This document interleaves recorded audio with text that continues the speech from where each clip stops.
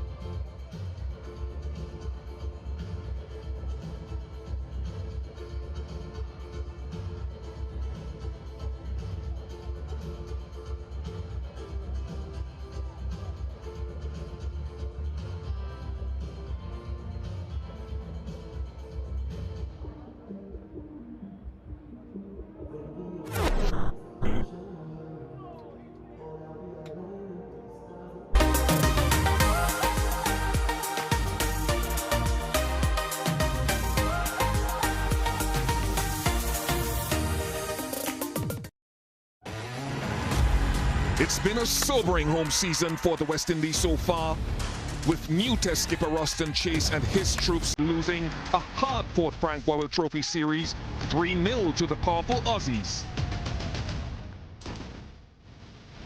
More recently, the White Ball men suffering a 5-0 sweep against the team from Down Under in the T20 Internationals. Maybe a change of scenery can lift the Caribbean men, with beautiful Broward County in Florida a stage for their latest challenge. But it won't get much easier.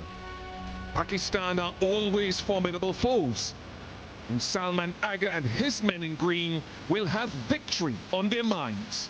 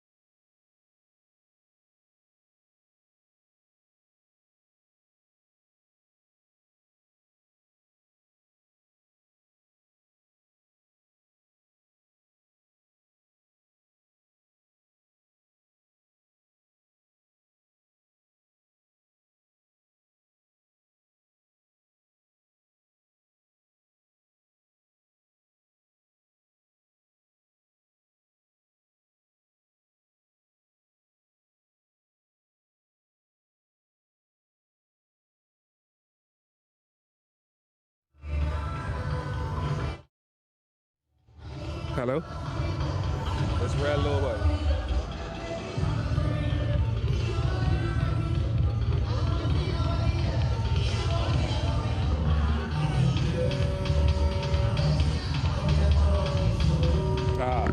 Yeah. Yeah, tell me. Who's that now? Yeah, I can hear you. I can hear you. Yes. Gav. No. Yes, I can. The monitor isn't up yet. It's all right. It's up. It's all right. Yeah. I don't know what happened.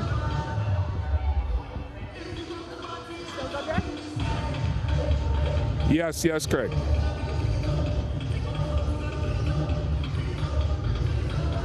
Can they load that thing? Can they load on that music?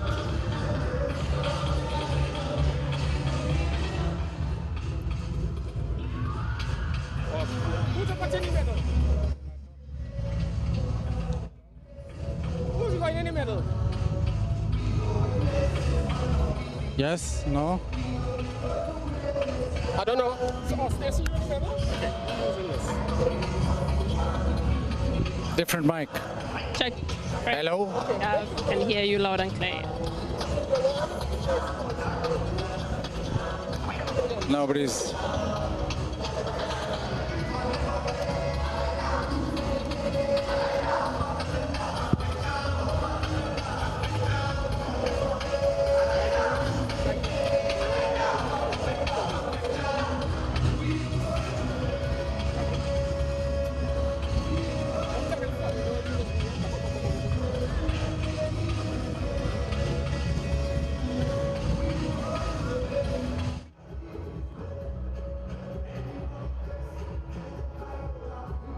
Mr. Craig?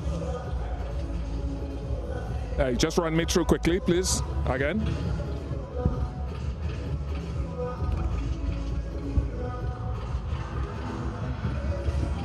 Uh-huh.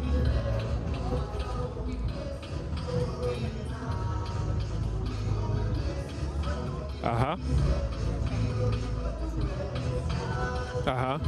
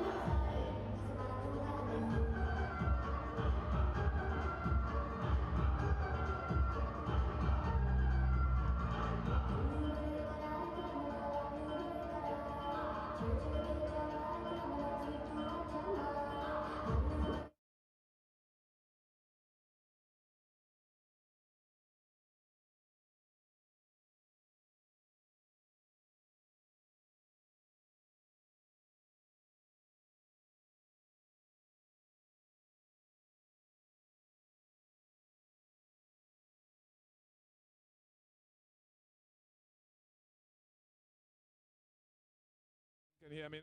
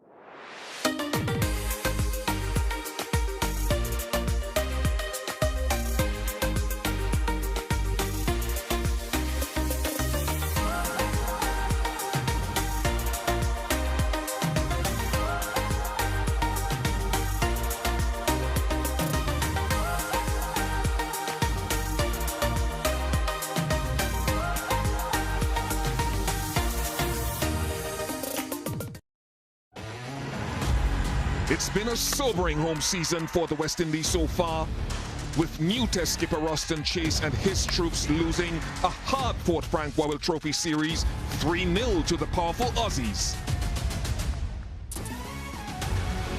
More recently, the white ball men suffering a 5-0 sweep against the team from down under in the T20 internationals. Maybe a change of scenery can lift the Caribbean men, with beautiful Broward County in Florida the stage for their latest challenge. But it won't get much easier. Pakistan are always formidable foes, and Salman Aga and his men in green will have victory on their minds. Just 3 days removed from the series against Australia, where the West Indies will not want to remember they are here in Broward County in Florida for the first of 3 T20 internationals against Pakistan. The West Indies will be hoping to turn their fortunes around here in Lauderhill in this 3 T20I series, and then moving on to 3 ODIs in South Trinidad in Tarouba. So a lot of action coming your way here at the beginning of this month. Really happy again to welcome you to a new venue, and conditions are absolutely perfect as we are about to kick off Pakistan's tour of the USA and the Caribbean. We will go straight out to the middle now and join Samuel Badri with the captains. As the sun sets, the excitement rises here in Broward County. Always a pleasure to be out in the middle with the captain, Shea Hope, out of the West Indies, Salman Ali Aga out of Pakistan, and the returning Sir Rich Richardson, always affable. It's a pleasure to have you back. Shea, you've got the coin. Why don't you give it a toss? Heads. Heads is the call. And it's a tails. You won the toss, Shea. Yeah, it's a different coin. Yeah, we're going to bowl first. And the reasons for that? He usually gets a bit dewy here, so I think, batting second is always a positive here in Broward County. Quick turnover from that last series. How have you managed to set that aside, reset yourselves, and get yourself ready for this one? Yeah, as you say, it's a very quick turnaround.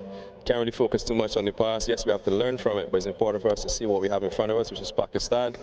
Had a few quick good meetings, not much time to really process the information, but I'm sure the guys, all the information that we would have had, we formulate all the plans, we're ready to go today. Different opposition, as you mentioned there. What do you anticipate is your greatest challenge in this series? I just think the ability to bat in those middle overs is something that we didn't do as well as we could have in the last series. So as long as we improve on that, I'm sure the batters are going to have a very good outing today, and hopefully we can do the same going into the rest of the series. I believe a team, you guys obviously have had some injuries in the last couple of days. What sort of combination have you gone in with for this one? Well, we've got 3 spinners and 4 seamers, and then the rest are batters. So a bit difficult, with those injuries that we've had, but that's how it goes sometimes. We can't control those things, out of our control. So the replacements, I'm sure we'll be backing all the guys to come in and do an excellent job.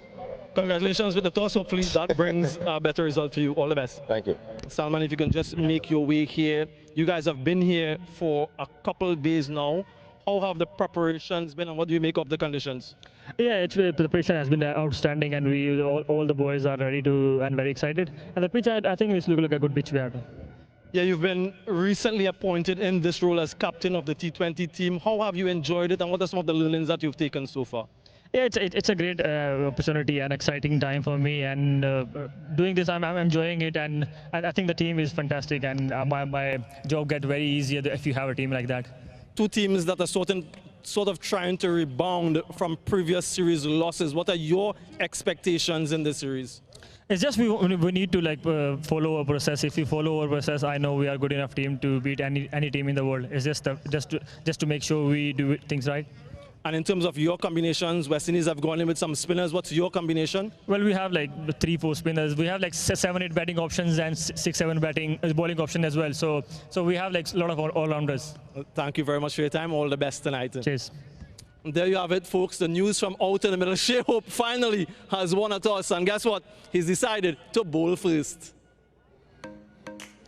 Yes, and Shea Hope will be hoping the fortunes of the team changes as well. A debut for Jewel Andrew at 18 years, 236 days. The youngest man to play T20 internationals for the West Indies. The young Antiguan will be hoping to bring some level of success, as so will Stacey Ann King, World Cup winner with the West Indies. Next to her is Bazid Khan, the former Pakistan international. Thank you very much, Stacey and Bazid, for coming out here and joining us. And I'll start with you, Stacey Ann. This trophy and the West Indies hoping to turn their fortunes around after Australia. Well, Bish, one thing that has gone for West Indies in tonight's match is the toss. The captain has won the toss, so hopefully it turns around their fortune. They've had some injuries, there's a few replacement players, but nonetheless, I think that based on the fact that they've won the toss and they're a very good chasing side, they think to themselves that, yeah, they have the upper hand. Yeah, that's a good point, actually. That comes into play, Bazid, with Pakistan coming out here and their combinations. I want you to talk us through, as I say, welcome again, the Pakistan lineup for tonight. Mike Hesson, as soon as he's taken over, he's very big on batting deep, and he's very consistent in playing all-rounders. And he suggests that Pakistan do sometimes undersell themselves with the bat. Now they've got Farhan and Saim Ayub opening. Fakhar Zaman with bat number 3, which is interesting. Farhan has been scoring loads of runs in T20 cricket, so he had to play. Fakhar Zaman at 3, Haris at 4, Salman Ali Aga captain, and Nawaz now drops down. I think the middle order will float a bit, so those are not set roles, but you've got Sufyan Mukim in, left-arm wrist spinner. Stacey, and this West Indies team, given the injuries they've had? Yeah, Johnson Charles comes in, so the opening pair, it looks just a bit different with Real Andrews up at top as well. I think all eyes will be on the bowling of this West Indies lineup, with Shamar Joseph coming in for Alzari Joseph. They have been good clinically batting. Their issue has been their bowling in the dead end. So an opportunity here for this West Indies side to at least restrict Pakistan to a good total and then chase it. Yeah, and these fans here will be hoping that both the teams give the best version of themselves, because their records in recent times hasn't been great. Johnson Charles coming back, he was on tour in England. He hasn't quite acquitted himself as well maybe as he would be hoping to do. Yeah, I think for him, it's just that opportunity to just do what he hasn't, or what West Indies hasn't been able to do at times. Even though they've started really well at times and the middle order sort of bring things back, the bowling, as I mentioned, they've sort of faltered, but he will be looking to give that team a very good start, as well as the youngster who's on debut, who's going to be opening the batting, and a big opportunity for the young Antiguan, and I think he's going to relish that opportunity. And just talking about what they have to face up as it can with, you've got 3 senior bowlers coming back in to the Pakistan squad for this series. Yeah, absolutely. They need to build towards first the Asia Cup, and then you've got these premier bowlers who play a huge role going into the World Cup, and they're all building up towards that. I think Shaheen Shah Afridi coming back, Haris Rauf coming back into the squad, even Hassan Ali for that matter coming back in. It makes the Pakistan bowling squad much better all round, and with the pace that they provide up front and at the back end, they sort of settle the team with the bowling unit. Now, we've talked pace, we've talked some of the West Indies batting. Let's talk a little bit now about Pakistan's batting and one of their younger players who is hoping that he can make a great fist of this toss, speaking a little bit earlier. Simon, welcome back to a part of the world that obviously you know well. What do you remember most about that trip to the Caribbean a couple of years ago? Well, there has been some memorable moments in that tournament, but that's gone well past now. But I remember some friends and memories with the tournament, yeah. This is a very young group of batters, Saim, yourself, Hassan Nawaz, Mohammed Harris. What are the discussions about how you guys want to go about your batting approach? Well, it's all about the partnerships and teamwork and the belief on each other. Yeah, we plan some things, plan A, plan B, but in the end, it's all about the belief on each other and the strategies we make, and give each other's we are partners, so we help each other to get through the innings. In Saim Ayoub's international career thus far, what do you think have been the biggest learnings for you at this level? Well, it's not about the biggest learning. I believe that we learn on each step, on every time, every single day. That's what I try to do. Tell me about your bowling. We see you bowling some off spin in the power play outside of it. Do you enjoy bowling, and is it something you work on outside of the field as well? For sure, yeah, bowling is the part of cricket, and I enjoy every bit of cricket, and I try to learn and improve in every aspect of that. So bowling is one of the part I wanted to improve, and I've been working with a coach to improve as much as I can. So which one do you prefer, bowling or batting? Batting, for sure batting, but yeah, both will be good. So I cannot be bored at the field. Okay, thank you so much, Simon. Good to have you back in the Caribbean. Thank you, cheers. We are in the dugout with Sherfane Rutherford. Sherfane, in the last series, the Australia series, you batted in a few different positions. How does your approach change based on where you come into bat? First of all, I want to thank God for this opportunity to be in a new series. And I feel as a cricketer sometimes we have to adapt. We may not like it, but for the team's sake and for the setup of the team, I feel like sometimes as a batter you have to adjust. But I feel the most important thing for me as a player is having that right mindset. And it didn't happen for me in the Australia series, but I just feel like having a good mindset, I think that will help. Given the 230s you got in the last couple of games of the series, where do you think your batting is at the moment? To be honest, I'm feeling pretty good. I haven't been getting the runs, but I've been putting in a lot of work. And you know, with hard work, you need a lot of patience, and sometimes it may not happen when you want it to.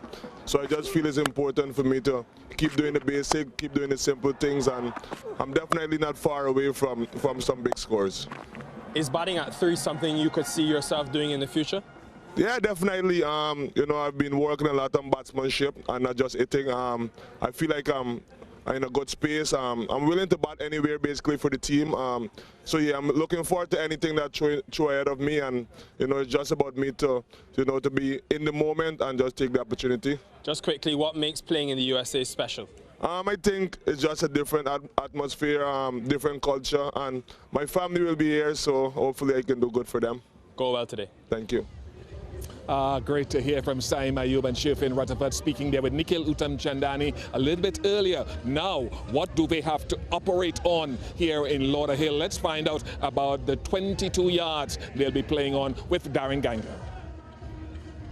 We're in the city of Fort Lauderdale, known as the Venice of United States, because of the inland waterways. There are no inland waterways here because I'm inside the Central Broad Stadium, and we're getting set for the first game between the West Indies and Pakistan. Now, this venue was incorporated in November 2007, and let's reflect on the boundary sizes for this game. Down the ground, 78 meters, the largest square boundary, 66 meters. So that's a look at what the players will have to contend with. When I look at this surface, I've played here numerous times. Just remember, it's very different because we had this surface relayed before the last men's T20 World Cup. So there's a bit of grass that is rolled in. It's dry. It looks very hard and it looks very even. So I expect that bat will dominate ball because we've seen a few MLC matches here and batting was relatively easy. Historical data, average first innings score in the last 5 years of T20 internationals, about 167. Average first innings winning score, about 179. So that's your sort of benchmarks if you're batting first. I don't expect a lot of spin. I expect bowlers to be under the pump a bit. It's a beautiful, beautiful facility for cricket. Both teams searching to get back to winning ways. Thank you very much to Darren Ganga. So the pitch conditions seem to be pretty good. Now the West Indies, they need to improve their bowling, and yesterday they were hard at work with some of their bowling strategies. All the greens are 4 points. The yellows is 2 points. Hit in the court. Here we go.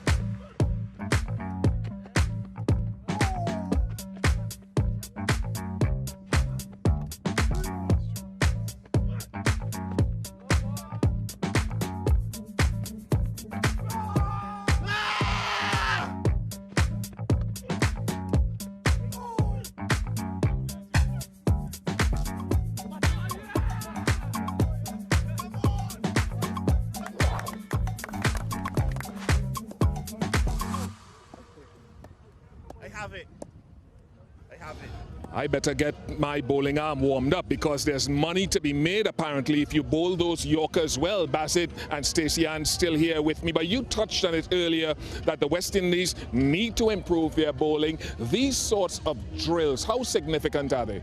Yeah, I think it's very vital because you get to work on target bowling basically and working on those Yorker length deliveries, whether it's wider or much more defensive at the stumps. I think it's a good option for West Indies. It's a good opportunity for their seamers to target those areas because in the last match against Australia, the last matches as a matter of fact, they weren't able to execute very quickly. So it's a good opportunity that they were working on that today and hopefully we see some of it.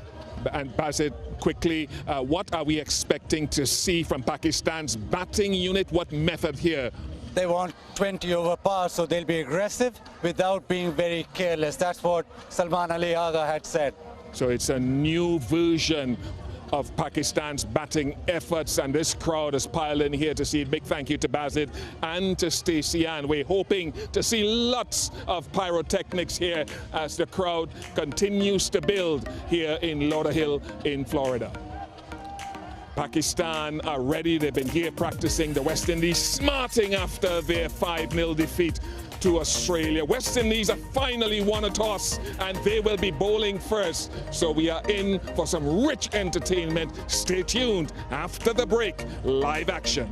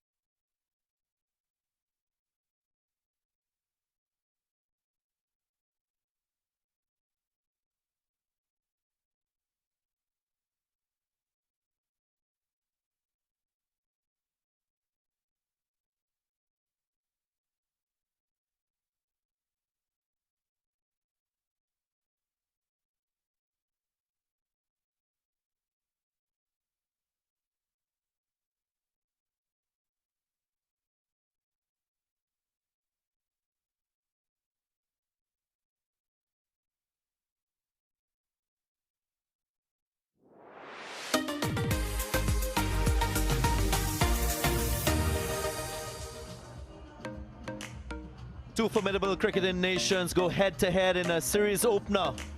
The first T20 international between the West Indies and Pakistan is about to start.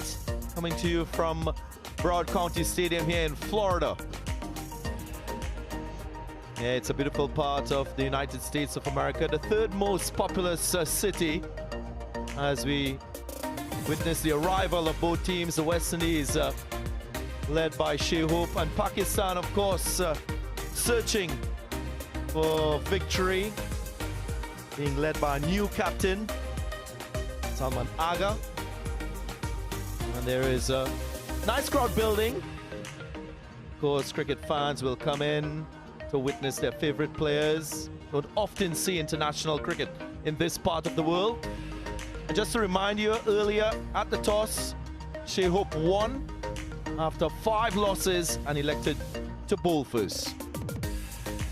These are the two teams. A debut for Joel Andrew, of course, T20 player, 103 for the West Indies, and the youngest to play T20 internationals for the West Indies, that is. A new look team, you can say, a few players with injury. No Shimron Hetmar, no Brandon King for the West Indies. And Pakistan, with their stalwarts, you think of Shaheen Shah Afridi, Haris Rauf, and Fakhar Zaman in that side. Quite formidable unit.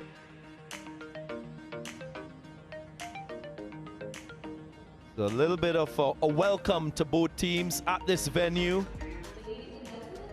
Of course, a few formalities, as the youngsters will get an opportunity to interact with the international players. Quite an inspiring moment for these young aspiring cricketers. It would really set the stage for this 3-match T20 international series. Of course, the West Indies against this opposition with a win percentage of only 17, so that's something they'll take note of and want to improve on.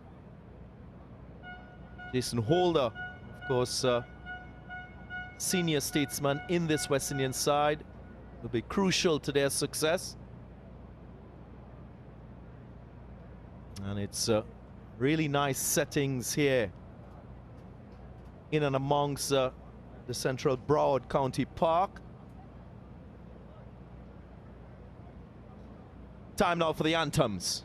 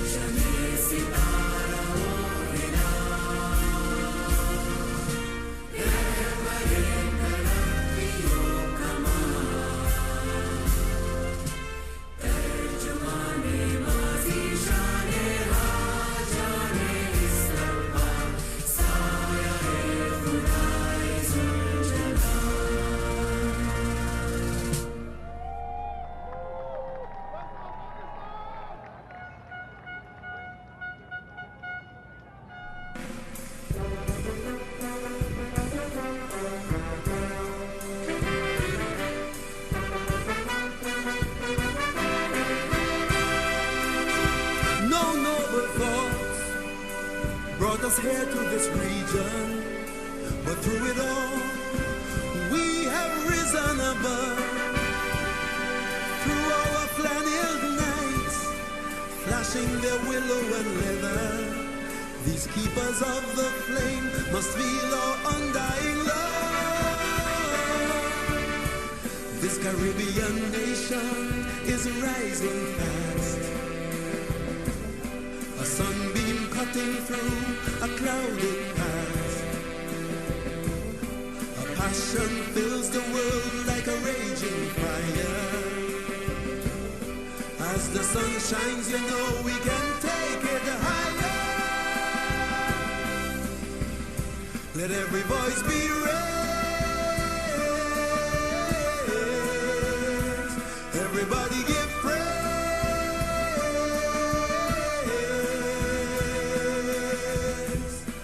Rally,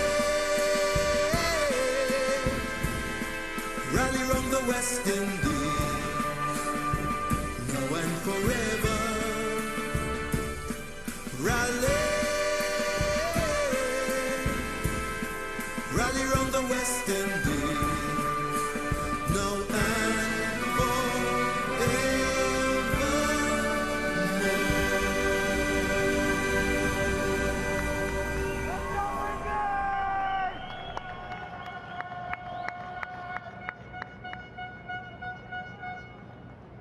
Pride overflowing in this very special moment.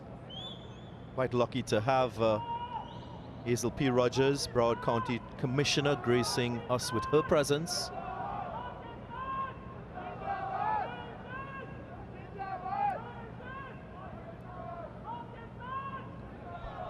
Yeah, quite picturesque, this venue. Central Broward County Stadium, in and among Central Broward County Park. Hive of sporting activities and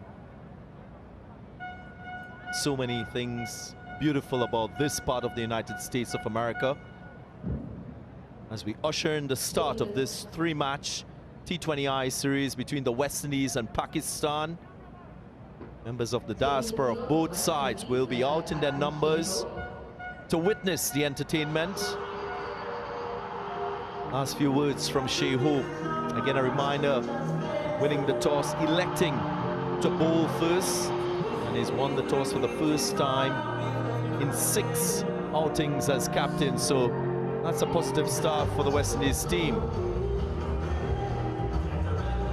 Bazid Khan, former Pakistan international, alongside me for this first phase of the game. Welcome to the United States of America. Welcome to the series. Thank you, Darren. It's exciting times here. It's picturesque ground, and both teams in need of a series win. West Indies obviously want an uptick in form. Pakistan, with their recent coach, trying to redefine the way that they've played T20 cricket. Saibzada Farhan and Saim Ayub, the openers. Saibzada has had a wonderful year in T20 cricket. He's got 4 centuries. And whenever he's played for Pakistan, he's got runs recently. Saibzada Farhan and Saim Ayub, the openers. Fakhar Zaman will bat number 3. Haris, the dynamic batter. Salman Ali Agha, Hassan Nawaz, who's in red hot form. Mohammad Nawaz, Fahim Ashraf, and then the 2 fast bowlers, experienced fast bowlers coming back. And Sufyan Mukim, left arm wrist spinner. Exciting.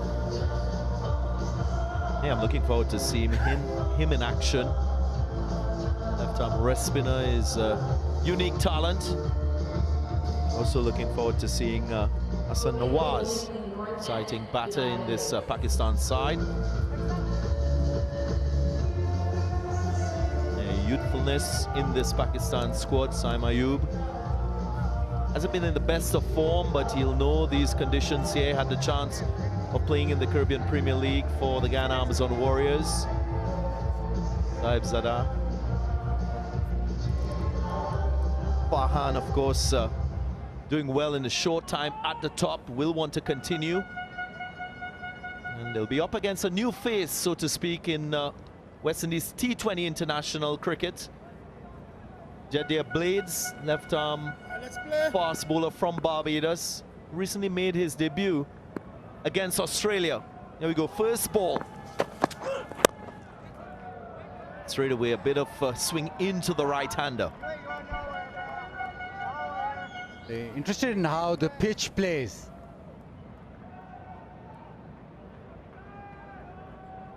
It's supposed to be a surface where you get runs, you get plenty of runs up front. Now, interesting if the ball comes onto the bat, the slowness of the pitch or not. But by the looks of it, it looks quite nice to bat on.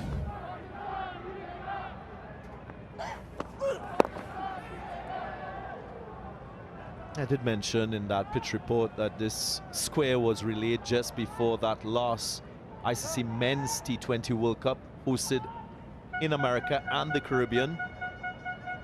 Usually what you found here before that relaying of the surface was a dark clay, very little root structure and grass. There was a little bit of skid off the surface.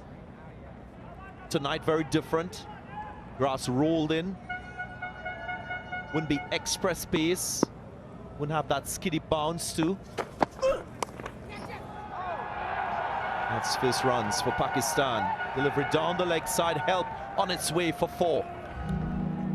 Yeah, poor delivery down the leg side, and all Farhan had to do was catch up with it.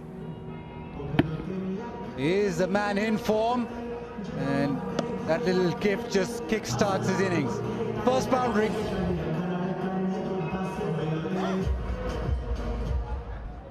Dighton Butler from St. Vincent and the Grenadines, one of the 2 presiding umpires, his partner Leslie Reefer, the other on-field umpire from Barbados.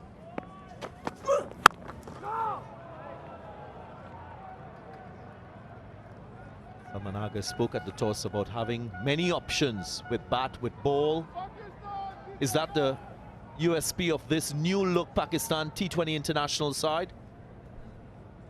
Yeah, the structure that the coach Mike Hesson has provided is that you want to bat deep. The first thing he said that Pakistan needs to get 20 over par every game. Make sure that they don't lead any runs out there. So a lot of our all-rounders in, bat deep.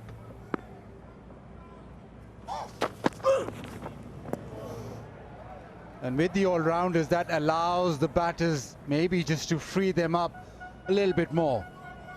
Got dynamic players in Saim Ayub, Fakhr Zaman, Haris, Hassan Nawaz. But in Saibzada Farhan, they've almost got the glue up front. Because he's got so much runs in domestic cricket as well as the few games that he's played at international level that they look to him now as the form player.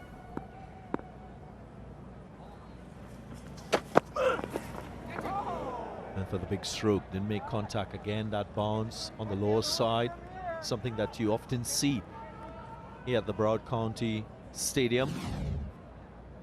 No steep bounce, ball just scooting through. So there is an adjustment that you need to make as a batter if you are to get under this type of delivery to get the elevation in your stroke play.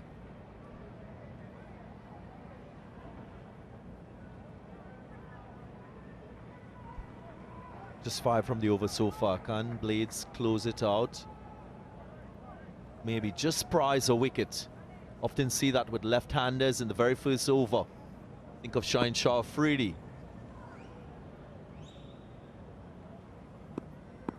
Brent Bolt as well is another one. He's known for taking wickets. Single taken, so quiet end to the over. After 1 over, 6 without loss.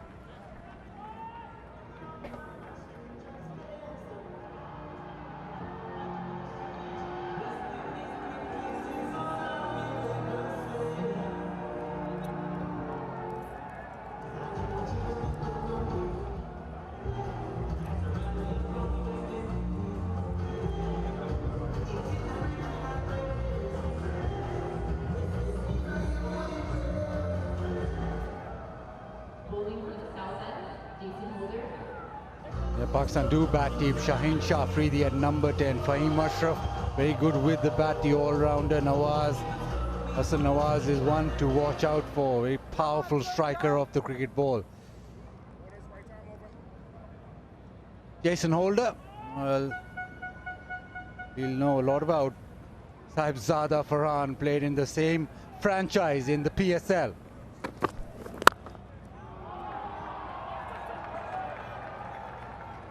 Nice looking stroke.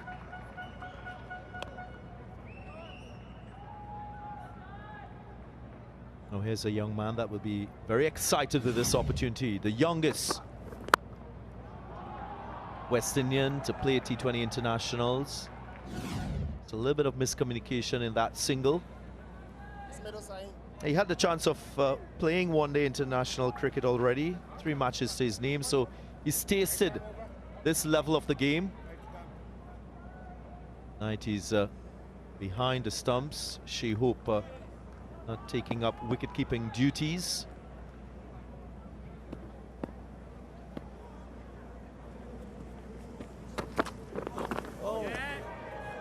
Very good line and length to the left-hander.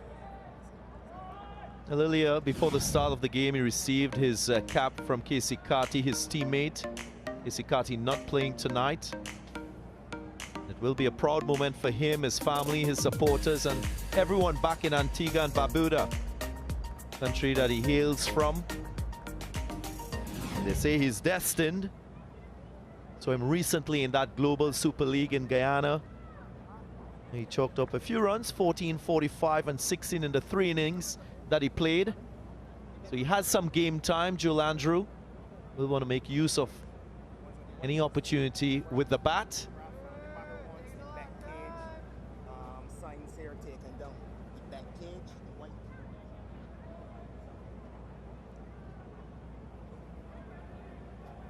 There's a little pause here in play. Spectators out in their numbers, showing their loyalty to their respective players and teams.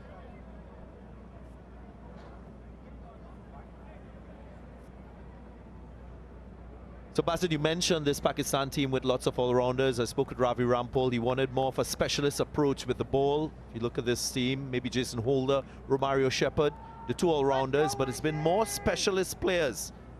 You think of Shamar Joseph, Gudakesh Moti, Akil Hussain, players with that specific role of bowling 4 overs in a T20 international, and the responsibility to take wickets, to bowl with very good economy.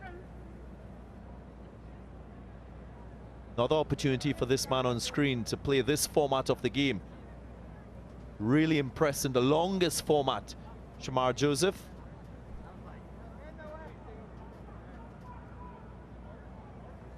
Likes playing against Australia, doesn't he? Loves that opposition. Reminder, we're here in the city of Fort Lauderdale, Broward County, for this very first match, the first of 3 matches to be played here.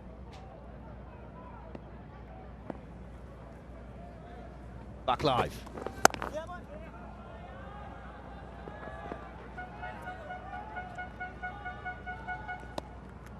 And just in the first 9 deliveries, you can almost sense that it will be a slowish surface.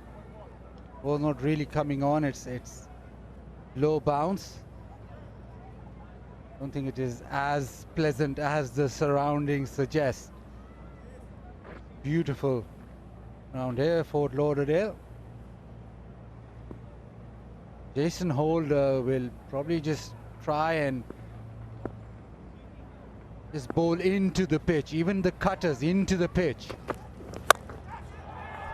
In the air, in the gap too. There again, you can see that evidence of the slowness from the surface. Yeah, right at the bottom of the bat. Normally Farhan would hit this over mid-off comfortably. It is the pitch where the ball's not really bouncing onto the willow. So you'll have to just adjust with that surface. Now, very important the communication that the batters have, and also enough power, enough distance. That's another boundary. Jason Holder going short and being punished. maybe not the length to bowl, especially with the newish ball, even the cutter just skidding on. He's not got all of it, but enough. Already setting himself up to try and hit it as hard as possible.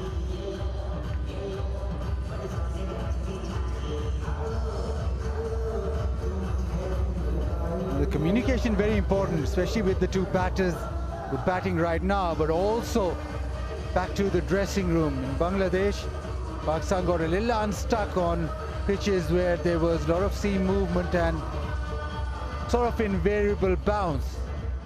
So yeah, you want to go hard, you want to get as many runs as possible, but also you have to make sure that the surface allows the type of play that you want to. Goes again, this time gets the gap in the leg side. And be a couple of runs to end the second over. It's 16 without loss.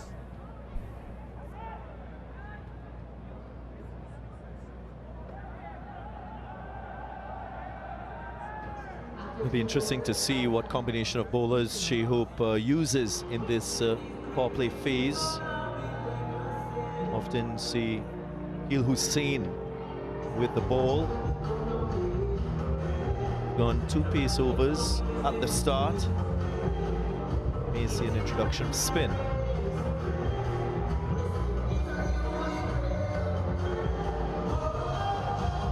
What's a good total batting first at this venue? We saw in the last 5 years of T20 international cricket here, the average first innings score settled at 167.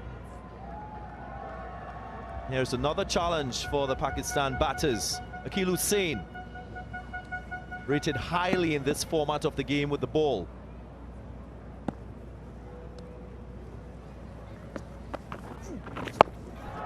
Ayub goes leg side. And just enough power to get 4, so pressure straight away on Hussain. Pakistan have to be smart. And the matchup works in Saim Ayub's favor. Drags this with the sweep shot over square leg. It is the power play. So if you get it over the top, you're going to get a boundary. It's a productive stroke for Saim Ayub. Again, spin bowlers. He loves to slug sweep the ball in a conventional manner.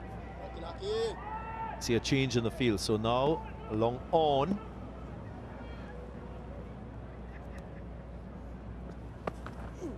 That's a little bit wide. Wide enough for Ayub to get his second boundary in the over. That's very good batting. Now that is a top quality stroke. Akil Hussain almost thought he was through. There was a ball that was skidding on, but Saim Ayub very quick on his feet and kept low to the shot.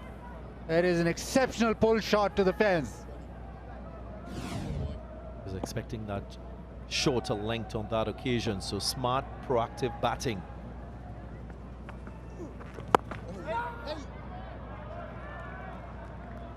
Akil Hussain is a competitor, so after 2 early blows, you will see his adjustment, his guile coming into play. You just saw he just went a little bit wide outside the off stump. A little more pace on that last delivery.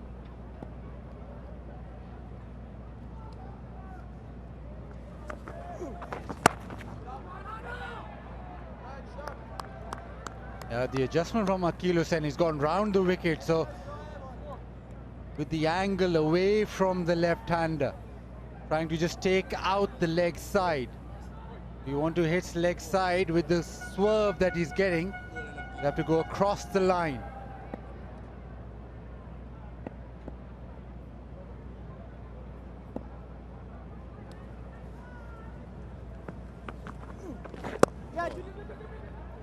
Two is the call. He will get it comfortably in the end. I like this from the West Indies and Shehop. Of course, it is a positive matchup for Saim Ayub playing the left-arm spinner, but he's backed his bowler in the circumstances, trying to allow Akil Hussain to bring some neutrality to that matchup. Maybe use his skills as we're seeing here, going round the wicket, pushing the ball across the lefty. That's a moment for him to grow and develop. Just feel sometimes we overplay the matchups in all formats of the game. You love a matchup, don't you? Your spinner can't bowl to the right-hander. Full stop. After a couple of boundaries, a decent end to the over. 26 without loss.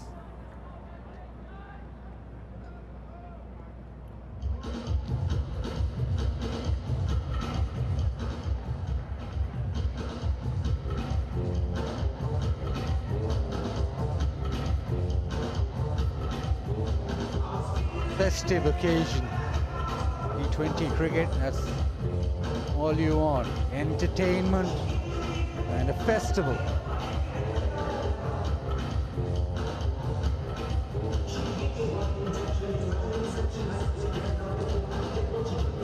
Great to see the young members of the spectating public amongst cricket aficionados here at Broward County Stadium. Jamar Joseph will bring some X-factor pace for the West Indies. Again, he didn't play in that last T20I series against Australia, so you'll see this as a big moment for him to enhance his reputation in this format. Mentioned that he had a superb series against Australia. No. First T20I for him since November 2024. That was against England in Barbados. And you just feel back of a length is the length on this surface. And Shamar Joseph, if he just maybe hits the pitch hard, just back of a length, and the ball just skids through, becomes a little difficult for the batters to actually hit him over the top. Get timing into their shots. Stifle appeal, and the finger goes up. You get a sense that there was two sounds, maybe a bit of bat. We'll have to wait and see Farhan with a discussion. He goes for the review. TV umpire Zahid Basarat will take over. TV umpire to director. Here's a player's review for LBW. Original decision is out. I've checked the feet and it's a fair delivery. Can we move the front on, please? Stand by. Roll yellow.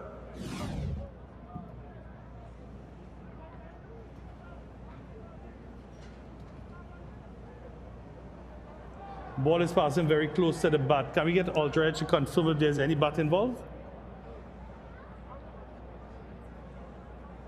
Thank you. Flat line as the ball passes the bat. Thank you. No bat involved. Can we go to ball tracking when available?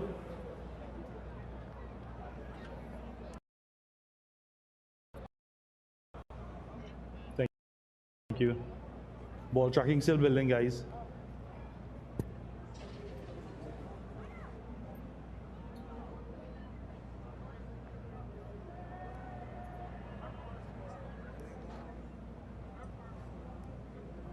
Ball tracking coming up.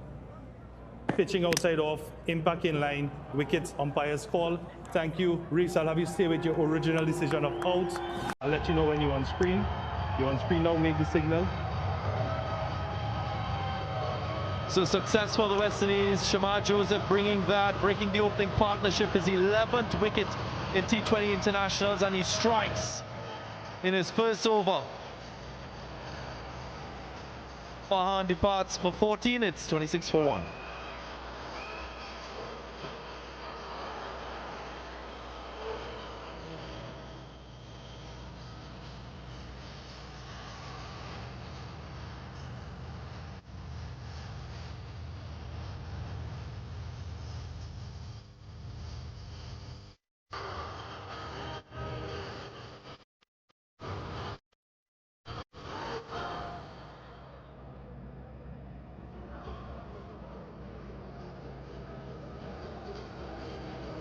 beautiful sunset here.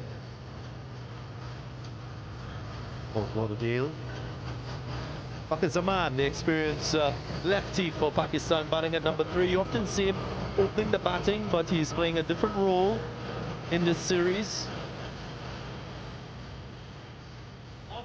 Mazat Khan, talk to me about this role. Is this something that sits well with you? He has batted at number 3 in franchise cricket and in T20Is, but yes, it's different. But with Fakhar Zaman and Saim Ayub still in the power play, again, it's not a bad move because he is very good against spin too. But is that back of a length, the ball just skidding through? This is probably the length that you want to bowl on this particular surface. That one back of a length skids through. So the shot to the leg side, with the ball skidding through, is very difficult.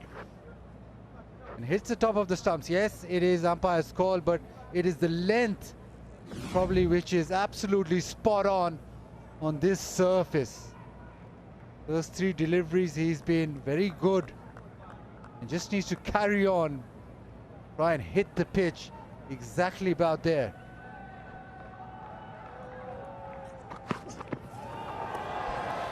Advances, doesn't make contact. Well, I looked at his output against Bangladesh, the last T20 international series he played in. That was in Bangladesh, Mirpur to be exact, 144 and 8. No scores beyond 50, but he's a confident batter. Knows his game inside out, what his strengths are. That is to enforce himself on opposition bowlers, as we are seeing.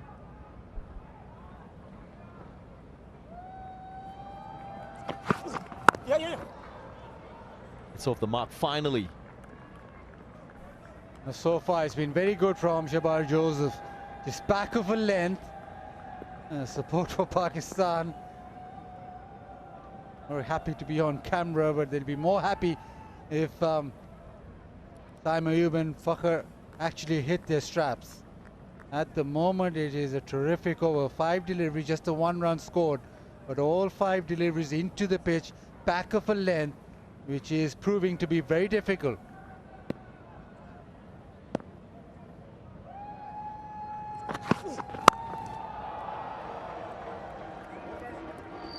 Straight to the fielder, end of the over. Brilliant first over from Shamar Joseph.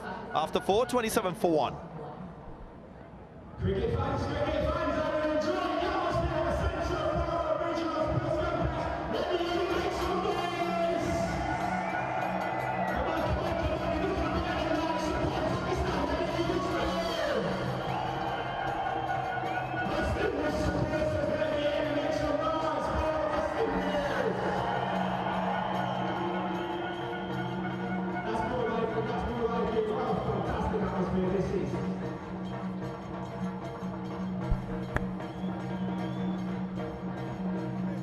$27 for 1. Starts to grow darker, the artificial lights taking precedence, and Ruston Chase into the attack.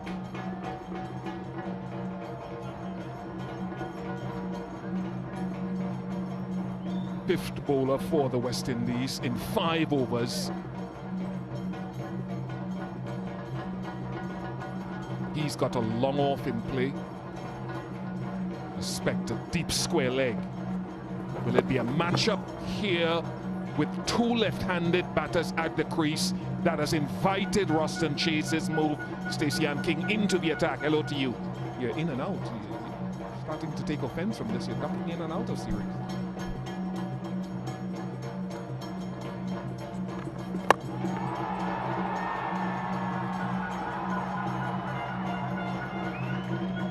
Hello, Bish. Hello, everyone.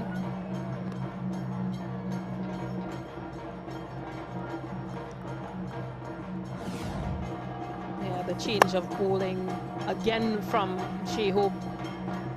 5 bowlers in play so far. And yes, that matchup.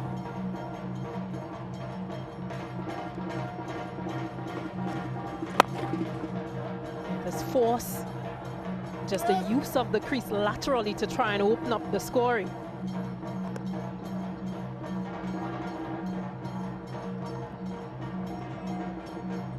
His average against left-handed batters, 23.27.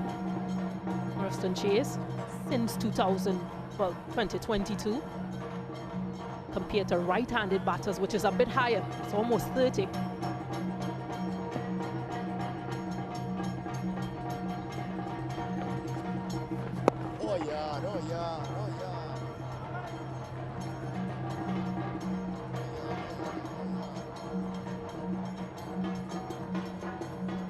So there's a deep mid-wicket and a long off against Saeem Ayub. Very good from Ruston Chase. It's an interesting move to have Thacker as a man in at number 3. He batted well at 4 last year in 2024.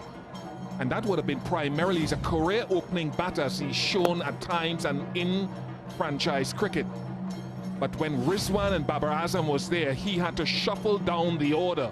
They're no longer there, and that's a big story. No Babar Azam, no Mohammad Rizwan in this T20 lineup.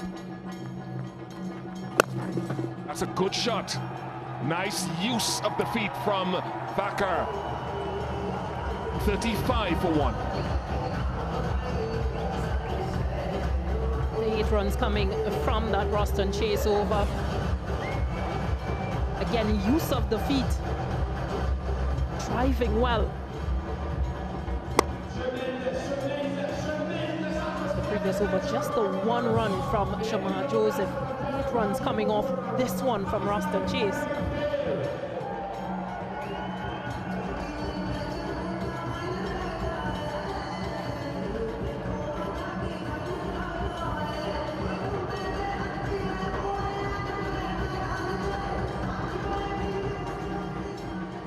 Just a 1 wicket to fall, courtesy Shamar Joseph. Yeah, that's a Farhan LBW for 14. As he makes his way in for his second.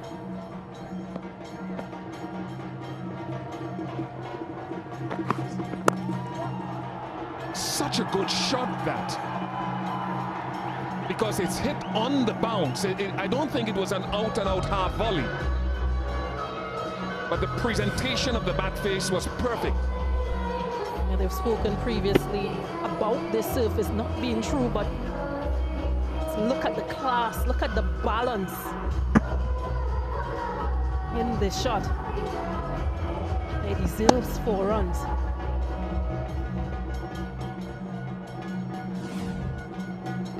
Deep wide third and a deep backward square. Good stop, very good stop by Jewel Andrew. No Shea Hope, as the previous commentators mentioned, behind the stumps. The debut for Jewel Andrew, and he showed great athleticism there. But I agree with Basit Khan, and I very rarely do that.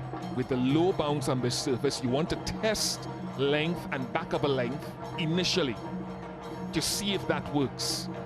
And Shamar is one of the best at hitting just back of a length and getting the ball to skid. Yeah, hello to you too. Good to be here.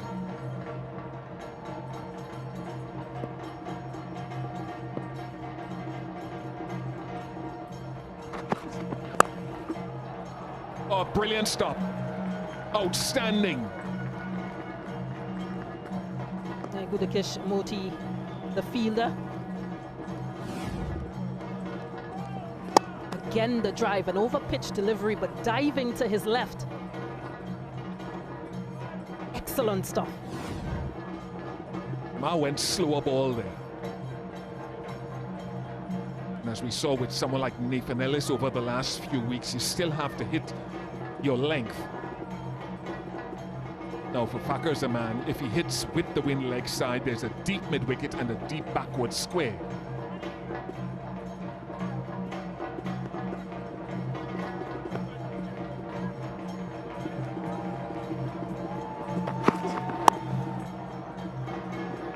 What I'm looking at, Stacey and King, if you're going to, maybe the bounce in the surface may evolve as we go through the night. We heard Shea Hope talk about dew on the surface, but if the bowlers are going to hit back of a length, one of the other things you can do as a batter is maybe bat out of your crease just a little bit to try to create your own length and even pace. That's an option. You don't have to do it. Yeah, you're right. Some would also bat deeper in the crease and try to use the pace, but the length has been good by Shamar Joseph. A few deliveries ago, he bowled at 150 miles per hour, so he's changing it up. Magnificent strike from Fakhar Zaman. And that's the other option which we've seen from him since he's come to the crease. Use your feet and come to it. I just wonder if it's a slower ball. Yes, it's the cutter, and it's very well executed by Fakhar Zaman. Yeah, he read that delivery very well, and it's the maximum. Pressure on Shamar Joseph. His first over went for just 1 run. He's already gone for 11.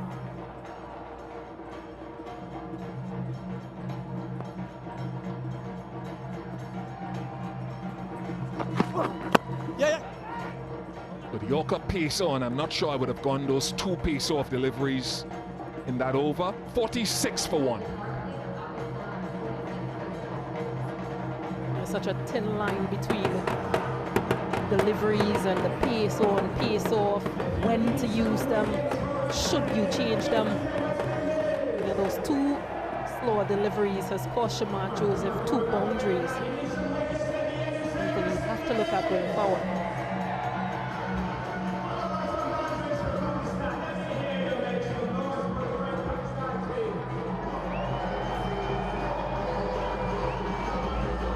Pakistan attempting to initiate a new dispensation of batting with greater intent. A 46 for 1. The reason I wouldn't have gone slow ball, went for a slow ball and got the length wrong. I thought just keep hitting the pitch back of a length. Anyway, Roston Chase. Over number 7.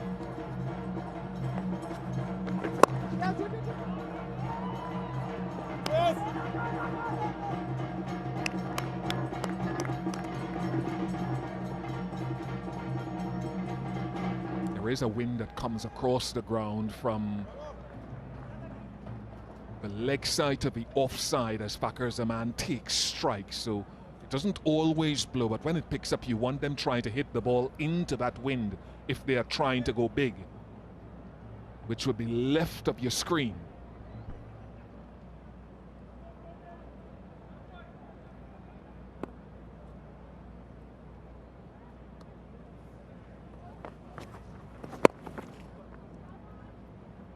And something we saw Akil Hussain did when he bowled his first over, his only over, is go around the wicket just to try and restrict the left-handed batters from hitting into the leg side. Chase has done pretty well in terms of just singles have been scored. Again, he's much taller in height, so he skids through just a bit more. Yeah, and into the pitch, they come back for a couple, get it safely. You notice the length that Chase is operating with as well. Just into the pitch mostly. It's allowing the ball, as you said, to skid. They just worked into the leg side and able to pick up 2. It's very good running from Pakistan. That 2 runs brought up the 50 as well.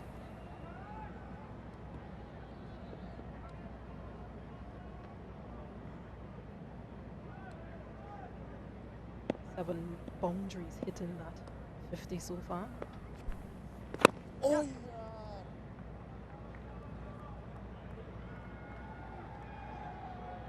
What we see with some batsmen in the modern game to try to take on the off-spinners, left-handed batters, they'll play sweeps, fine sweeps, or attempt to play reverse sweeps. So that, for example, with a Glenn Maxwell or Josh Inglis over the last couple of weeks.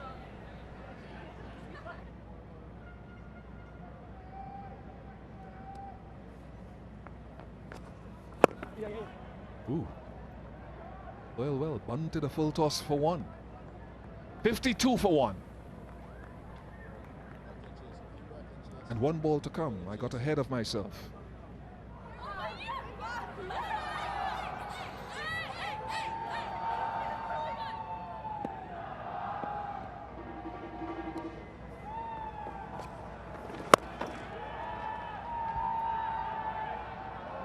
Good work by Shea Hope in the outfield tonight.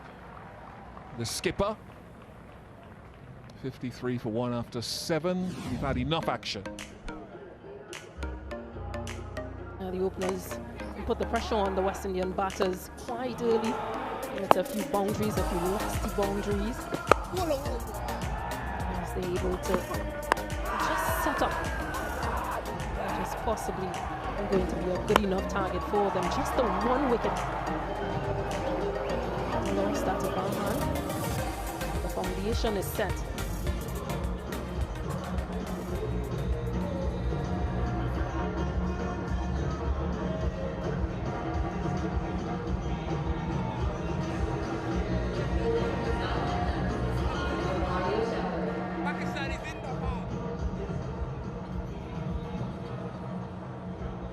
Another change in the bowling. Romario Shepherd replaces Shamar Joseph.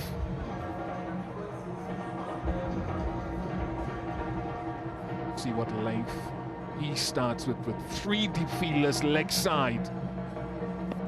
As he go into the pitch.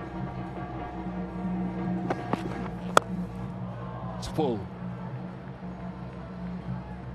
He could take pace off the ball as well. You might just think he missed out because that delivery is 126 kilometers per hour.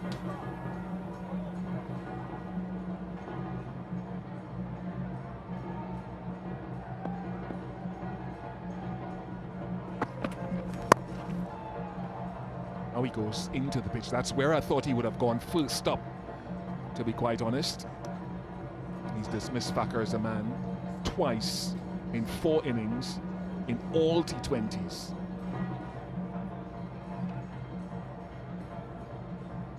Fakhar had a really good Pakistan Super League this year, 2nd leading run scorer for the eventual champions Lahore Qalandars.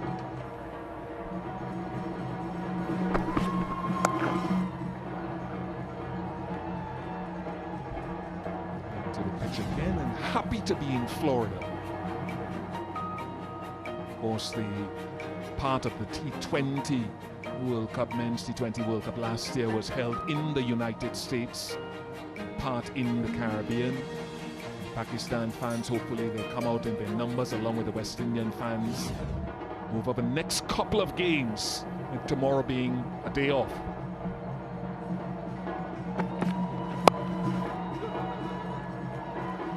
Ball is for 2, and they'll get it easily.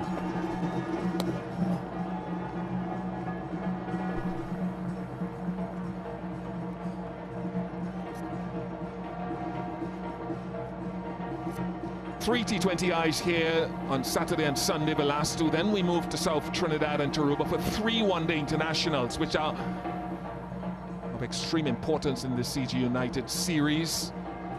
World Cup points available.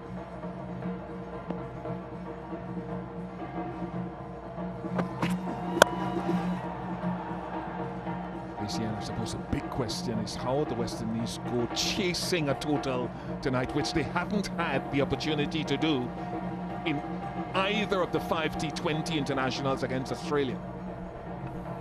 Yeah, it's been a tough one for the West Indians, for the fans, for the supporters. I think winning the toss tonight for Shea Hope was important. I think that in itself might have just given the team just a bit of a boost. We know what they can do batting second. Their history when it comes to chasing has been exceptional over the years. Shepherd close out the over. Nice shot. Very, very clever from Fakhar Zaman. 9 off that over, 62 for 1 after 8.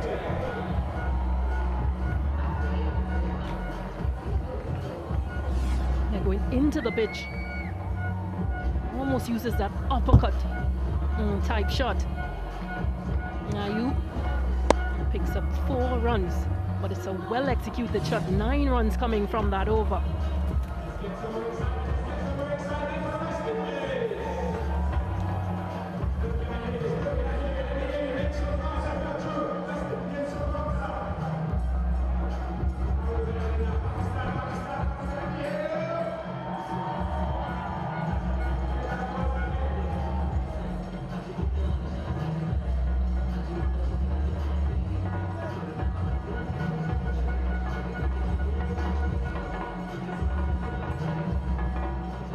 Cricket has come back to Florida. Tons of diaspora out in the stands supporting these two nations. Roston Chase continuing. As long as these two left-handers are in the middle, his over is important. Badri alongside, good evening. Hello Nikhil, hello everyone. Yeah, we haven't seen Gudakesh Moti just yet on a solitary over from Akil Hussain because of the left-handedness out in the middle. It's something that I suppose some of the players were talking about prior to the start of the game. The degree of turn that is expected from the surface being quite dry. It's been extremely hot here in Florida in the last few days, really.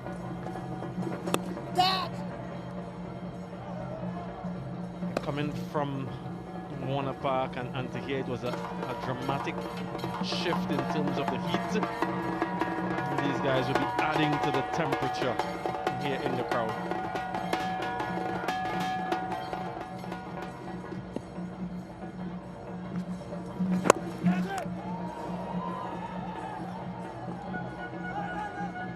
Think about 2, they'll just get 1. And the question now for Shai Hope is, how does he work his middle overs? Because with the 2 left-handers there, he could go back to Akil Hussain, who's just bowled the 1 over and has excelled in the middle to back end in 2025, but he's also got 3 of Blades and Holder.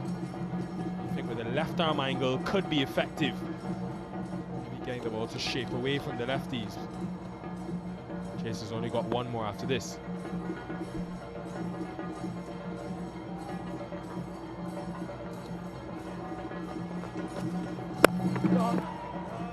Use his feet, so height there should be okay. Yeah, Shai has a plethora of options tonight with the ball. Ravi Rampal, the bowling coach, mentioned that he wants some specialist bowlers in the playing 11.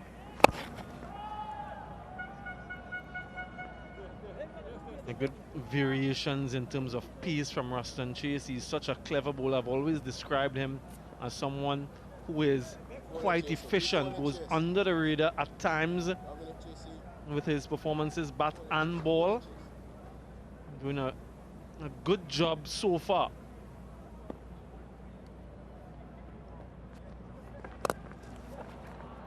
The gap, this is hit well. Goes through Shai Hope. The fielding was a problem for the West Indies against Australia, and Chase is livid because it spoils the over. 70 for 1. He had some support in Shamar Joseph next to him, but he thought he had it covered. Just look at Shamar here. He wasn't anticipating that bad miss, really was. Neither was Roston Chase, to be fair. Yeah, the Gita Hotel.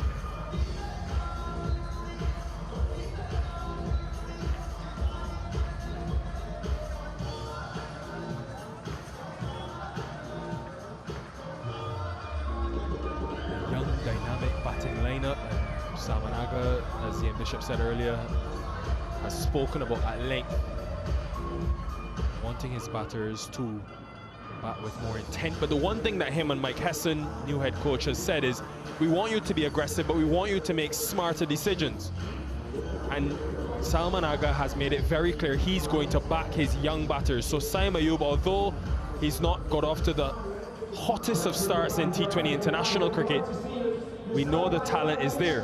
He's got a start today. his talent, as we saw in the ODIs. 9 ODIs, he's got 300, so that speaks to his ability. Hasn't quite found his identity in.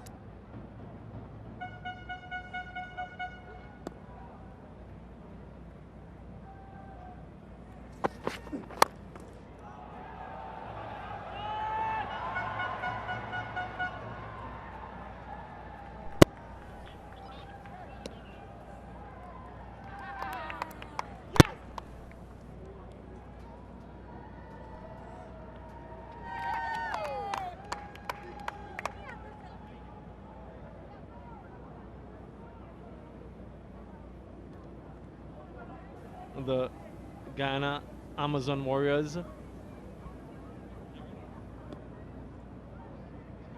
had a sparkling season that year. Since then, he's gone on to play all formats for Pakistan. 2023, 478 runs for the Warriors, strike rate of over 142. So he's sort of familiar with this opposition as well, and some of the bowlers involved, hoping to make an impact in the first game. Where does Shepherd go? Does he go wide of off stump with a deep third and deep cover? He's also got protection leg side. Let's pace off. That will have to be rebowled. But it is a start of an important series for two teams, again looking to form an identity, especially with bat in hand. Both want to go hard, but both captains continue to speak about the marriage of intent and intelligence.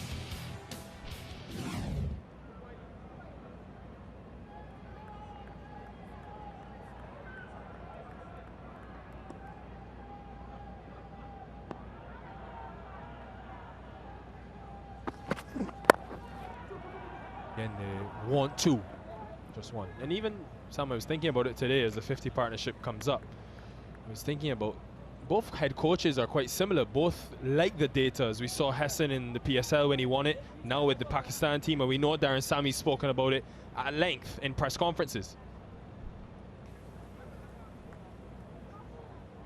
You're right, these two teams have so many similarities, both in recent performances, in terms of new captains in this format, coaches who are relatively new as well at the helm of the respective teams.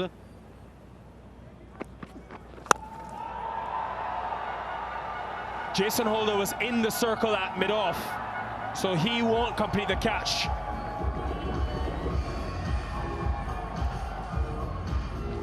Yeah, Ayub has been there for some time. He doesn't want that strike rate to diminish. And so he's looking to take on Romario Shepherd, given the field, just one bounce.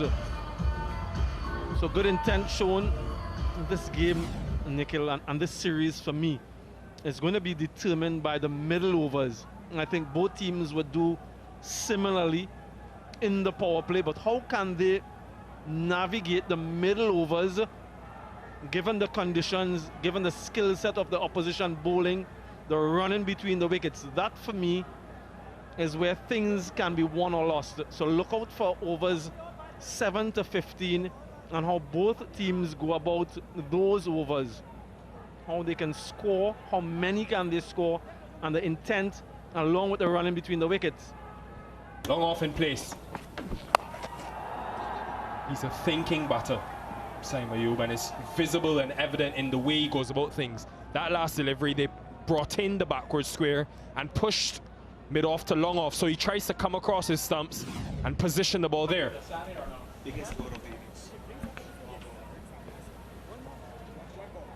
It's not the type of surface that we saw in that last series against Australia where you can just be belligerent all the way through.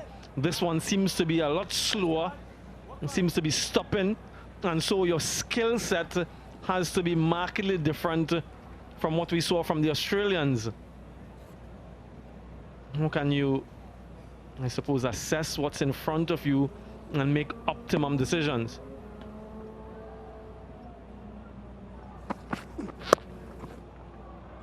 Well executed by Shepherd, going to his wide Yorker. So we've seen the different options in that over. But biggest over of the innings thus far. Reached the halftime point, 83 for 1, and it's time for, yes, hydration, the Sani water break.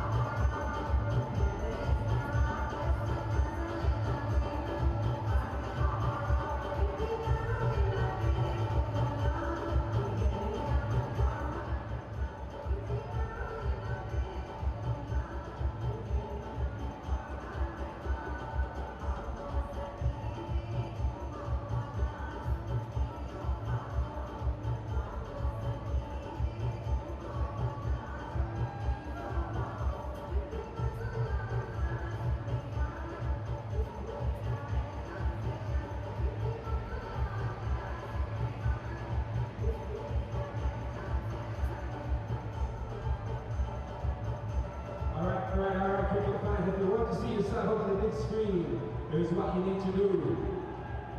Just scan that QR code and then you can click a photo or upload videos to see yourself on the flat screen.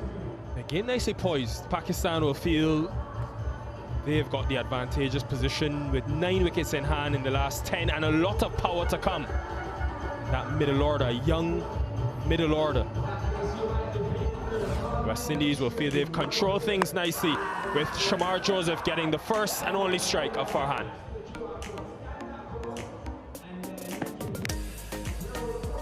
Crashed into the pads, rushed him, 144 kilometers per hour that delivery. Reviewed, but umpire's call. Turn brings a smile for Joseph.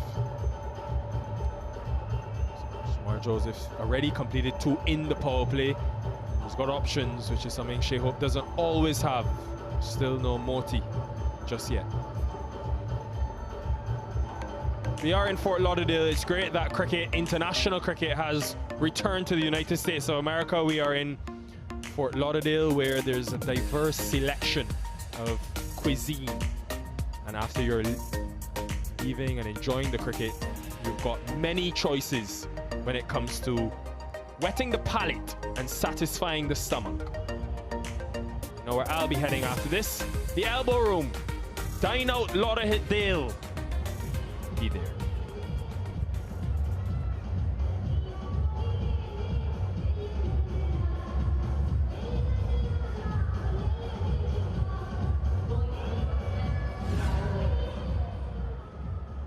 Yeah, Darren Sammy was out in the middle having quite an intense chat with his troops, as was the head coach of Pakistan, Mike Hesson. Both coaches trying to glean any sort of information and perhaps instruction for their respective players.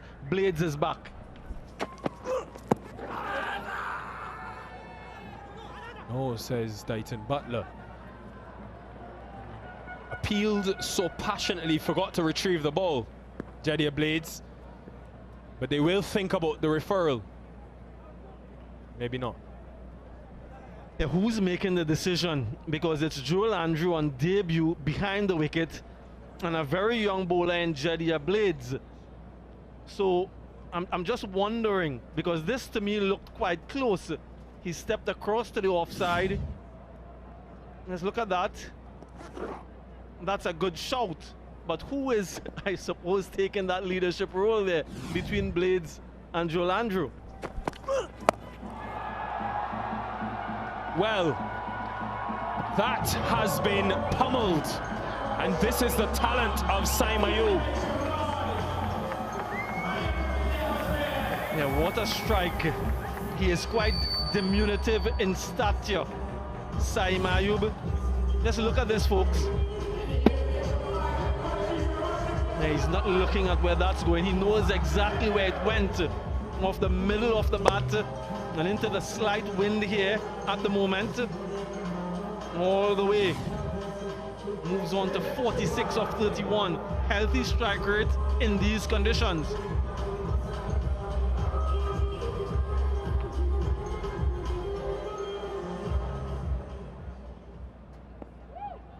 Blades shows the full array outside the power play. Goes pace off sometimes. Go wide as well. Shea Hope is not on the field at the moment, so Roston Chase is standing captain. Yeah, a couple deliveries ago, there was some glove on it, so in the end, a good decision. I don't know if they knew it touched the gloves or not, but it matters not. They didn't opt for the review. Roston Chase leading the troops, but straight after that interval, Nikhil, we've seen an acceleration. Perhaps that was the discussion from Mike Hesson to his batters. Let's get a move on.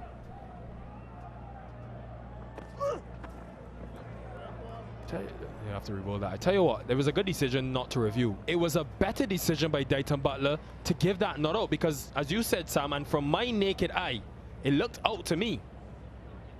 So for him to give that not out in terms of, we don't know, we think he picked up the glove, impressive.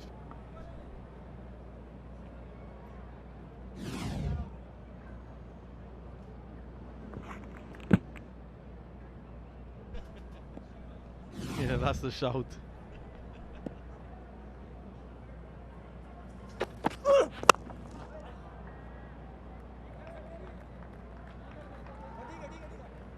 If you are Roston Chase without Shea Hope, how do you structure these next 9 overs? Surely you think he goes to Holder for 3 with his experience. He's got 2 of Shepherd if he wants to go there. And Shamar Joseph with his express pace, could he be useful at the back end? Remember, he also has Moti, who we haven't seen as yet, so perhaps they're looking for one of these 2 to be dismissed to introduce him.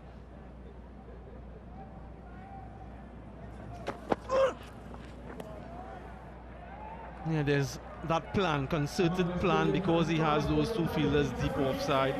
Jediah Blades wants to be just inside the wide line, too wide on that occasion.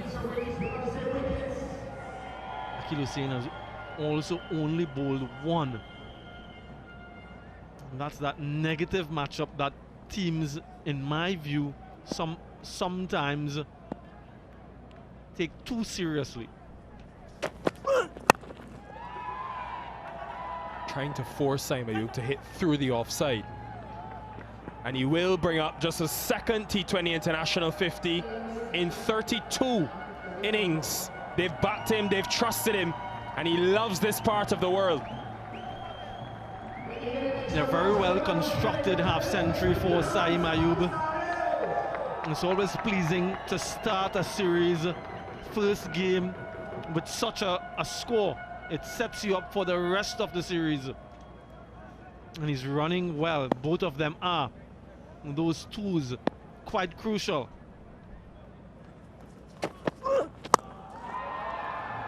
My word, that is supreme ball striking. And had all the flexibility with mid-off up. 103 for 1. Most expensive over of the innings, 20 runs coming from it. Yeah, that back of a length sat up, and with that field he could have hit it anywhere.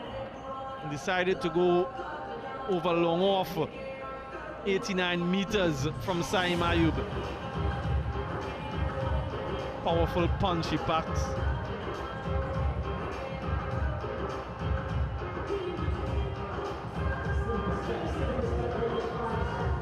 3-for-1, and those buildings rising.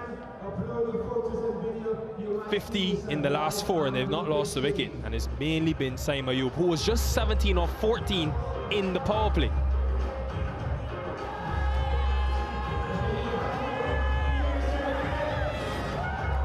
Last ball of the previous over, too short, and just allows him to free his arm. And that was smoked.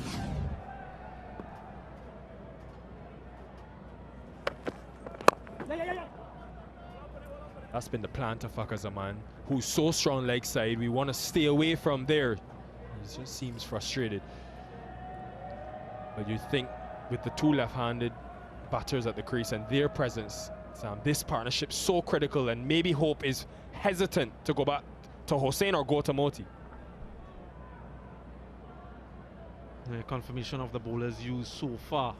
Not often you see Gudakesh Moti in a playing 11, not bowled as yet. That redounds to, as we've mentioned before, Fakhar Zaman and Saim Ayub being very well set, being left-handers. Something I totally agree with and subscribe to, though. Just over the head of Andrew. It's funny how things have changed in just a couple of days, because when they played Australia, it was a plethora of right-handers. And Cooper Conley was the only left-hander. Now it's almost the opposite, especially at the top. These two pace off. Just has to be a little bit careful here, Jason Holder, because you can see Saim Ayub getting inside the line with the feel that he has, so that he can help that length over short fine leg. Just be careful with the length that he bowls.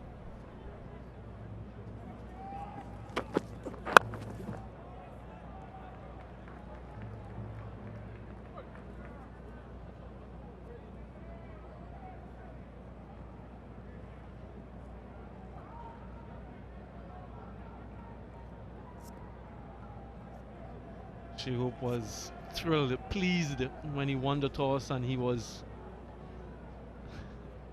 very happy to say that he'll bowl first. And those are the projections. Can they get to 199 or above? Can they go above 200 here at Broward County?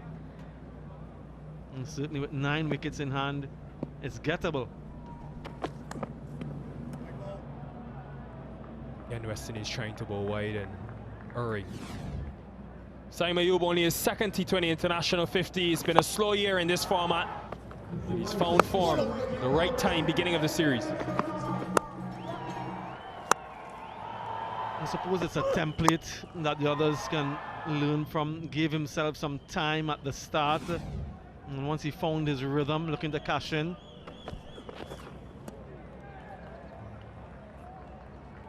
I think he's batting quite intelligently, looking at his areas, assessing and perhaps predicting what the bowlers are trying to do, and looking to counter that.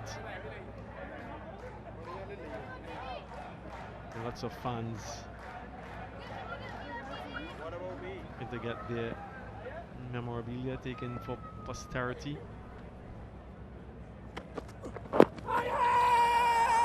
Change of line from Jason Holder. First the wide one, then straight. He has reviewed this though. It's been given out on field.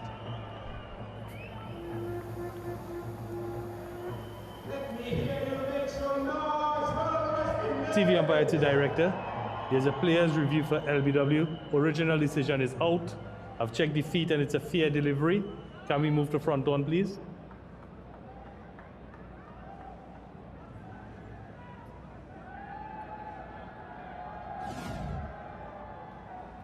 Anton coming up. Ball is passing very close to the bat. Can we get ultra edge to confirm if there's any bat involved?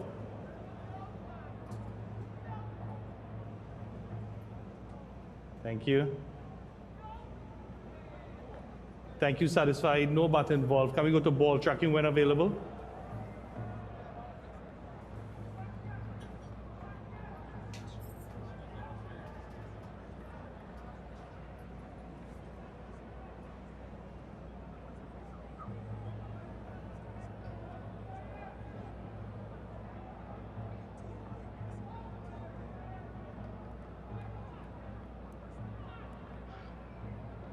Waiting on ball tracking, guys.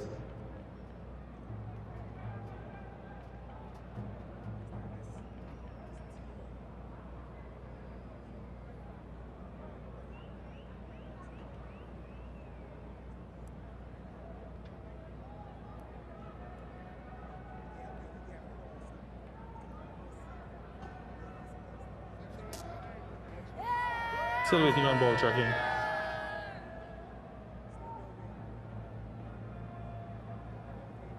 Ball tracking coming up. Impact in line. Wickets hitting. Reese, I'll have you stay with your original decision of out. I'll let you know when you're on screen. You're on screen, make the signal. Another correct decision by the umpires, and the partnership, 81 runs between Ayub and Fakhar Zaman is broken. He's gone 57, 107 for 2.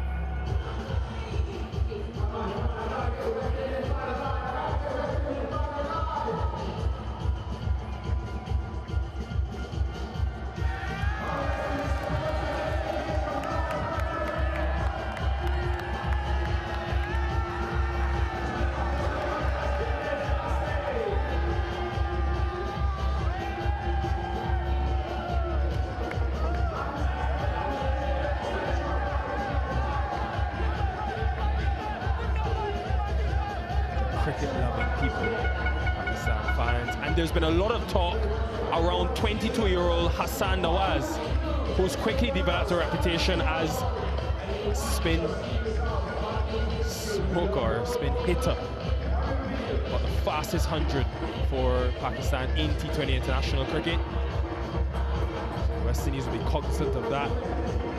He's come in now with 8 overs to go after this delivery.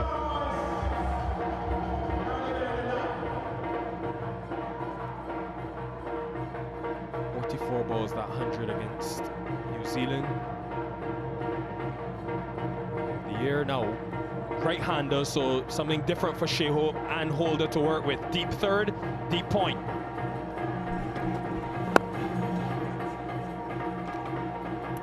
.108 for 2.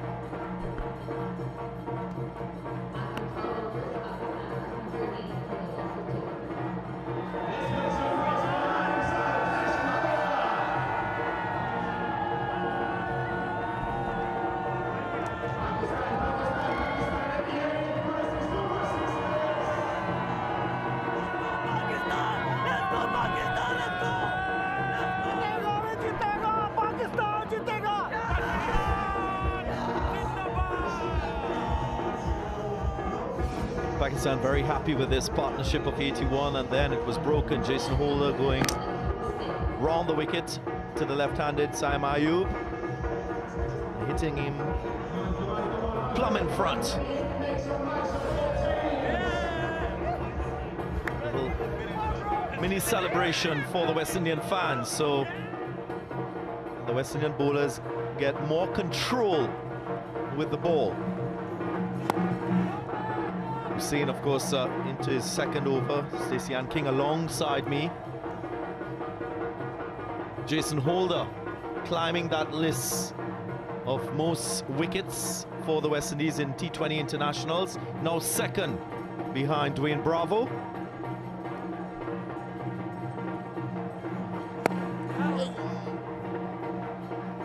Are you surprised they haven't used Gudakesh Moti just yet in the innings with the ball?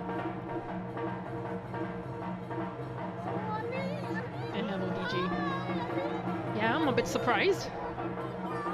I think with the dismissal,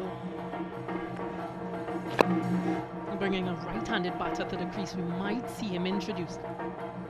Hussain comes in for his second.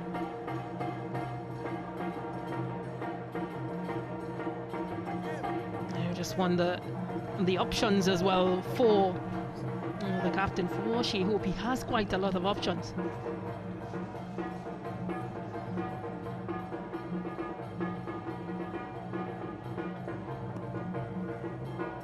He's just slowing down a bit with the fall of that wicket of Ayub.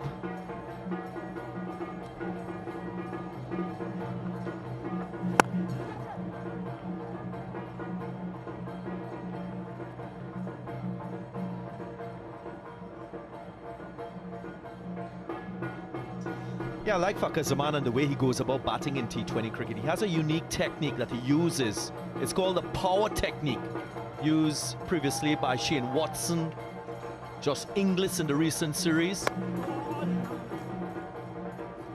Something we've seen from top quality T20 batters in the modern game. Of course, he's played just about 96 T20 internationals for Pakistan. Gets into that crouch position.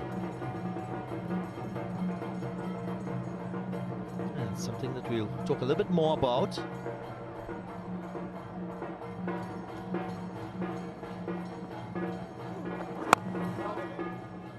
Very good. Terrific over from Akil Hussain. Just 2 runs conceded. 110 for 2.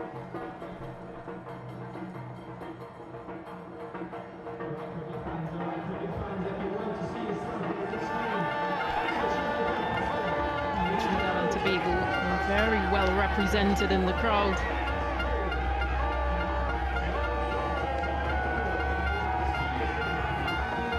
I see a Dominica flag, I see a Guyanese flag, and Pakistan well represented.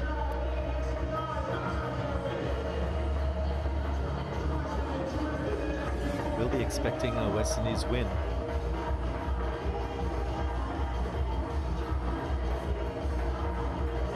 Speak about that power position from Fakhar Zaman. Uses it to good effect. He really gets his backlift up, gets into that crouch compact position, which allows him to step hit, as they say.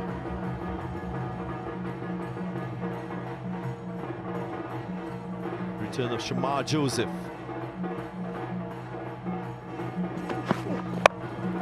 Picked up sweetly. And it gets into the hands of Romario Shepherd. Not enough power from Fakhar. That's a big square boundary. And Shamar Joseph gets another.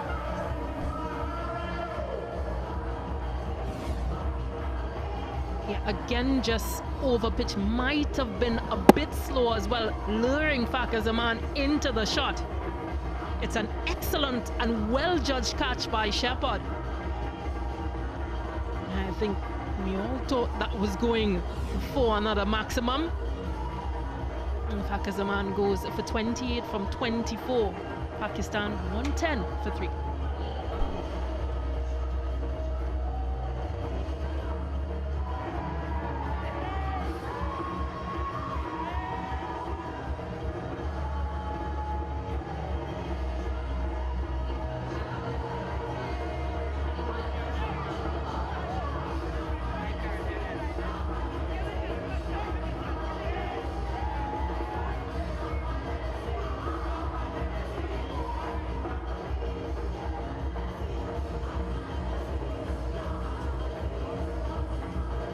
Mohammad Nawaz, new batter for Pakistan.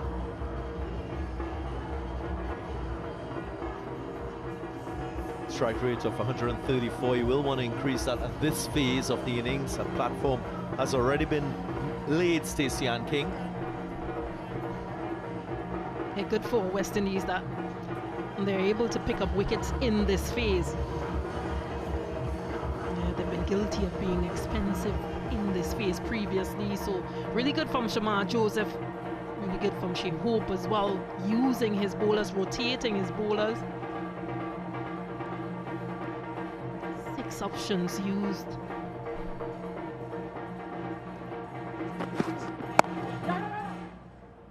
Mark straight away. And Shamar Joseph returning in this the 14th over. First delivery. Just creating that wicket-taking opportunity that Romario Shepherd completed.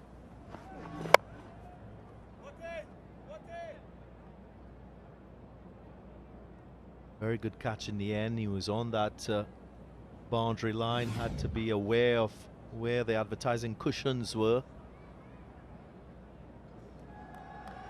I will say their feeling has been better tonight, West Indies.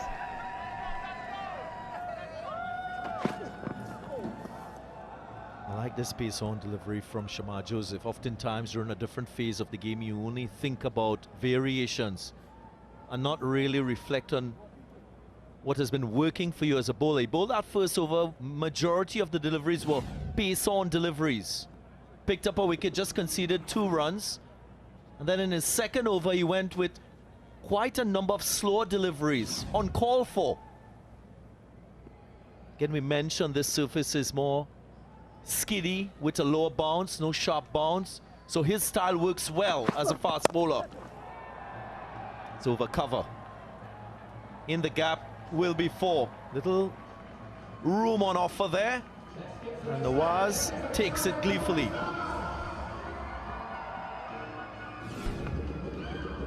Yeah, it's a good scoring option. The infield, that fielder in the deep was much more squarer. So goes up and over, using the pace from Shamar Joseph. Now he's forced to respond.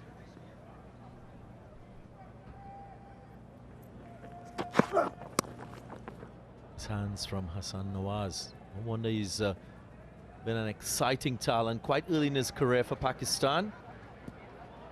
They're having an exciting time here.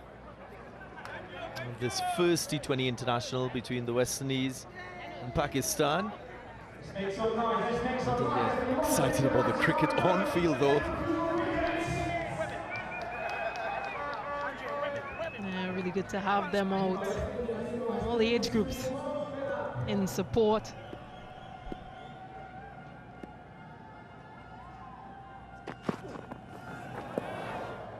A short delivery. Bowls a dot, so good option chosen by Joseph. He ends the 14, conceding just 6 and a wicket, 116 for 3.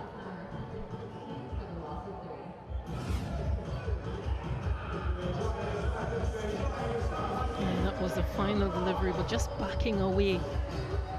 Nawaz. Hence the reason the umpire did not call the wide. But on Shamar Joseph to just follow him.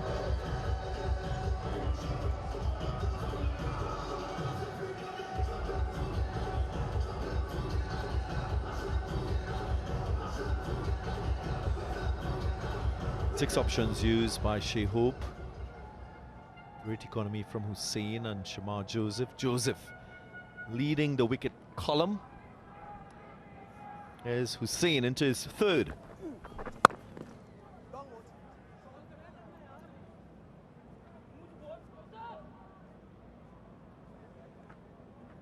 Yeah, think about this situation with Moti not being introduced. How does this affect him psychologically? Hasn't been in the best of form as a bowler. I think as a captain, sometimes you need to give the benefit of the doubt to your bowler. He's a terrific cricketer. Just hasn't been very prolific with the ball. And at times you need to encourage your troops.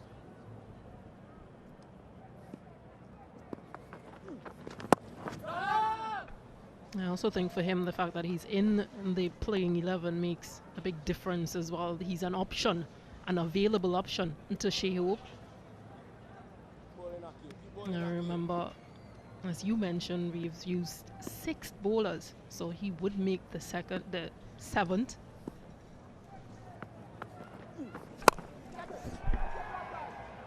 Wasn't properly timed. Yeah, so for Shea Hope, I think it's just having the options, having the off-spinning options, having the pace options.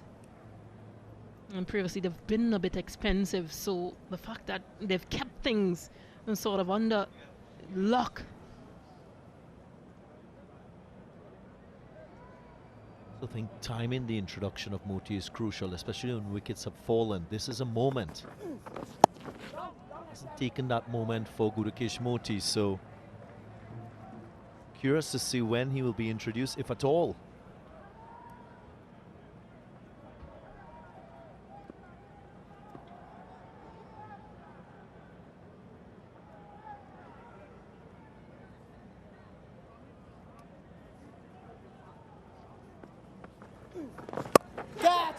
In the gap. Hassan Nawaz properly time it. will pick up a couple. Sisian is very, very exciting. He strikes at a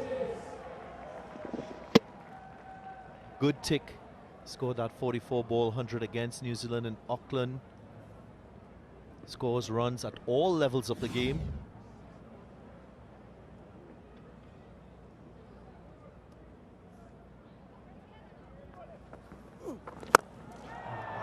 That's in the slot. And that composure spells class. Long levers, excellent timing, and a great finish to the over. 15 gone, 126 for 3. Yeah,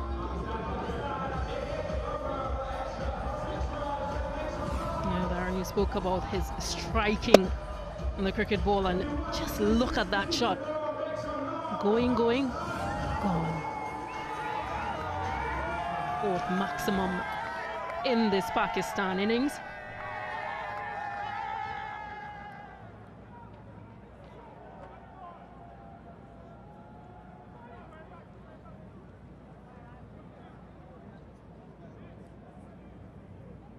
Hospitality area at the venue.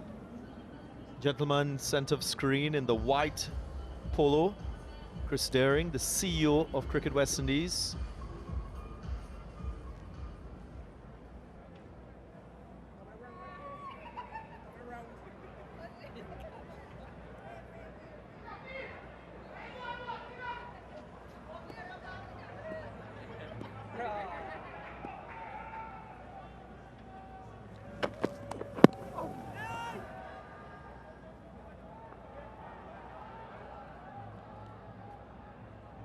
Let's appreciate Hassan Nawaz.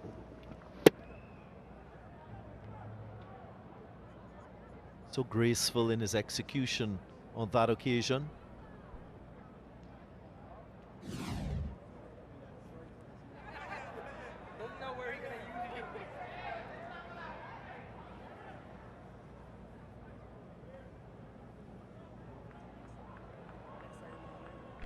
And at this point, Pakistan will be thinking as to where do they want to end. It's a good target.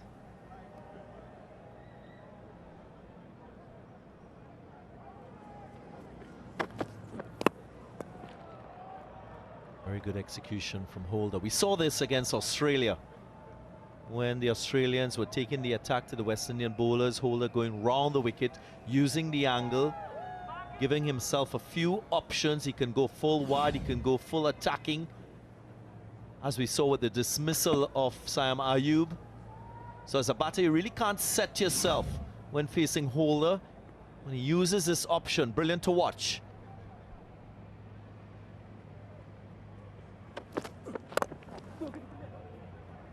A perfect execution with the Yorker.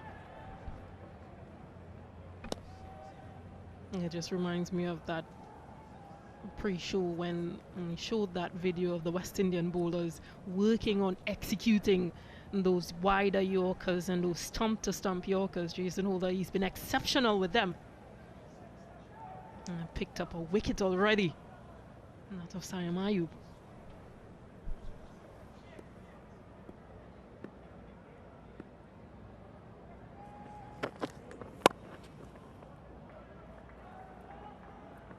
So far, so good for Holder, just restricting boundary scoring.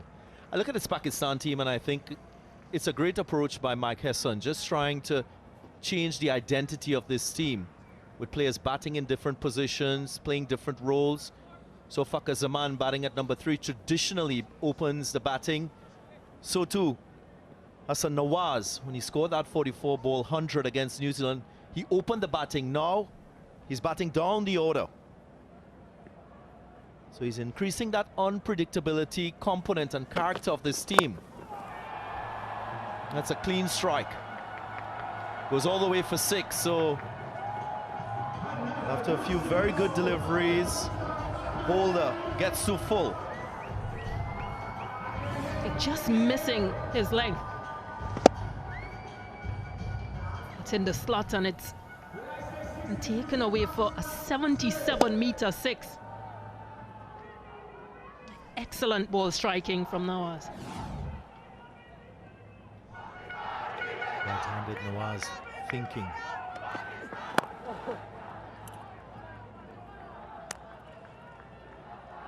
Squeezes it through mid-wicket for a single. 10 from the over after 16. 136 for 3.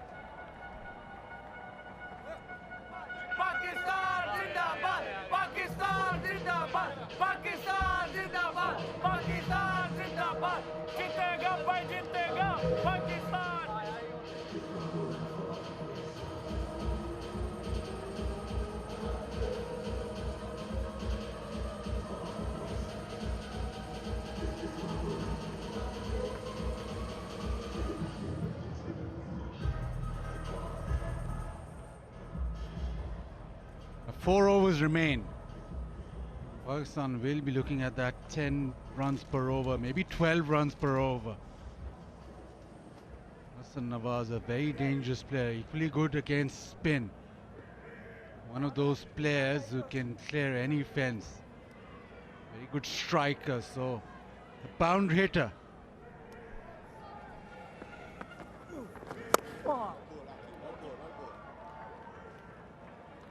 Started his international career as an opener, then in the PSL dropped down to number 4, and seems as if that is the number that he's most comfortable at because of the fact that he can hit the spinners out of the ground.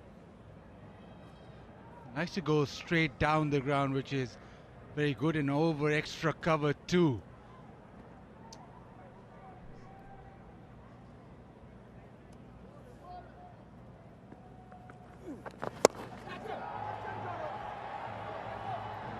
Taken safely. Johnson Charles, and because he's so strong down the ground, Akeal has said, cut me, punch me into the wind, in the offside. And Charles takes the catch. Yeah, it's gone very wide. Way outside off stump. Does well to reach it and does well to hit it so far. It's a good catch at the fence and also intelligent bowling from the left arm spinner. Enterprising innings from Hassan Nawaz. He goes for 24. It's 136 for 4.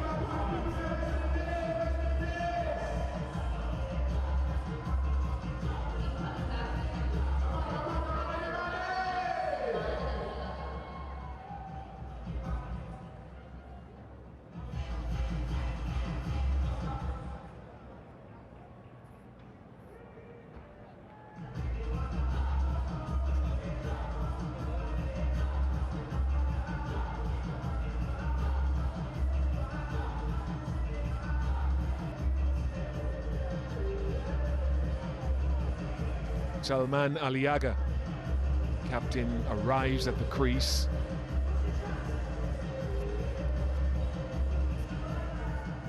He's a captain, as Pakistan have said. He embodies the way they want to play as leader. Sometimes as batter, he floats in the order. But good bowling, I like it from Akeal Hussain. Take it wide, make him cut it, make him play off the back foot. And the end result served its purpose.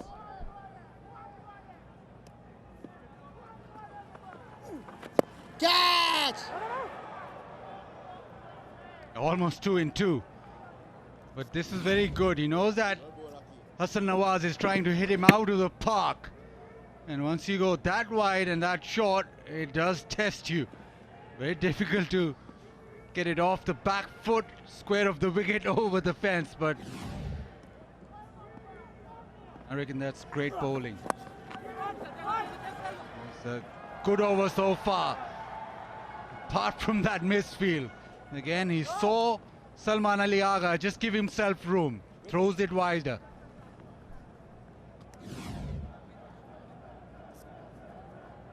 Into the strong arm, the favoured hand of Jediah Blades. So we want to work rectifying that. West Indies will look to Jason Holder and Shamar Joseph perhaps as two guys to help close out the innings.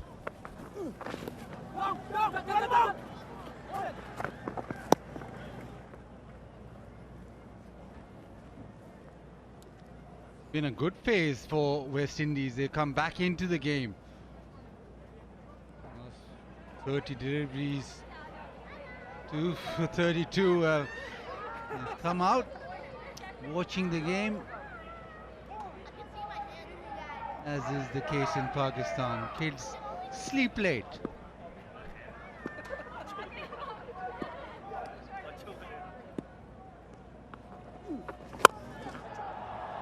That's a muscular shot. Really to hit that length all the way down the ground for 6. 145 for 4.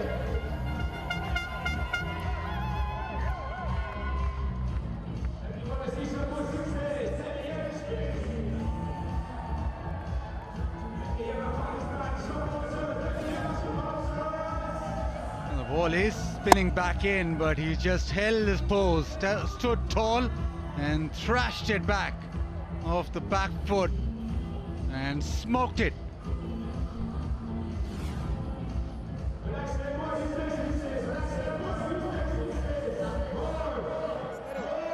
Mike Hesson, very big on all-rounders, and Mohammad Nawaz is one of those all-rounders.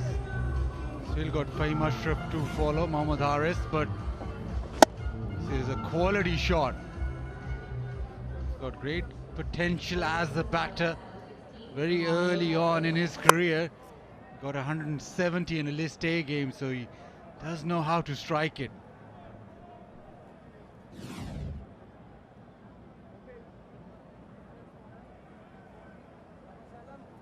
Mario Shepherd to bowl over number 18. He's got a deep backward point, deep extra cover and long off.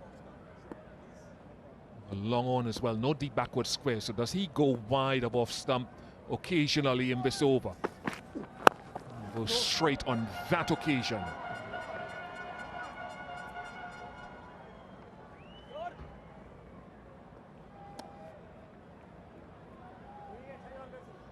The defensive bowling skills will have to come to fore.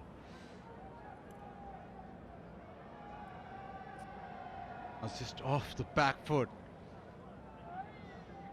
Yeah, that's not bad at all.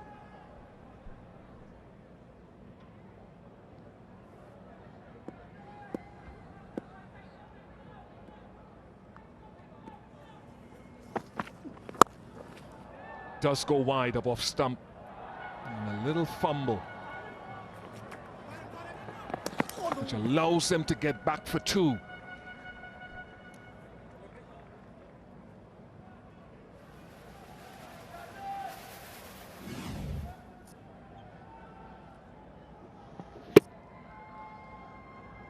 Trying to hide the ball outside off some little fumble which allows the second run. Indies practiced with those Yorkers before. Now it is time for those Yorkers. Again, outside off. The wide Yorker does well.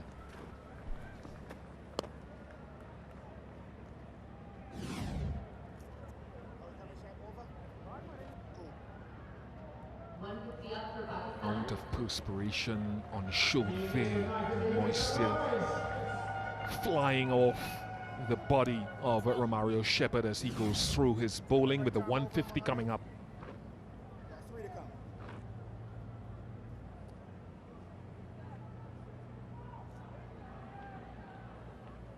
The left-hander on strike now. There's a change in the field. Again, there are 2 fielders, backward point and deep extra cover.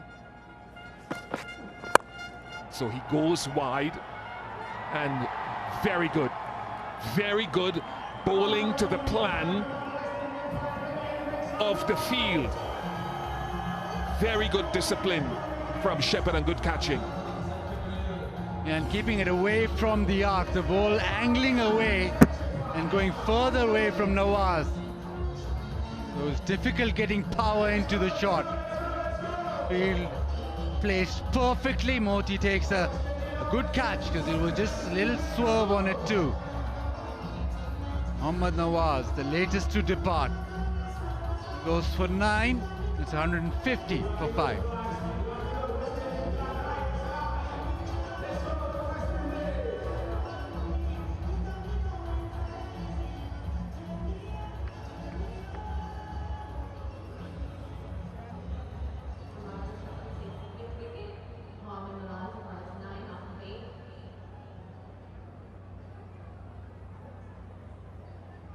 Incoming batsman for Pakistan, number 41, Khalid Ashraf.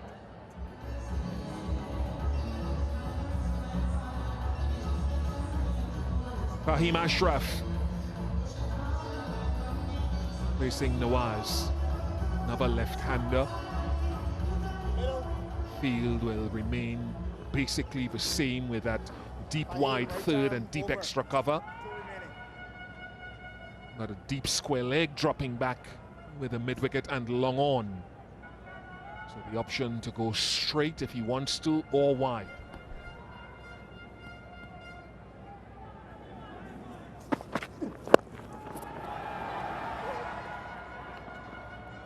Oops. I think that would be a fumble there. Oh no, that's poor cricket. Poor cricket from Shea Hope.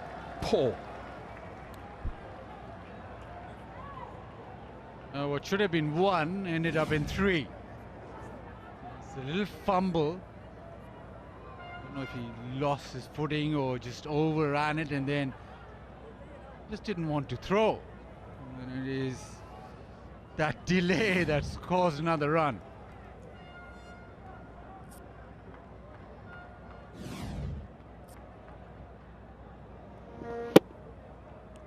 Just the angle away, just the ball drifting away from Nawaz. Last ball of the 18th. 8 off. He wants to close the over out. Does well. Just be a single, so you'll take 9 off the 18th. It's 154 for 5. After 18 overs, Pakistan are 154 for the loss of 5. With 2 overs to go, do you want to see some explosive shots? Explosive shots. If you want to see Pakistan batsmen turn the tempo and even make some noise. If you want to see West Indian, it's a good thing for the Asian movements.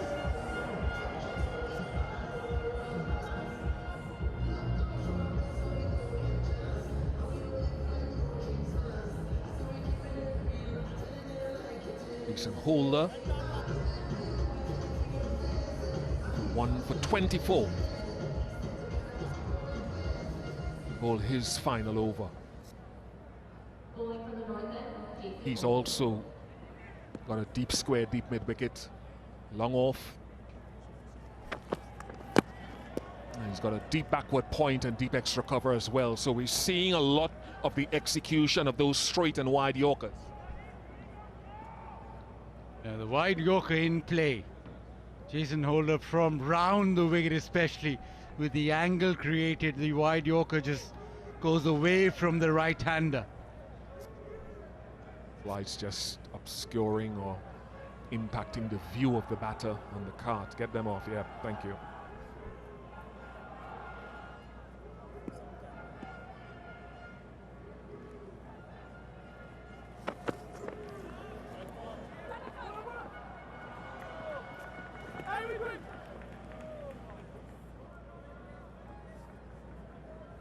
It is a wide, but most bowlers you talk to say that we'll take that, we'll concede a wide because our plan is to bowl wide Yorkers. In the process, if you give away a couple of wides, doesn't matter, at least you're keeping it out of the arc of the batter, which is the plan.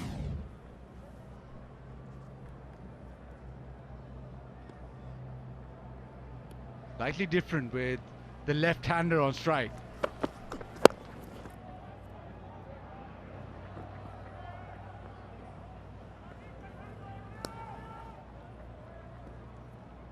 Been good from West Indies. The latter half so far of this innings, bowling-wise, has been good.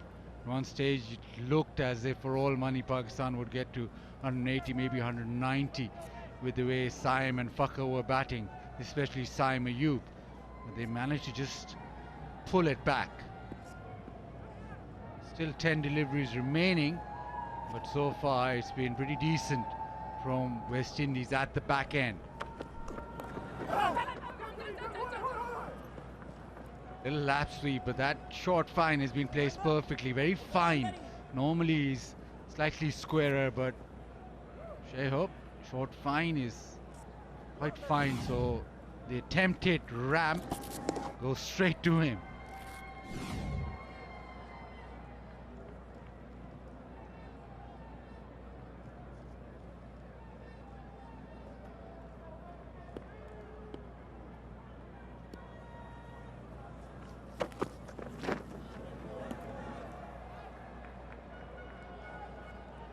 Another extra.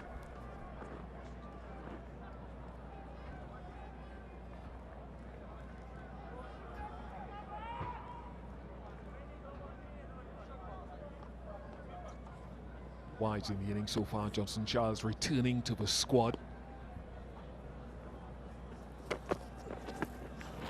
Interesting to see how Charles goes, actually, because since the end of the T20 World Cup in the Caribbean, 6 innings, his strike rate has been the issue. Striking at around 121 runs per 100 balls in the modern T20 game. Can he rectify it? A lot of height on it. Does it have enough distance? Oh no. Goodness me, the catching again. And some of the ground fielding tonight hasn't been great either. Sherfane Rutherford, not for the first time this season. They've gifted away a few runs. That should have been taken. He should be walking back to the pavilion, but it's maybe just hit straight onto the fence. It's dropped straight onto the skirting, has it?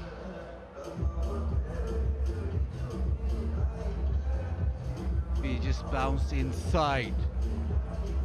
But no matter what, it's either a 4 gifted or a 6 gifted, where it should have been a wicket.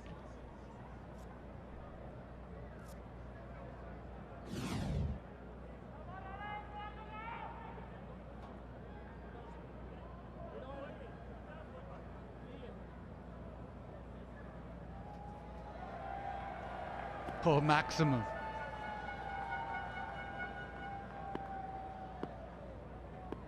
Three runs gifted in the previous over, 6 now. Jason Holder would have been a brilliant 19th over, but just that 6 ruins it. His spell, 4 overs, 1 for 36. Pakistan 166 for 5.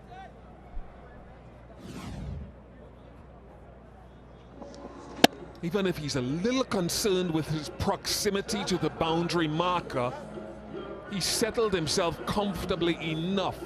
So both he and the West Indies have put down several catches over the last few weeks. 6.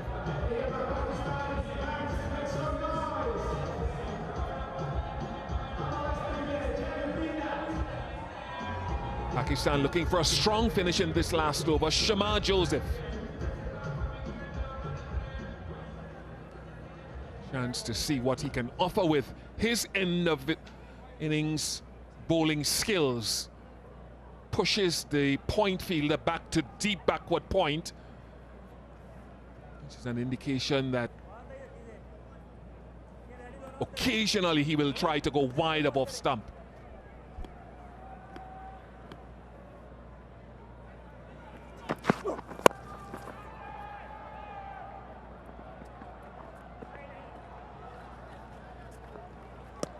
Mistake in throwing the ball in early this time from Shea Hope.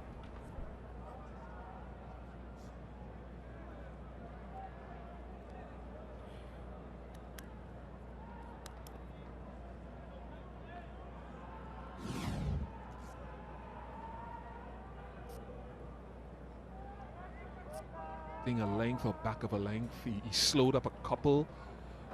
As I mentioned, Stacey King and I were on air in that second over of his, a couple of slow balls. I mentioned then there was no need for him to do and use that variation, and the length was off. Changed now at the back end of the innings. going for that attempted Yorker. And he's a short bowler, Basid. And with West Indies looking for those type of guys who can effect the power play as he did with that early wicket, short and skiddy, and trying to get the ball up there. That was an important wicket as well. So quick through the air, whether hitting the pitch, and he's only young in the T20 game. I think 20 T20s now, generally 10 internationals. So that's a very young career in this format.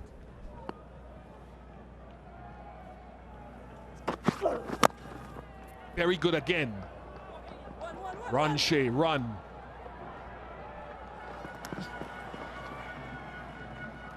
Especially on surfaces which are slightly lower, back of a length, the skiddy bowler is difficult to get underneath.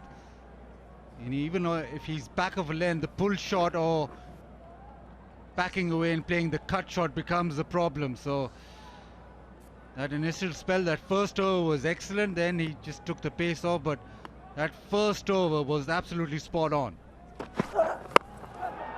It's high, it doesn't have distance. Not a hand on it.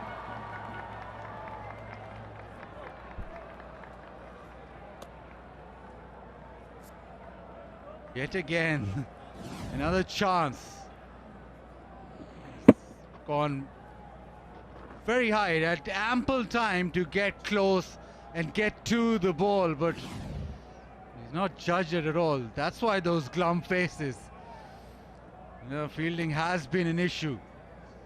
Maybe they've given away an excess of 10, maybe 15 runs. It's not got enough distance on it. It's got a lot of height, no distance, and Jason Holder finally holds on another wicket for Shamar Joseph. His best figures in T20I for the West Indies. A wonderful return to this format for him. All smiles, and he's got a brilliant smile. Yeah, again, no timing. He couldn't get underneath it. It was just slightly too full. Jason Holder, well, 1, 2, 3 attempts. Maybe hit his shoulder first, but doesn't matter because Fahim Ashraf has gone back for 15. It's 172 for 6.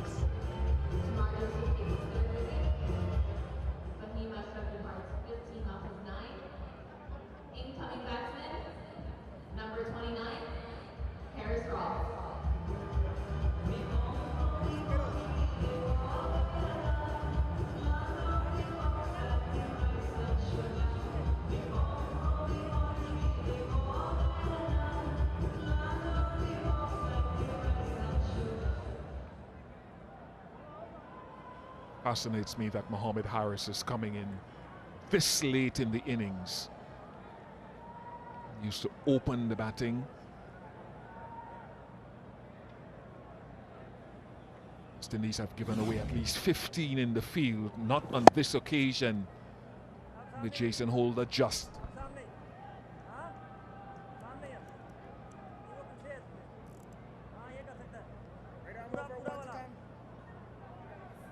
Help out the fast bowling brethren. Last delivery.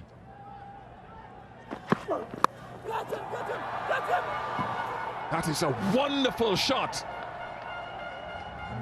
A wonderful way to end the innings. Mohammed Harris. He does that sort of thing. I'm surprised that he's come in this late. Pakistan end on 178 for 6. Yeah, just one ball and 6 to end the innings. Walks across. It is a full pitch, but he's used the pace so well. It's gone flat and gone all the way. Shamar Joseph thought it was a catch, but not on that occasion. Pakistan put into bat, get to 178 of their 20. The average first innings winning score here is 179 historically. Was Saim Ayub who stood out, 57 classy runs. Fakhr 28. Hassan Nawaz looked good for his 24. in contributions from Salman Ali Agha, 11 of 10, 15 of 9 from Fahim Ashraf, and just 1 ball and 6 for Harris. 3 wickets for Shamar Joseph, 3 for 30. Very respectable figures. His best in his T20I career. 1 for Jason Holder and Akeem Hussain and Romario Shepherd as well.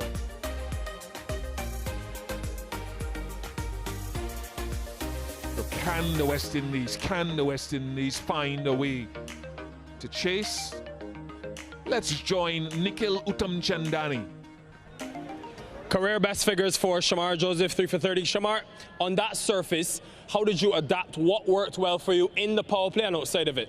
I just think the wicket was more on the slower side. So hitting your area on that pitch was pretty well for any bowler there, especially for me with my length that I naturally bowl. I just think that I want to be straight on the stump. You've had such a successful test career and a test series against Australia. How did your preparation differ for this format? I just think test cricket give you everything. A little bit of T20 at the back of it too also. So I just keep executing my plans, my Yorkers, and some slow ball also. So that went well for me out there. Were you expecting to get this call up? Where were you when you got the call you'd be joining the squad? I was actually home. Coach Sammy reached out to me, telling me that he want me down here, and Ravi also reached out to me, putting in my workload up for this T20. So yeah. Given what you saw from the surface, 178, how competitive is that? I just think our batting is pretty healthy at this point. Just have to get a good start and continue on. Well bowled today. All right, thank you. Thank you very well, Nikhil. Shea Hope's men will need to get 179 from their 20 overs. Whether they can get it, we will find out over the next couple of hours. Short break and we'll be back here at more in Lauderhill.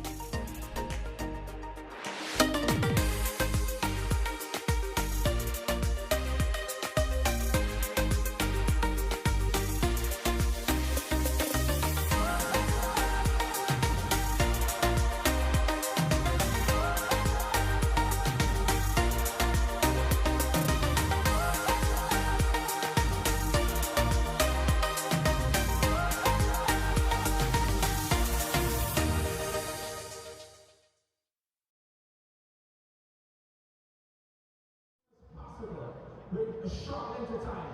So after 3, 1, 2, 3, you can go. 1, 2, 3. And these youngsters, they're really electrifying.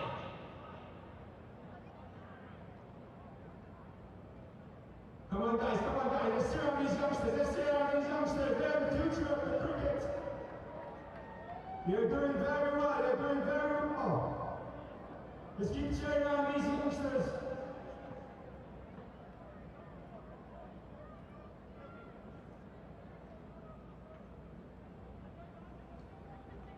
And Josiah is leading 4-2-1 by Harman. Keep going.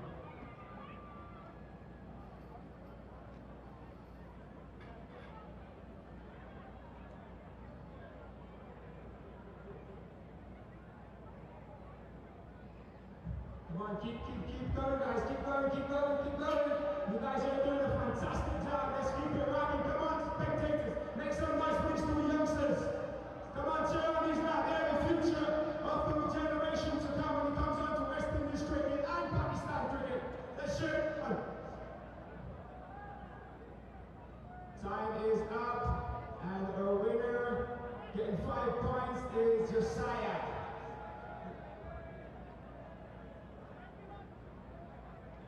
And they both won a t-shirt. Great job, youngsters.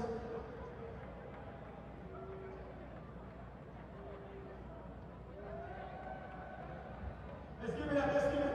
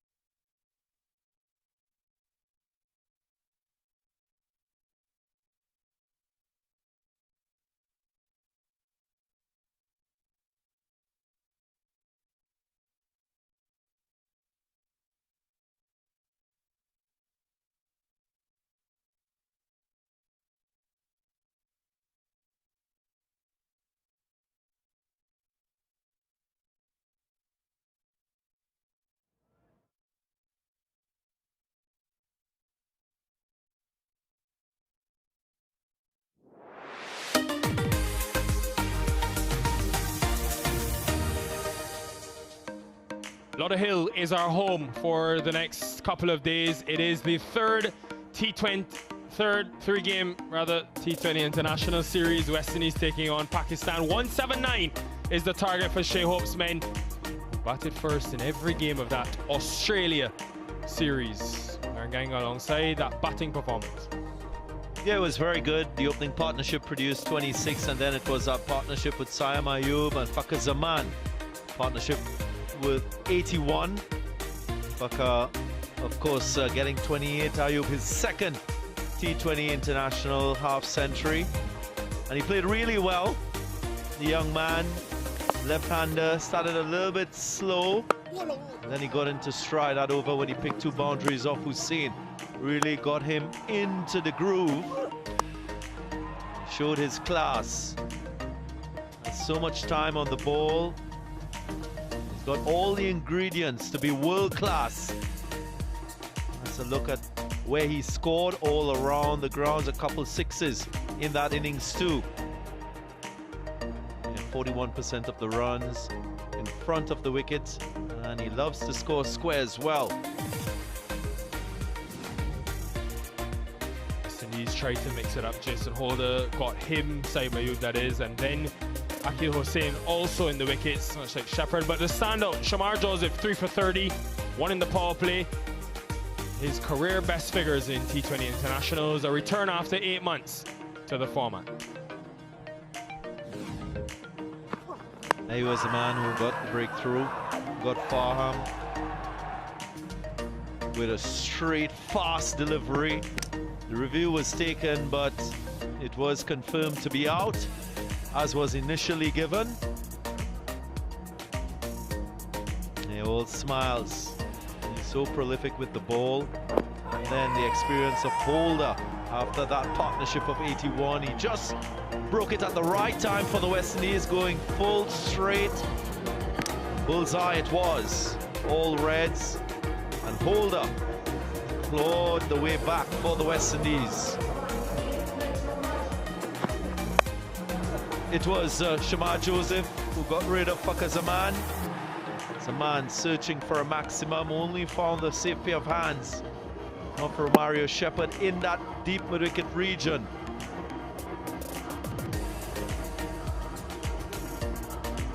That was the 3rd wicket to fall.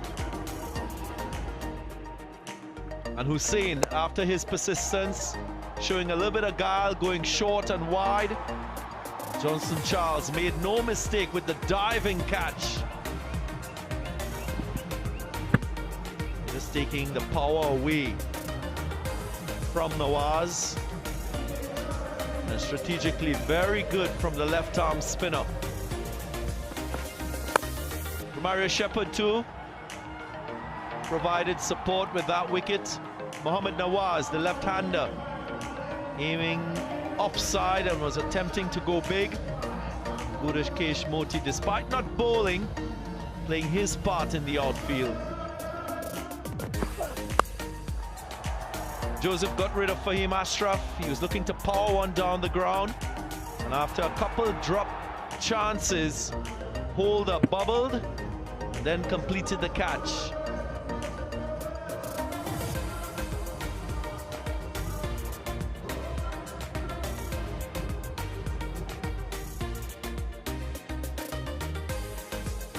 It has been fiery in that first innings in terms of the ball striking.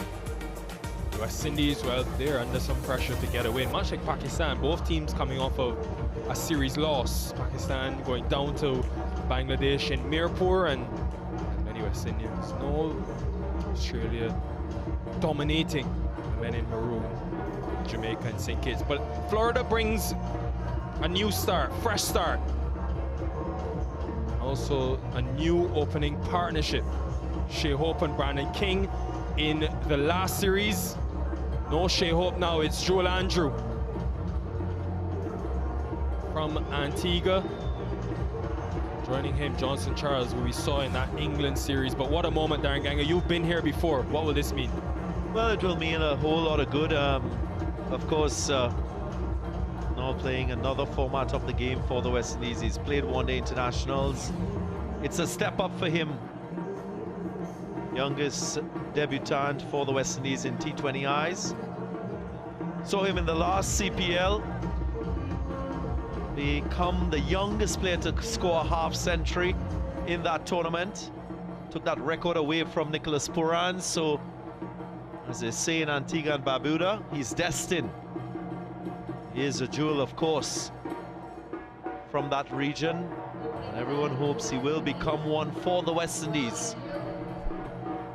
This is an opportunity for Johnson Charles to prove to Darren Sammy that he's still the man. No 50s in 12 T20 internationals, going back to before the start of the T20 World Cup, Jamaica. So he's got a point to prove. So does this man, the master of the first over. Shaheen Afridi is back. He's got good memories here. Took 3 against Ireland, 2 of which came in his very first over. 19 wickets in first over of T20 internationals, most by any bowler in a full member team.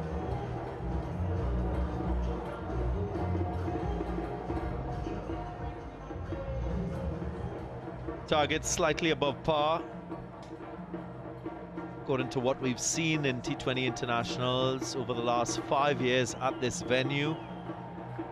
So it will take some doing by the West Indians to achieve this target. The one thing for sure is they'll be comfortable chasing for the first time in 6 T20Is.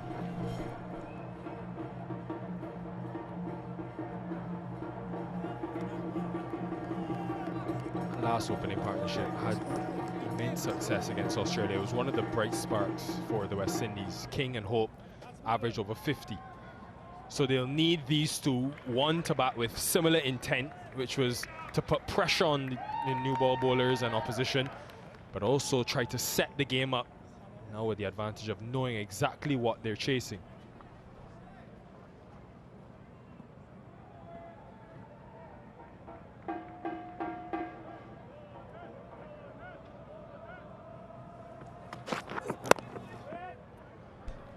Just staying with Joel Andrew, well, he was a part of Guyana Amazon Warriors team in that recent Global Super League tournament, both himself and Johnson Charles in that said side. Had the chance to bat alongside Ramanullah Gurbaz. Had a great partnership in one of the innings. Looked quite composed.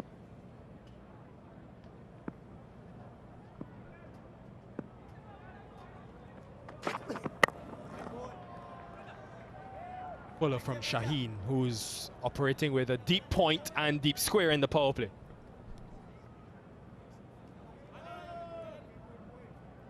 And Johnson Charles would be thinking about rekindling some of his best form. As was mentioned earlier, he did play for the West Indies in T20Is against England. 18, 47 and 9 he produced in that 3-match series. Didn't get a half century, but he got one in the GSL. He was retired out. He was exhausted. So again, at the age of 36, everyone will be keeping their eyes on Johnson Charles. And if you're a St. Lucian or Vincentian, you'll be keeping your eyes on the screen.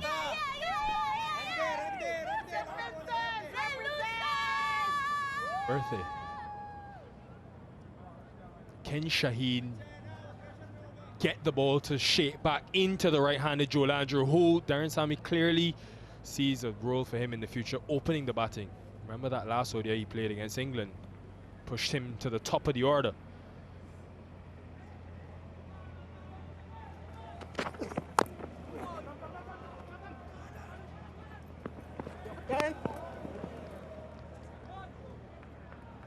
We did mention his age. He's 18 years of age, Joel Andrew. The one thing the West Indies wouldn't want him doing is become an ultra-aggressive slugger in this format of the game.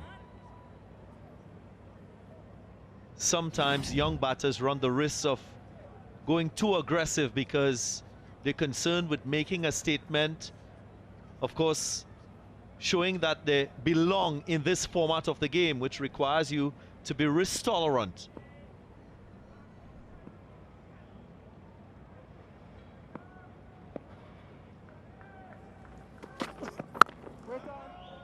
on the money and on his length to start Shaheen his first over bat, 4 for none. Yeah, just staying with that point, I remember young Adrian Barrett, young Darren Bravo playing T20 cricket for the first time. They were very, very risk tolerant in their approach to batting. Batsmanship skills were thrown out the window. And there was a certain amount of balance that was required for them to maintain their style of play and develop in the right direction.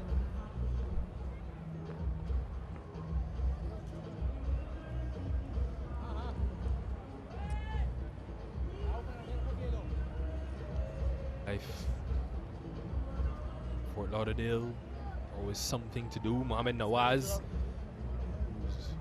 his way back into the international setup after a strong all-round PSL. A couple of good domestic performances. So spin to start with the 2 right-handers in the power play. And there's a long off in place, as well as a deep mid-wicket.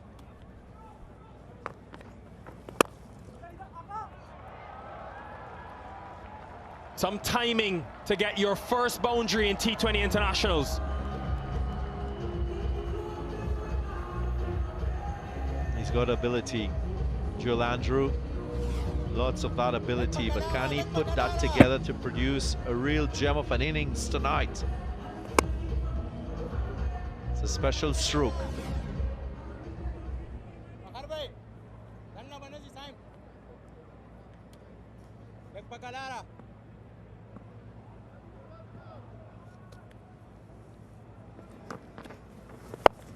Good ball, Farid.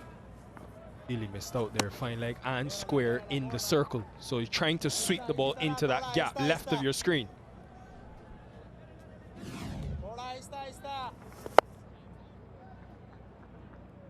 He played 3 matches recently for Pakistan, against Bangladesh in Pakistan, and just one in Mirpur, the series that followed. Didn't play a lot of matches too in the last Pakistan Super League. Mohamed Nawaz, just 2 matches. So this is a real opportunity for him as a left-arm spinner.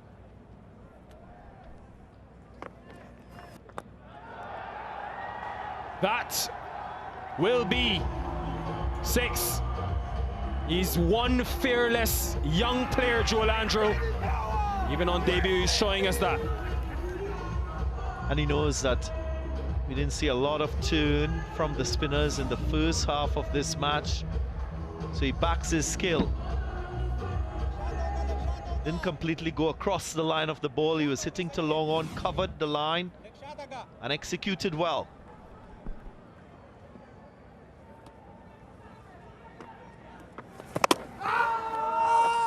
May have been edge onto helmet there. Never easy. Mohamed Harris it is, keeping.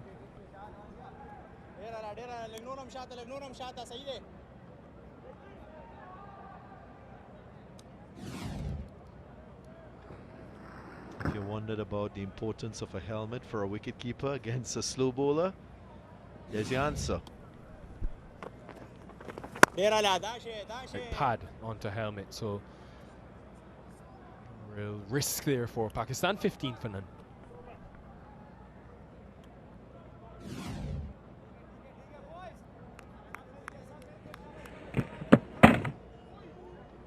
Off the back of the bat, don't often see that.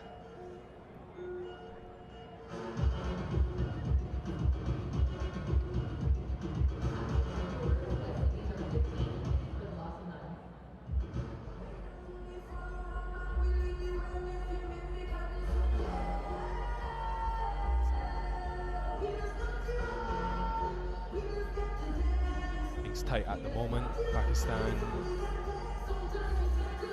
ebbed and flowed in their innings of setting that total. 110 for 2 after 13 overs. Would have been thinking maybe close to 200. Then West Indies pulled it back, and then men in green had a decently sized finish last couple of overs. Shaheen continuing.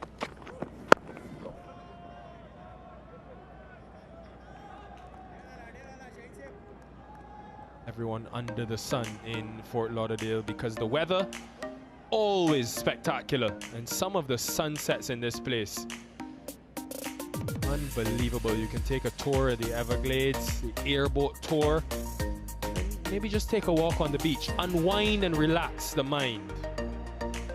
Something for everyone here in Fort Lauderdale. And let's not forget the cricket as well after your day out. We'll talk about the shopping. A lot of that happening.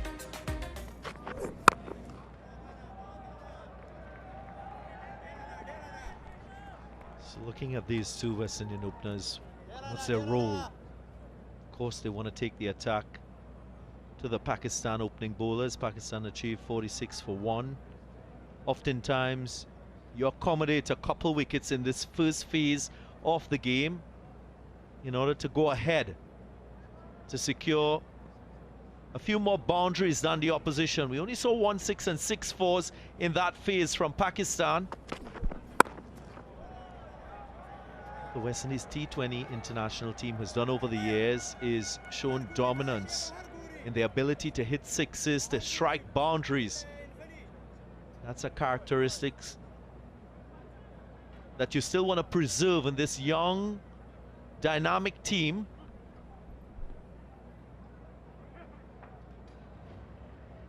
Shaheen taking pace off a couple of those deliveries, almost identical length with a deep point and deep square.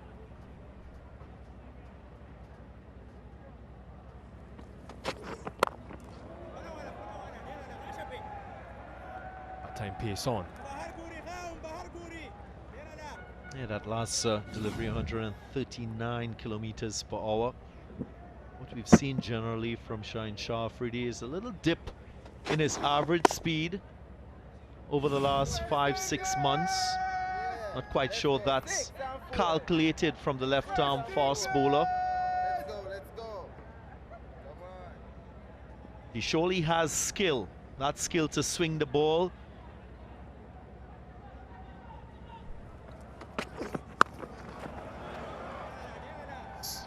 Got some nerve, Joel Andrew. He showed that. Remember last year, DG, he went to Sri Lanka, Joel Andrew, and Darren Sammy in his first tour threw him into the deep end straight away. Alzari Joseph, Matthew Ford, Shamar Joseph, and Jaden Seals. All 4 of them bowling at him on his first day of practice. And that video ended up going viral because people could not believe how he took on some of the West Indies' fastest bowlers. So one thing he will not back down. Neither will Shaheen.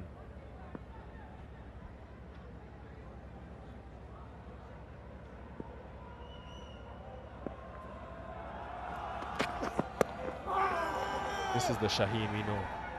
Hard to score against in the power play. 17 for none after 3.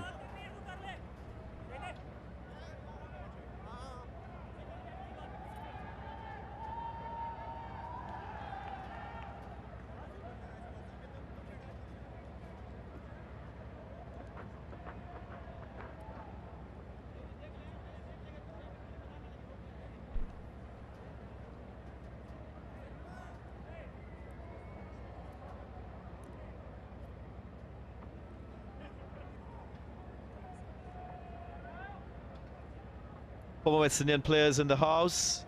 Of course, we did mention the CEO of Cricket West Indies, Chris Daring, gentleman in the white West Indies polo.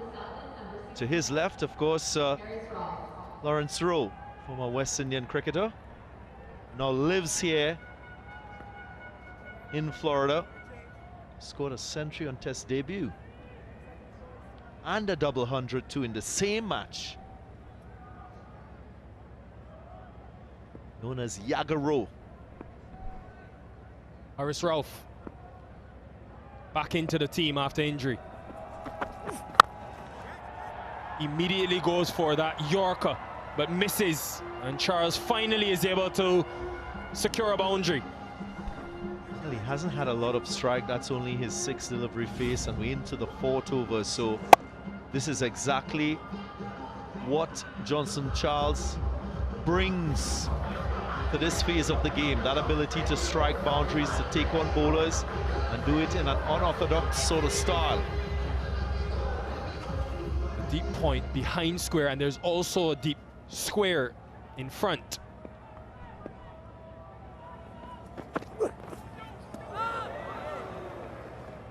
Sometimes he's guilty of aiming with that leg side bias, not opening up straight and offside when he's looking to go big, Johnson Charles.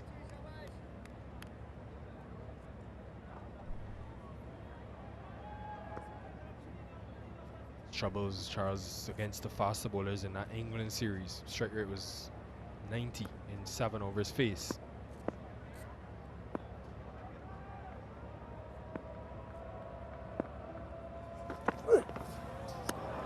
This is express. This is X factor.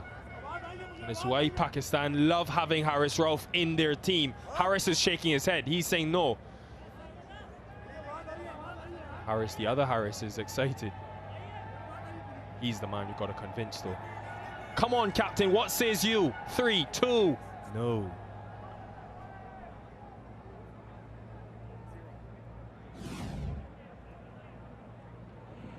An edge. Was there a sound that prompted this reaction from Rauf? He was convinced.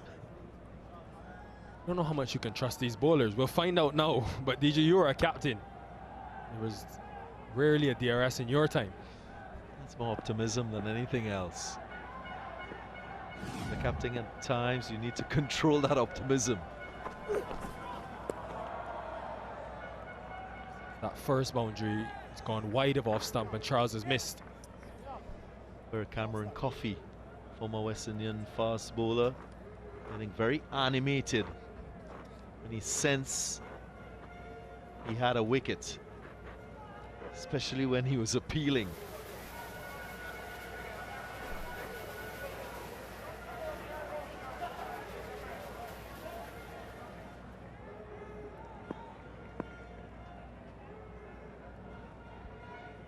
Same field. Rauf is ramping up the pace.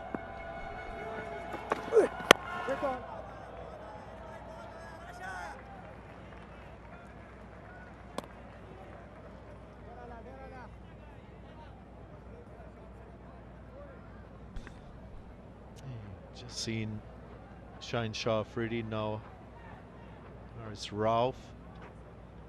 And their bowling stock is what sort of defines this Pakistan T20 international side. Any X-factor bowlers, bowlers who are genuine wicket takers, always giving their captain an opportunity to win the game with the ball too.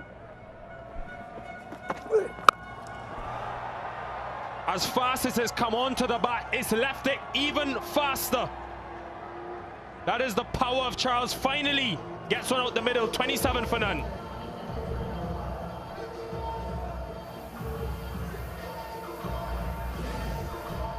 How typical of Johnson Charles, just clearing that front leg, waiting for the ball to come into that hitting zone. He loves to go across the line, as on that occasion. Boom!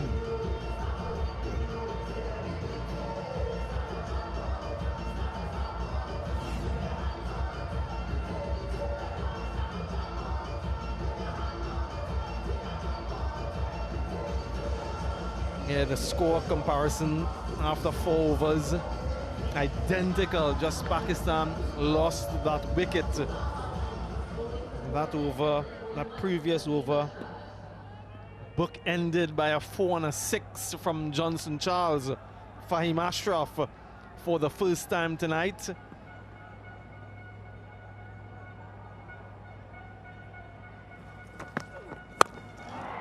That's disappeared as well. So 6 of the last ball of the previous over, followed up by 6 of the first ball of this over for the West Indies. And the opener's turning it on. Back of a length into the pitch, where Jewel Andrews just stood tall and slapped it away. That is a shot of high quality. And suddenly pressure back on Pakistan.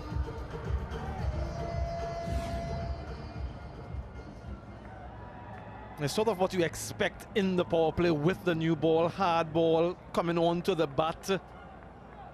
Expect a few boundaries, expect the batters to come hard at you. And if you don't get wickets, the entire 6 overs, you'll be under pressure. How have you seen the early exchanges, Baz? And so far it's been good from West Indies, and you just feel as if these last couple of overs in the power play, they'll try to maximize that. The next challenge will be against spin. I'm rather interested in how they tackle Sufyan Mukim, left arm wrist spin. But at the moment, West Indies on target.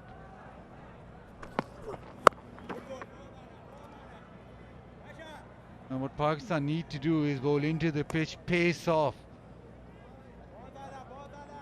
Haris Rauf missed his length a couple of times and got dispatched. The West Indies, as with Pakistan, a side who likes to chase, so this is their comfort zone.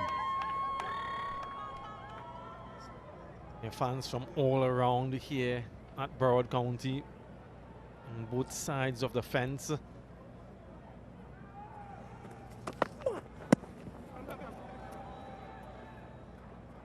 You're right, it's through the middle where the West Indies would be tested.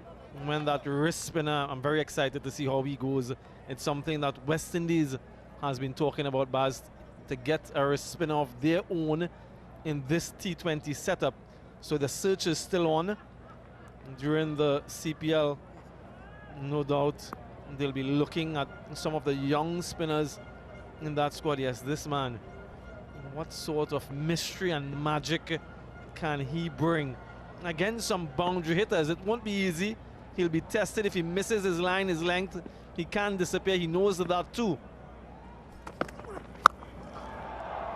Yeah, the sound of the bat that rushed across the outfield for another boundary to Johnson Charles. Quite belligerent when he's on song.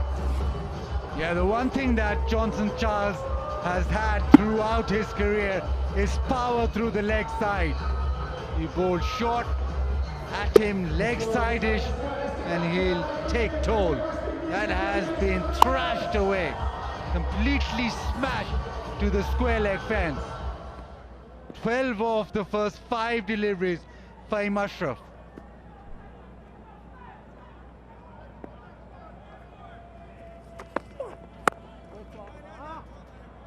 Yeah, 13 of that over 5 gone, 40 without loss.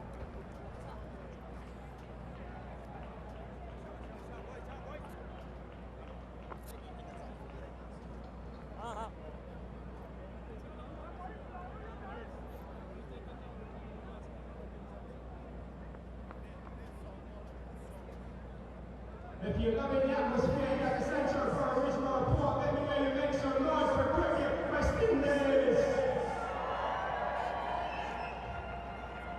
Getting more action from this side. Those are my Pakistani supporters. Let me hear you make some noise.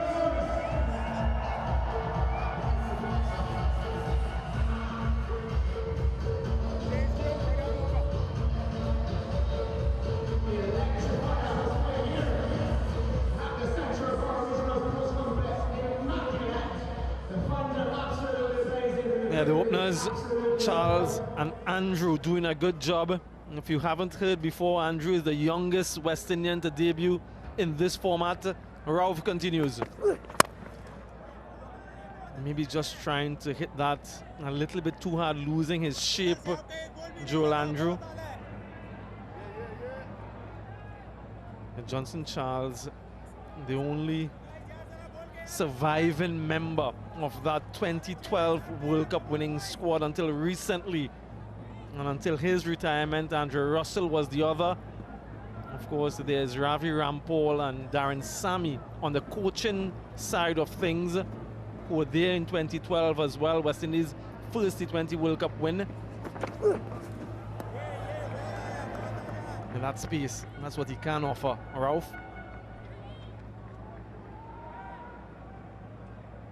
Coaching staff, commentators, all were there.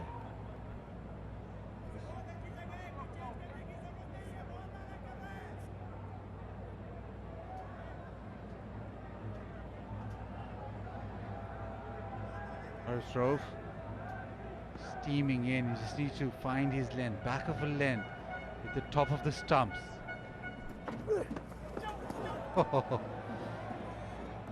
Difference this.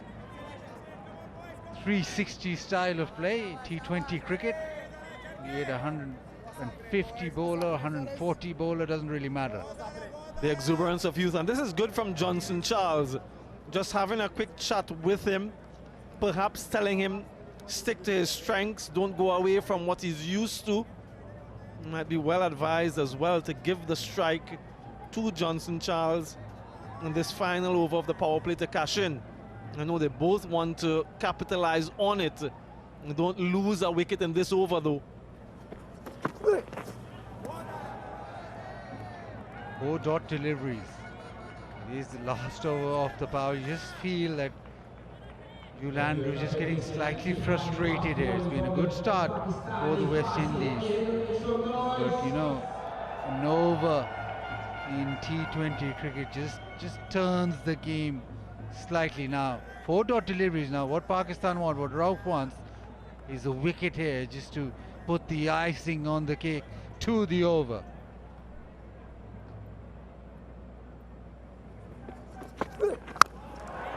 The sound again off the bat, that's off the middle. And after a series of dot deliveries, he latches onto one. He unfurled on that for a maximum. Yeah, just goes short, does Haris Rauf, and he pays the price. And has been thrashed away, swatted away.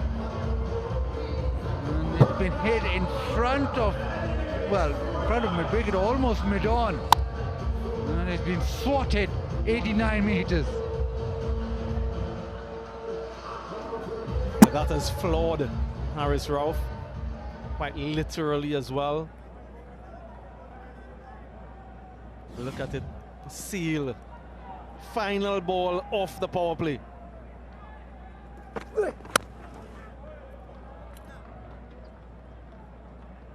Gets a single. And that's 6 gone, 46 without loss. At the end of the power play, West Indies are 47 for no loss.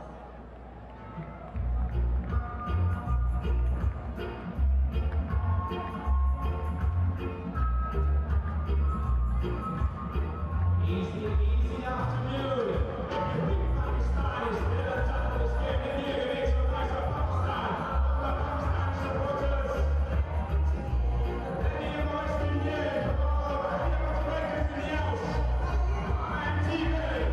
Green light, who goes? Will it be Pakistan? Or will it be the West Indies in this first of 3 T20Is?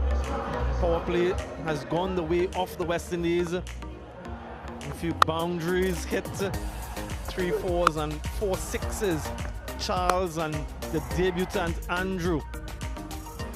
Quite a jewel from what we've seen so far, but this, Baz, is where the real test will be. Mukim into the attack. Left arm wrist spinners are very rare. Difficult to pick. This will probably define this 4 overs, define the way this game goes. He's had a decent start to his T20I career.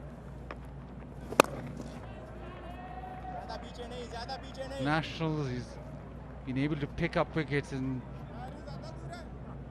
has possessed the googly as well, so a difficult proposition if you hadn't faced him.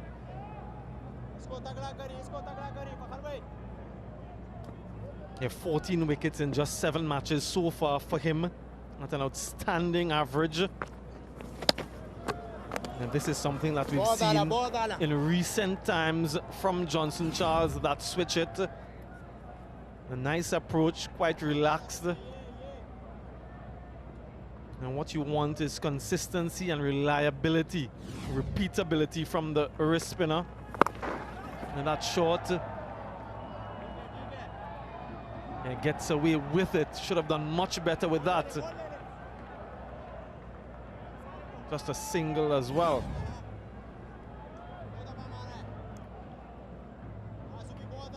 And Nawaz at that deep square leg position. He does tend to drop it short sometimes, but he's a wicket taker. He's the X factor that Pakistan need in the middle overs, especially in white ball cricket.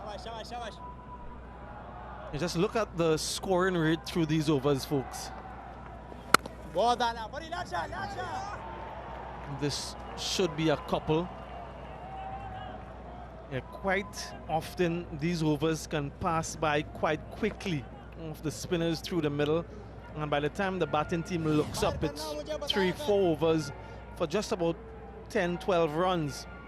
Yeah, that's the googly. He bowls it quite often to the right-handers, much slower than the leg break usually. Yeah, good start. Just the 4, 51 without loss.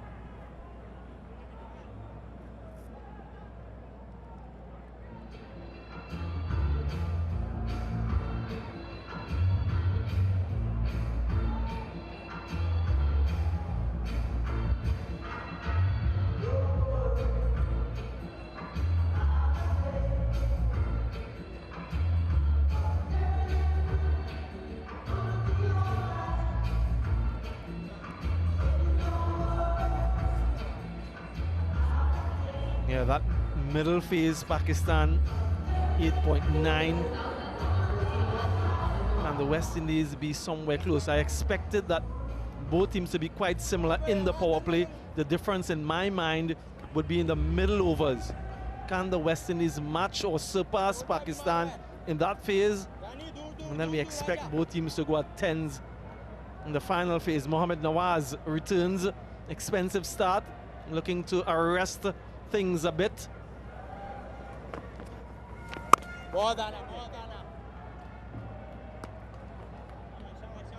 Pakistan can also have a couple more options with spin bowling. Salman Ali Agha with off spin, Saim Ayub with off spin plus his little carom balls. Yeah. What Pakistan would want to do is just be able to squeeze in these middle overs via the spinners. You've seen the pitches on the slower side, so Salman Ali Agha can work with his spin. Yeah, avoid boundaries. That's what they're thinking. They don't mind a single to that vacant mid-wicket area, but no 4s, no 6s. Yeah, that's fine. That's absolutely fine. If you're a Pakistan supporter, that required run rate over 10. So even if they get a runner ball, the run rate climbs. So they need a boundary. Looking to, I suppose, understand the conditions against the spinners first. Yeah, excellent. And then the dot ball. So that's what Pakistan want. They want this squeeze to just continue.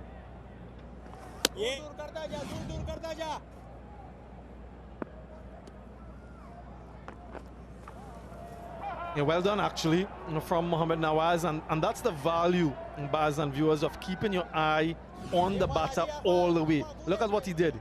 He saw the movement and he aborted. Can't do it all the time, but it just signals to the batter that I'm looking at you. And there you go, another dot. And just hear the chatter from Harris, just telling Nawaz not to pitch up, just bowl into the pitch. So even with the spinners, they want them back of a length. They don't want the spinners to pitch too full up to the bat.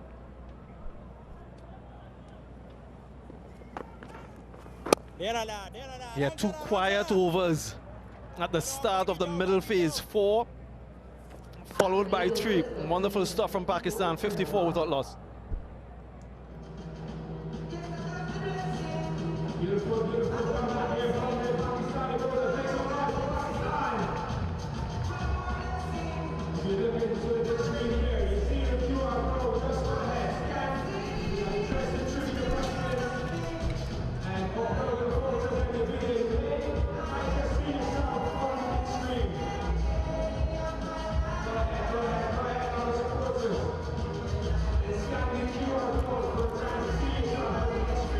Required rate still over 10s.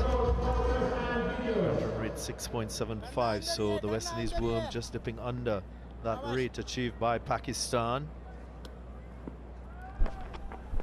Yeah. Risti continues. Mukim, Stacey and King alongside me. A little bit of a struggle here for Johnson Charles with spin being introduced. He hasn't been able to put away a few deliveries, which is putting pressure on that required run rate. It's past 10.5.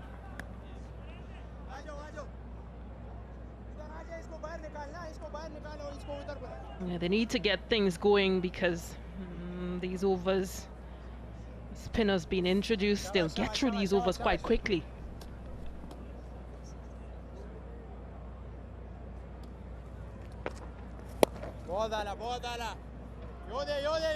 Yeah, looking at Mukim, you can see straight away that he's quite unorthodox in the way he executes his left arm wrist deliveries. His grip as well, quite unique. Often see left arm spinners grip the ball with the index finger and middle finger. He's a little bit different. Also have that wrong on ball that goes across the right-hander. If you're a batter that is not picking that variety, you can find yourself in a lot of difficulty. It was the wrong on. It's going across Charles. Uses that switch hit. It's one of the things he's done to develop his game against spin Johnson Charles, switch hitting. And he's played it relatively good, but tonight he's struggling to make contact. Just putting a little more pressure on this partnership and this run chase.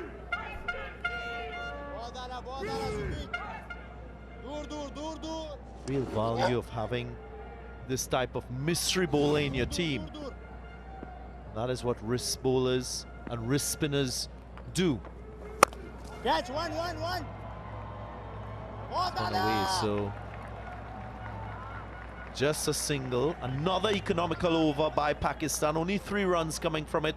57 without loss. It's been 19 deliveries since a boundary has been struck for West Indies. So the pressure is on just a bit. Last 30 balls, a runner ball.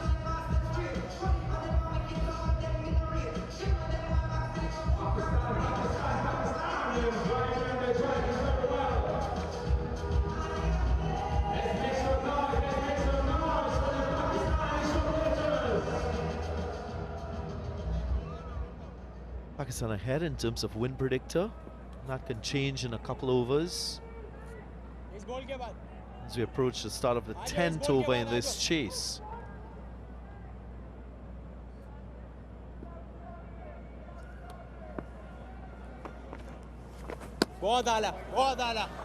Taking pace off and shifting that line wider offside. So spin from both ends. And the suffocation starts by Pakistan with the ball.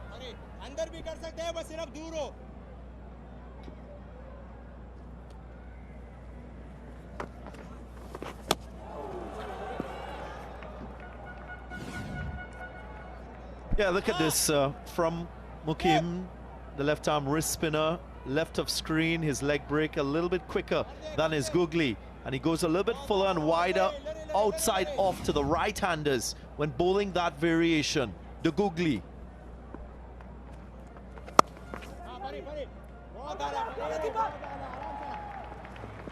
Again, for him, it will be when does he use either delivery.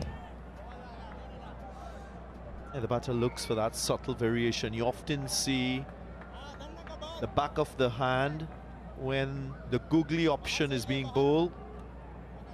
Just there.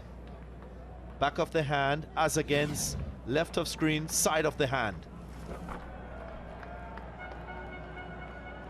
Yeah, a lot more ball is being shown for the leg break, so something for Charles and Andrews.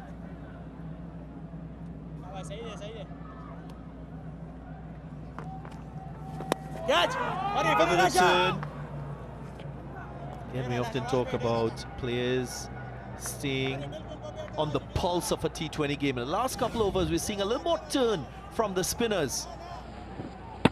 And that's because of the slowing down of the pace, as we often see in T20 cricket.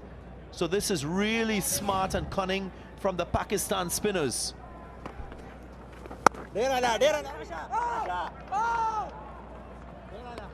DG, it's been 23 balls since a boundary has been struck. Very unlike the West Indian culture. That required rate moving from 10s into 11.5.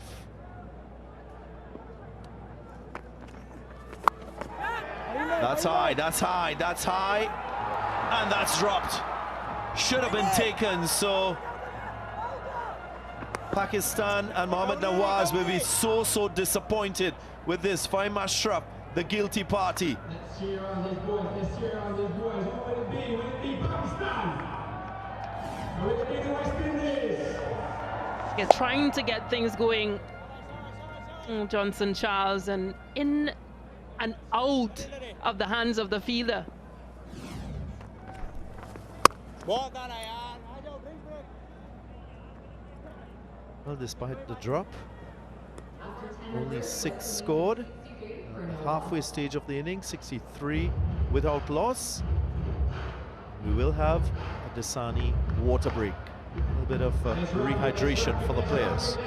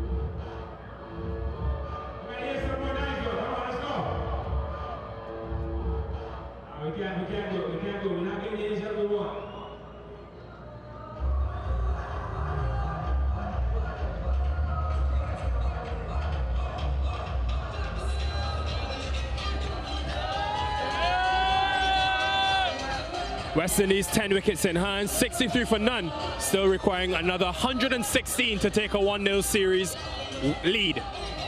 2,369 kilometers from Toronto to watch this T20 International. What are you guys thinking? Dad, are you crazy? Yes, it's been 25 years. I never watched the international match. I have been watching the leagues, but not an international match. And my family, they never watched the international match ever. So that was the motivation. So my son told us to come over all the way here to watch this match. Before we get to the cricket, how long did this take to get here? 3 days. 3 days? Yes. For a cricket game? Just for a cricket game. And you tell me it's for your son. Is this your first ever time watching Pakistan? I've watched them over TV, but it's my first time watching them in person, yes. And Dad, for you who were born in Pakistan, tell us when you moved and how cricket remained a part of your identity. I moved in 2002. It's been 23 years. And prime motivation was to come to a better country where the cricket game is still blooming. Right now, what are you going to be? Haris Rauf, Mohamed Haris, who are you going to be in a couple years' time? Inshallah, I'm gonna be Saim Ayub. Saim Ayub here. Now hold on, this guy here is also from Canada. He's from Montreal, but he flew, so he's not as cool. But wait, guys, Pakistan. But hold on. If you guys thought it was all Pakistan, you'd be crazy. We thought the West Indies had 2 batters. They've got another one. It is James Bond, 007, from Antigua, the country of Joel Andrew. My brother, what are you doing here first? So which shots are these?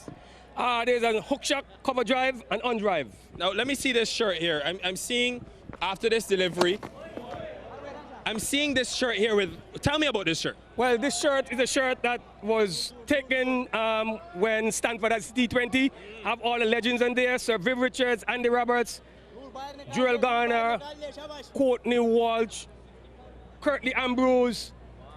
All right, we got the gist. Sobers, Richie Richardson is there. He's our match referee. That's my friend. You're from Antigua. What does it mean to you to have Joel Andrew in the middle representing? I'm feeling so proud right now to have Joel Andrew out there representing, especially Antigua, the West Indies, but Antigua, because long time we're looking for someone to perform like this youngster, and I'm happy to have him out there right now with us. I'm seeing 007 on the helmet. Are you James Bond? We've been looking for you. Yeah, I'm one of the James Bond from the beautiful city of Lauderhill. Used to play, and when I play, when you can't get the job done, you're calling James Bond to get the wicket. I'm a left arm swing bowler, and I normally just do that. So tell me, who's winning this game tonight? Oh, West Indies winning this game. Joel Andrew he's making a century tonight. Hold on, I need to get this helmet on. I need to see what's going on here. I'm 007. Guys, I'm coming. West Indies, give me this back too. I always had it, you know. A lot of runs coming off of that bat. Brother, you've retired. I've taken your place. Guys, I'm not coming back. We're out. Yeah, you stay right in the beautiful city of Lauderhill. Now maybe the West Indies might want to think about retiring out Johnson Charles. 27 from 32, a strike rate of 84. Just not getting the job done in this phase, Stacey-Ann King and viewers. Last T20 match he played, of course, he was retired out, Johnson Charles. That was in the GSL. The final against Rangpur Riders. Was retired out on 67. Again, these two just struggling to keep abreast of the required rate. And that's what the pressure of not scoring, not rotating the strike does. Yeah, this was during the drinks break. Head coach Darren Sammy having a word. Naina! They get hold of it. Was there sufficient power? Indeed. So a little win for Johnson Charles. First boundary in the middle overs of this game. End of the 11, 72 without loss.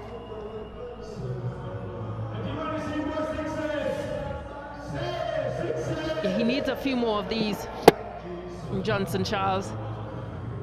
Yeah, just nods his head.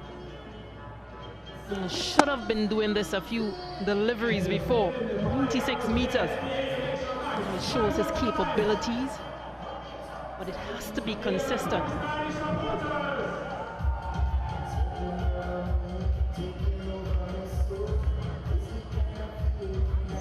Pakistan scored 80 runs in that middle phase of their innings. West Indies will have to try and accelerate a little bit more, not make it too difficult for the other batters to come, not leave too many runs for the last 5 overs, Stacey-Ann King. That's the equation. And with all his experience, Johnson Charles, he has to sort of weather Joel Andrew. He's a good striker of the ball. He's on 35 from 32, but that rotation needs to happen. Spin continues. Straight to the field and catch taken. So the pressure, the containment leading to a wicket, and the opening partnership is finally broken. Out goes the debutant, Joel Andrew. realistic that something had to give. The last 30 balls, 25 runs. So pressure on. Andrew holding out in the deep. Now he goes for a very well played 35 on debut. West Indies 72 for 1.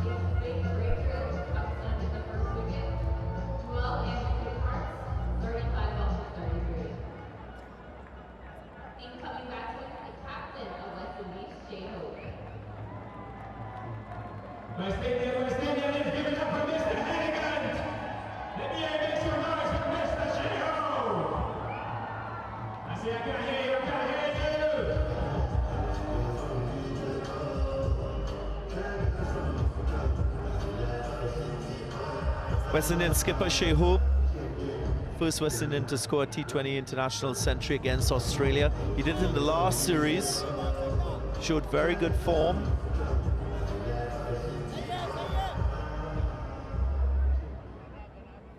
Was quite prolific in that last series, the leading run scorer for the West Indies now.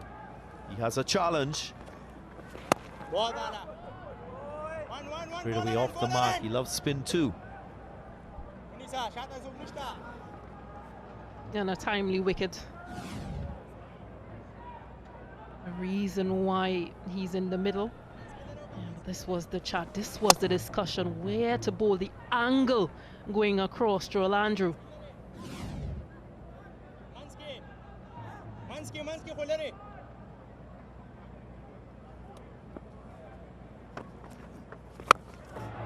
Yep, that sounded good. That should be 6. Oh, North! Brilliance from Shaheen Shah Afridi. It had 6 written all over it, but that athletic excellence coming into the way.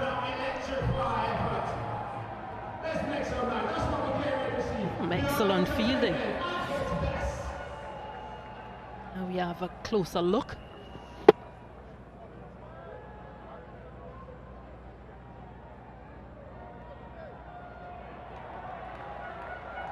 Release, right time.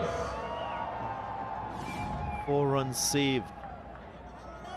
It's exactly the type of support that bowlers require in defense of a target.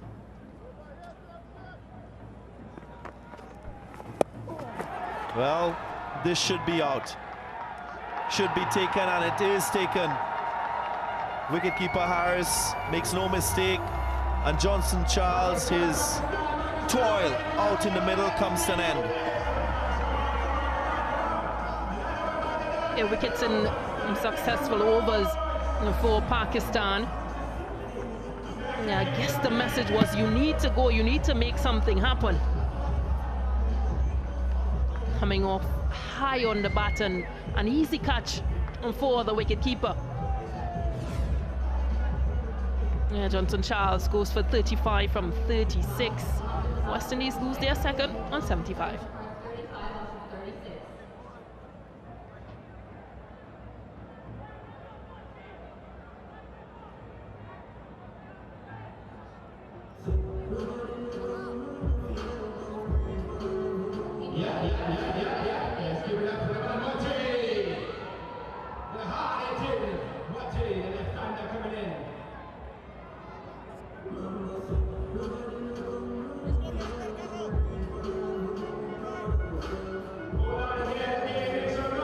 Burkesh Moti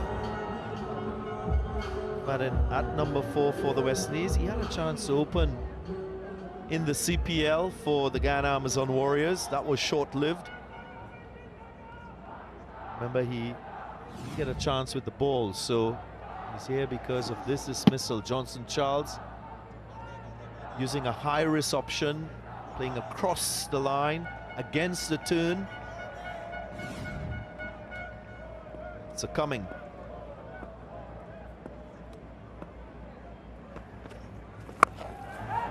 Moti goes with aggression. First ball and finds deep mid-wicket. So that move to bat Moti at number 4 not working for the West Indies, and they slump to further trouble.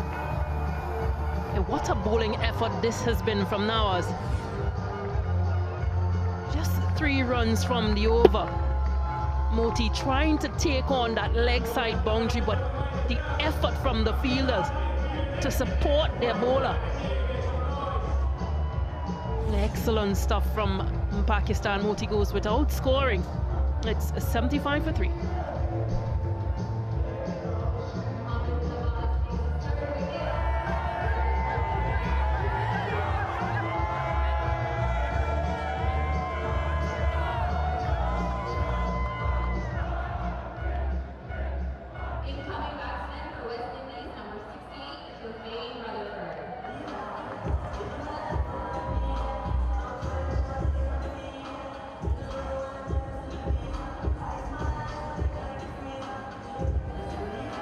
Pakistan dominant with the ball.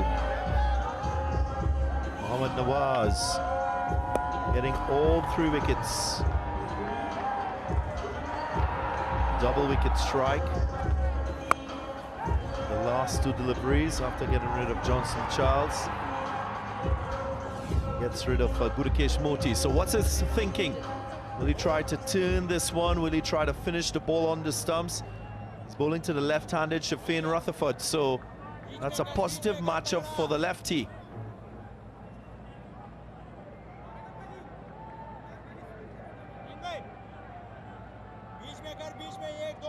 There is a deep backward square, deep mid-wicket and a long on. There's a short mid-wicket as well. So no ultra-attacking feel. Hat-trick ball. Goes with the regulation flighted delivery outside the off-stump. 3 wickets and 3 runs. What an over from Mohammad Nawaz. After 12, 75 for 3.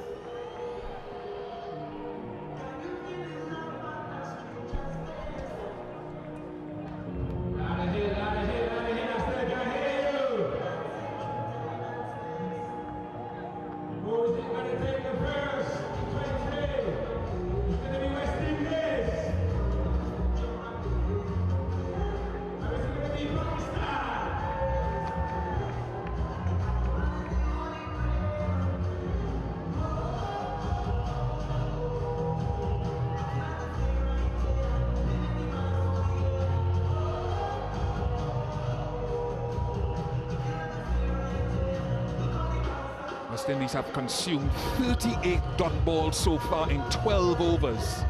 38. Saeem Ayub. Mixture of off spin and carom balls. Shai Hope generally strikes well against that type of finger spin. Can he do it tonight? They need to get themselves going. Hope and Rutherford, 104 required from 47. And hello to Samuel Battery. It's been stalled here in the middle. Yeah, it's the most critical part of the game from a West Indian perspective. This was the over previously. Johnson Charles getting it full and dispatching it almost for 6. But the wily Nawaz making an adjustment in his length. And all he can do is sky it for a simple catch for the wicket keeper. It was always going to be a struggle during this phase of the innings against these skillful spinners.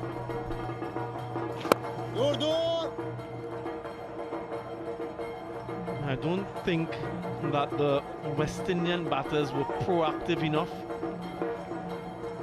I didn't think that they were attuned to what was happening around them.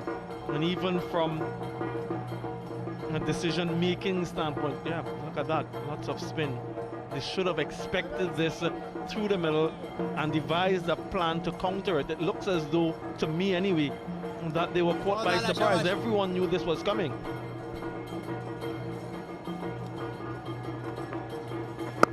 But I think we are caught by surprise, but we shouldn't be caught by surprise. Johnson Charles has been experiencing this, and I mentioned it before the West Indies started their innings, that since that T20 World Cup, his strike rate has been unacceptably low. Joel Andrew is in his debut T20 International, so that's an experience for him.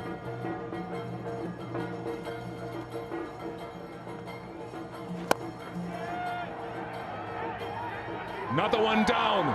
Saeem Ayub into the attack and removes Hope. Not all of Hope, but Shai Hope. maybe even all of it as well. Power failure from Shea, that's the carom ball.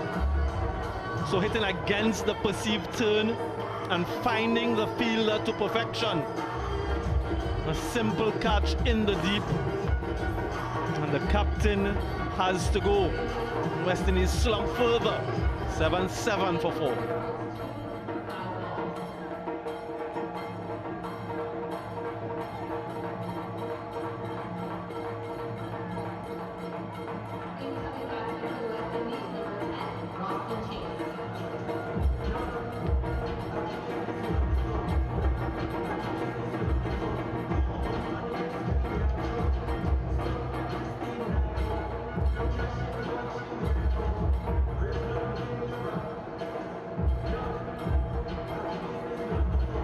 Ruston Chase enters the fray. 102 needed from 43.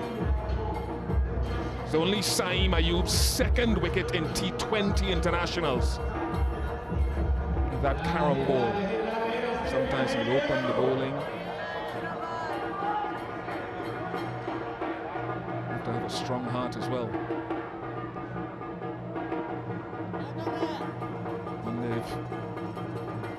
Wrist spinner will be employed to bowl his last over Sufyan.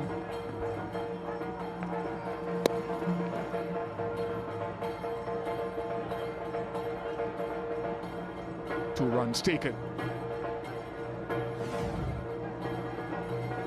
Yeah, this is the wicket of Shea Hope. Just didn't get the connection. Almost, but not quite. Yep, that's indication of that carom ball. Another over that went by quite quietly. 6 overs now for less than 6 runs and over in the middle phase.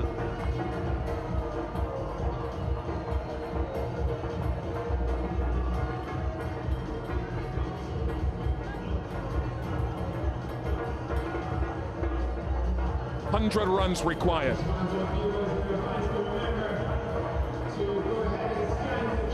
Jason Holder to come. Romario Shepherd can smack it. Akil Hussain has been in good touch.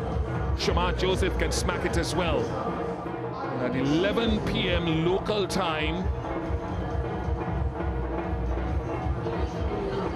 they need to go to work. Haris Rauf back into the attack. Pakistan's quickest bowler.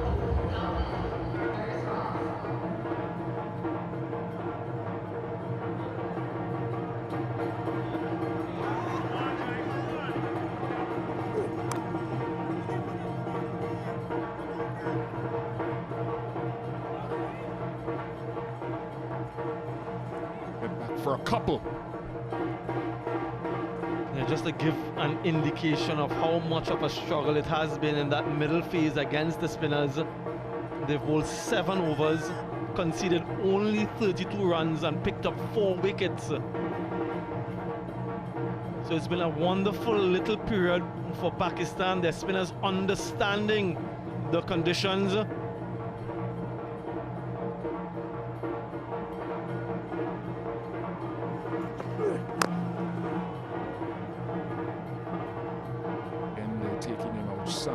Pakistan will be happy with where they are, and we have our Coca-Cola fan of the day having a great time as he sips it with cricket. Who will share a Coke? Who will you share a Coke with? Coca-Cola, the new soft drink and hydration partner of Cricket West Indies.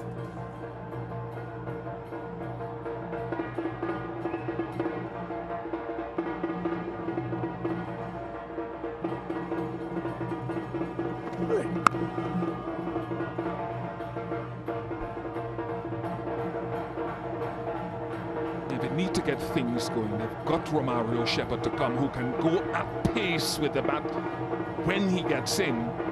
No guarantee that will happen, but he scores quickly.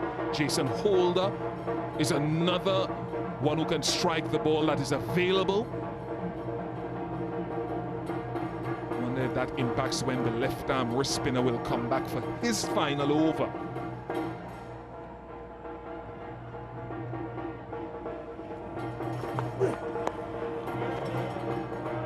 hemisphere. It's not very good from the wrist spinner, Sufyan.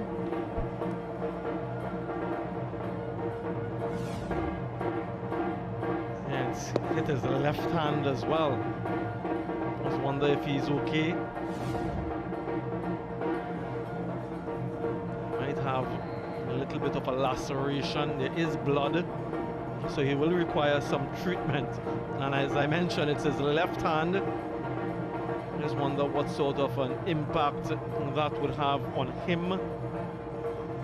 Might just be the tip of that pinky finger on that left hand. Yeah, they've traversed a long way, many of them, to come here to Fort Lauderdale to experience the cricket, but also this, the wonderful beaches. Look at the turquoise water, pelicans, the sea creatures, so many things to come and enjoy and experience here in this part of the world.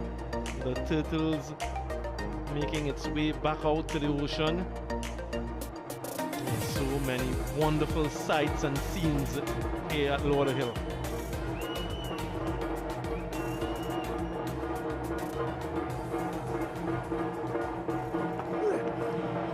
And that's something that Harris Rolfe has developed nicely over the last few years. That little cutter, that pace-off delivery. Because he can be high pace,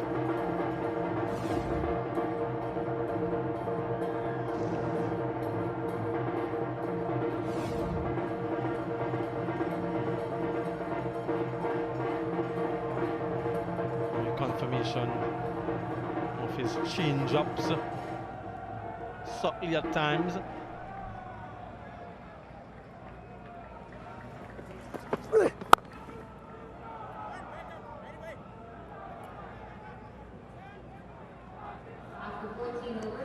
.84 for 4.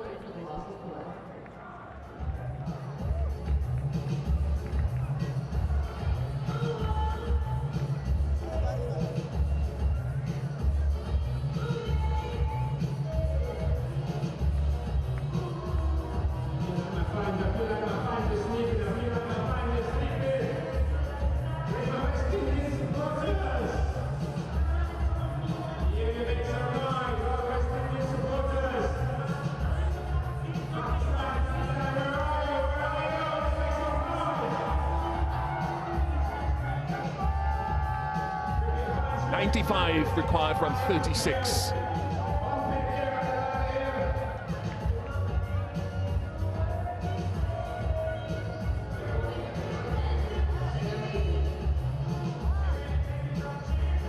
Another over for Saeem Ayub.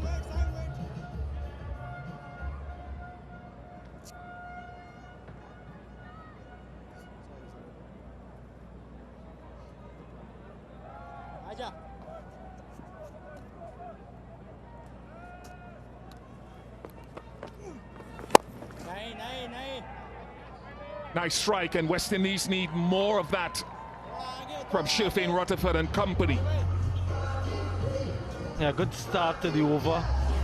Saeem Ayub wary of not getting too close to the power of Sherfane Rutherford, and so he erred on the short side, but he's going straight. Can he make this a big over, Sherfane?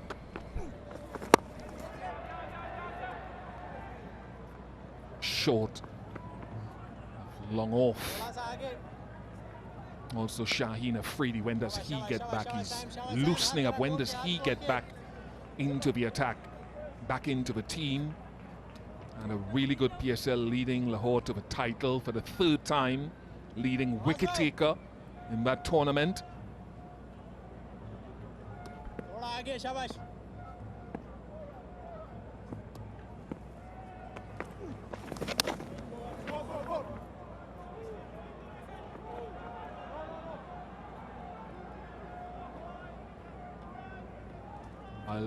Wide's belatedly signaled. And I suppose when the West Indians reflect on their innings with the ball, and though they're not out of it just yet with the bat, they'll think about those overs of Moti.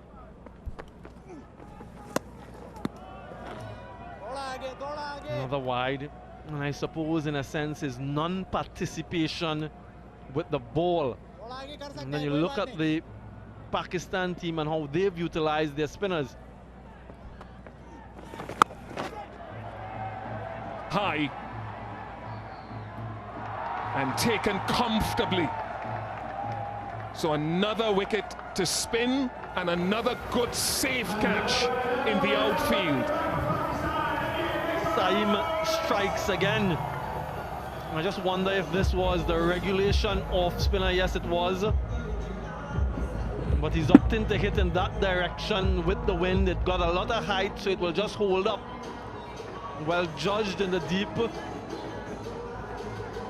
fact, as a man with the catch.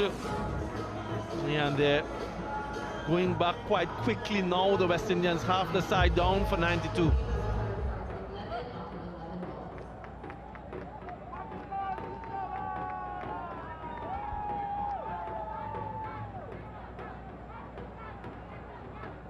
Incoming batsman for the West Indies, Romario Shepherd.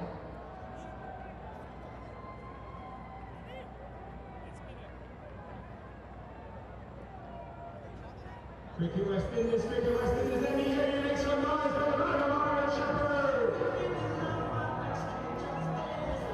Romario Shepherd comes to the crease. At his best, a high strike rate, high tempo all-rounder with the bat.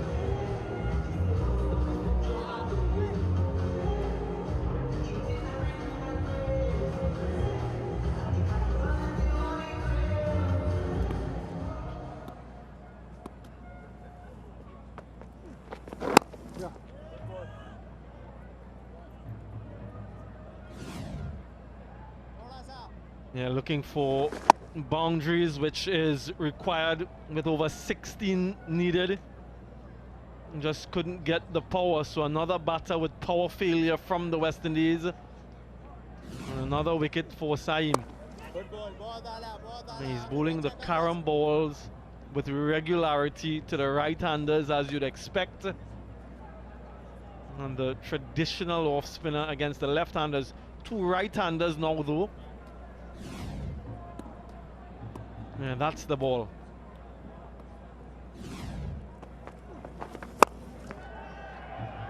That's the power that Romario Shepherd can generate. 100 is up, 100 for 5.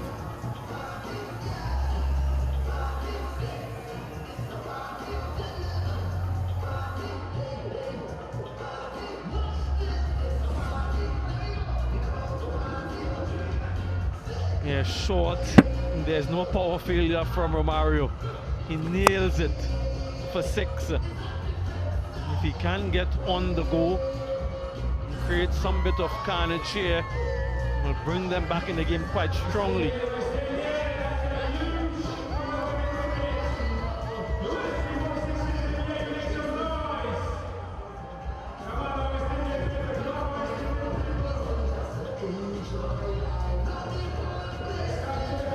Shepherd and Chase get going, will be followed by Holder and Hussain, Shamar Joseph if needed. Shaheen Shah Afridi is back. 2 overs for 5 runs initially in that power play. No wickets yet.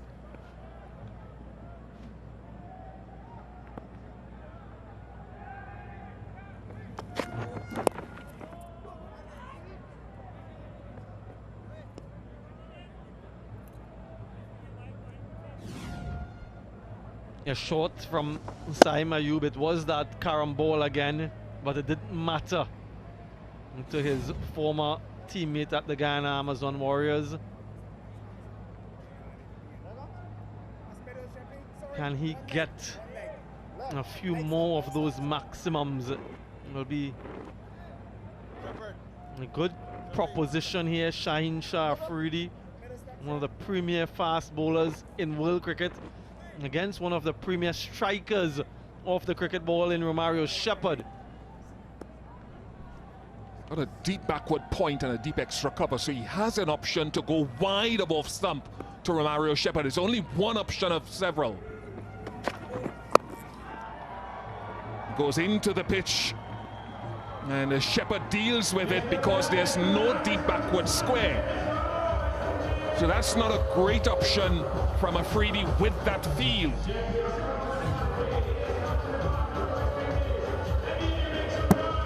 He will need as much of the strike as possible of the remaining overs. We've got 4 overs after this one. How many of those deliveries can Romario Shepherd get? And from a Pakistan standpoint, they'll be looking to do the reverse. Have him face as few deliveries as possible. Change in the field. Deep point has come up. That deep square leg has gone where that boundary went before. And that'll be a wide and an extra run. Good awareness from Ruston Chase.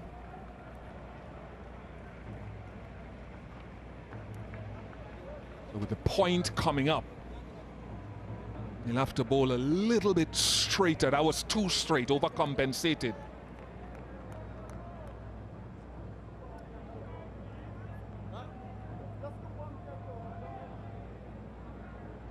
Yeah, the field remains the same for Ruston Chase, but the angle changes. Round the wicket now, Shaheen Shah. Shepherd was saying to Chase, we need 2 boundaries and over. Hear him saying it through the Stumps Effect microphone. At least 2 boundaries and over we need.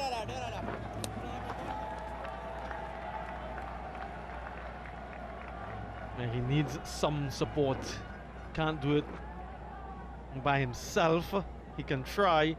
If Chase can eke out a boundary ever so often as well, it will help towards the course. 71 from 27. And that required a rate just under 16.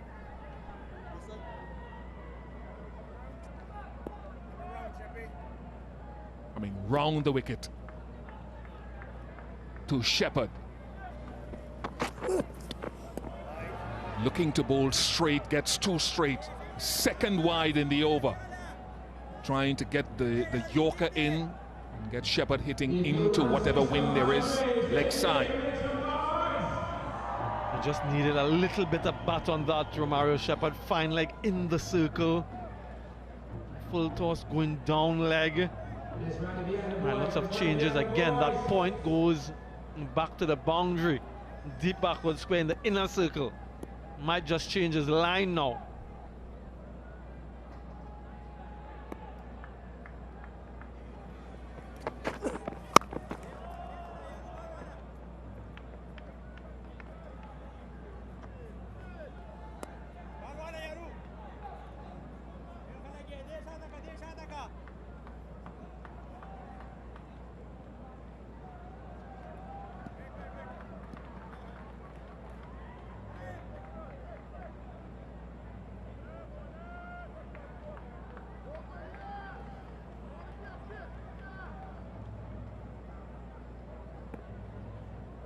Point has come up for Ruston Chase.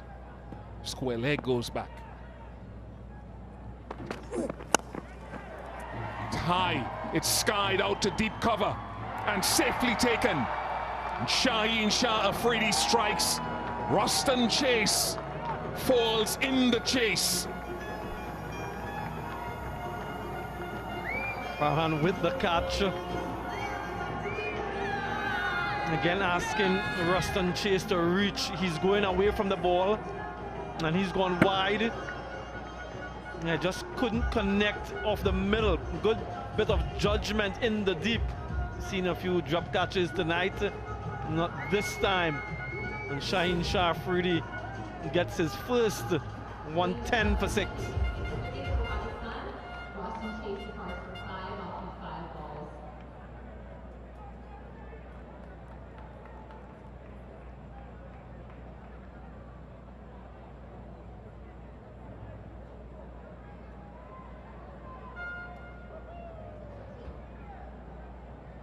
Incoming batsman for the West Indies, Jason Holder.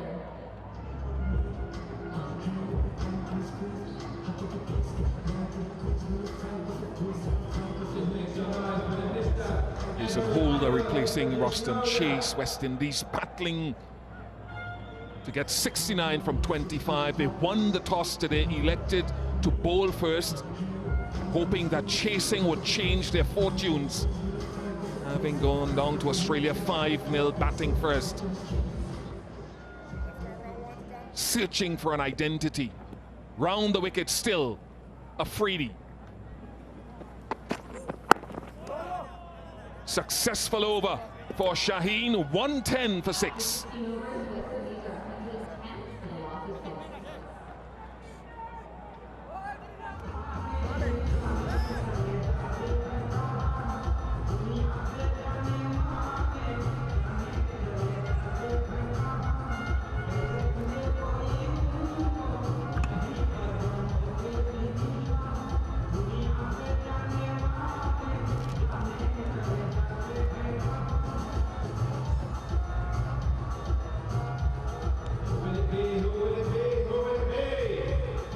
West Indies were 47 for none after the power play, and 7 overs after that, 32 for 3. Pitch where it's not been easy against the spin, they've faltered, but still have a chance. 69 needed from 4 overs. They'll need a miracle, and it's more spin, like Ian Bishop and Samuel Badri said earlier. Here is the left arm wrist spinner, and he's got him straight away. Purposely held him back for Shepherd. The power is no more. It's been spin to win from Pakistan. And that's the 6th wicket for the spinners. Just skidded through and onto the back foot and beaten for pace. Lovely bowling from Sufyan Mukim. Pakistan, well, they've got a firm grip on this game now, courtesy the spinners. Mario Shepherd out for 12. West Indies 110 for 7.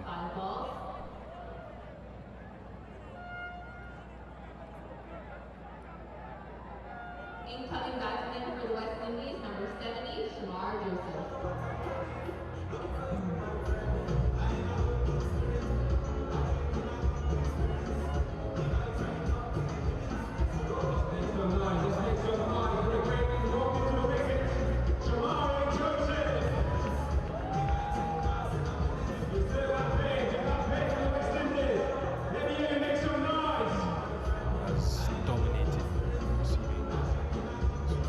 Shamar Joseph, who's shown us his batting exploits in the test format. A couple of 30s, can hit a 6.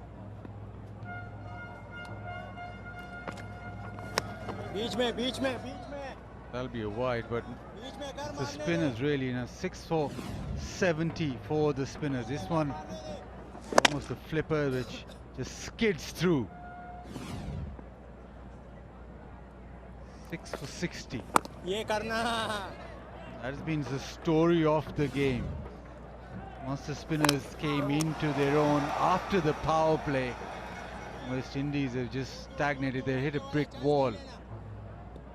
Not been in the game at all. Yeah, it was always going to be the problem. The wrist spin from the left armour.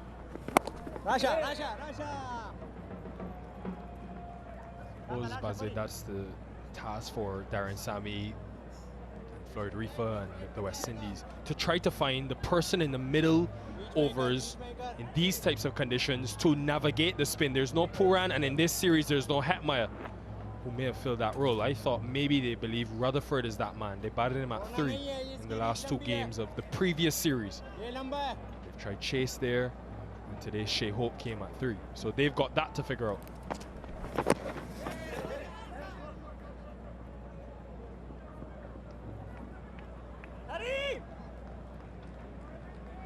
Next game is day after, and then we are back-to-back games, but we'll have to figure out their tactics as well. They've chosen to chase on a pitch which is quite slow. Maybe they'll have to rethink that, because Pakistan will keep going at them with spin. And as this game progresses, the pitch slightly loses a little bit of pace. And with back-to-back games, it'll be tough for the ball to maintain pace off this surface. So maybe they'll have to rethink the strategy of chasing. Obviously they won a toss after so long and they elected to chase, but I don't think that this is the sort of pitch where you want to bat second, especially if you're facing so much spin. 14 for 7. And it's a tough one, Bazid, because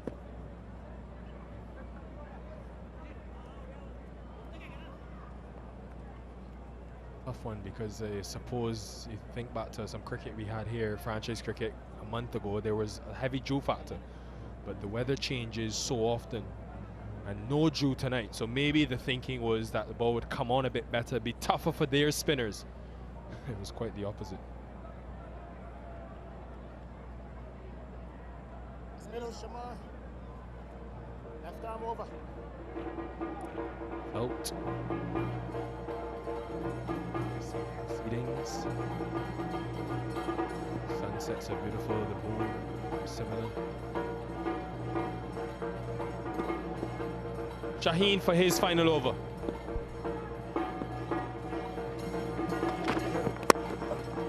Shaheen coming back into this Pakistan setup, much like Haris Rauf. One thing I noticed, Bazid, and this is where your expertise come in, it's been quite obvious that Mike Hesson has tried to survey his different fast bowling options. You've seen Salman Mirza, Abbas Afridi in the last series. Is this, you think, the closest we'll get to what their strongest fast bowling core is with Fahim and his all-round ability? Well, it's pretty much getting there, but I still think that with Shaheen, you might need somebody who can bowl with the new ball at the other end. So therein lies the question, do you then trust Salman Mirza to come back into the side? That's a lovely swing. Jason Holder has such a languid swing of the bat. And more often than not, when he connects, it clears the field. Yeah, they'll need a few of these every over, but Shaheen around the wicket trying to go wide. All the targets down the ground, very strong there. Reach as well.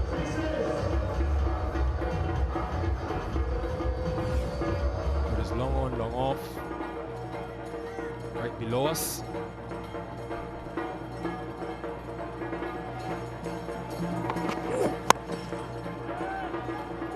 That time well positioned.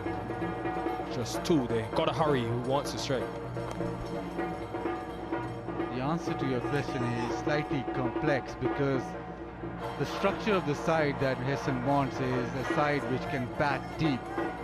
So he almost sacrifices one bowling option for an all-rounder. So you say, is this the best combination? Yes, you could still add an out-and-out bowler, but Hesson doesn't feel that that's the way to go. So maybe just compromise a bowler. On this surface, you could almost play another spinner. You could play Abrar, who is also a mystery spinner and would be quite difficult to pick. And the way that Sufyan Mukim has bowled, you'd be very tempted to play him as well. But then the theory of batting deep and the theory of going 20 over power, just that comes into compromise. And Hesson is pretty adamant that he wants batting that goes down to 9, and even if he can get a bowler who can bat a bit, then it's all good. Lights on. The time. Switch them on.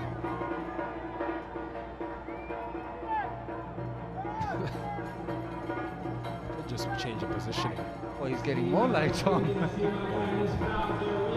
wasn't helped by it when he got a batter of the quality of Simon, talent. For him to be bowling up deliveries that can turn both ways, that is a handy asset to have, and probably keeping him in the team at times when he hasn't found the most success with bat.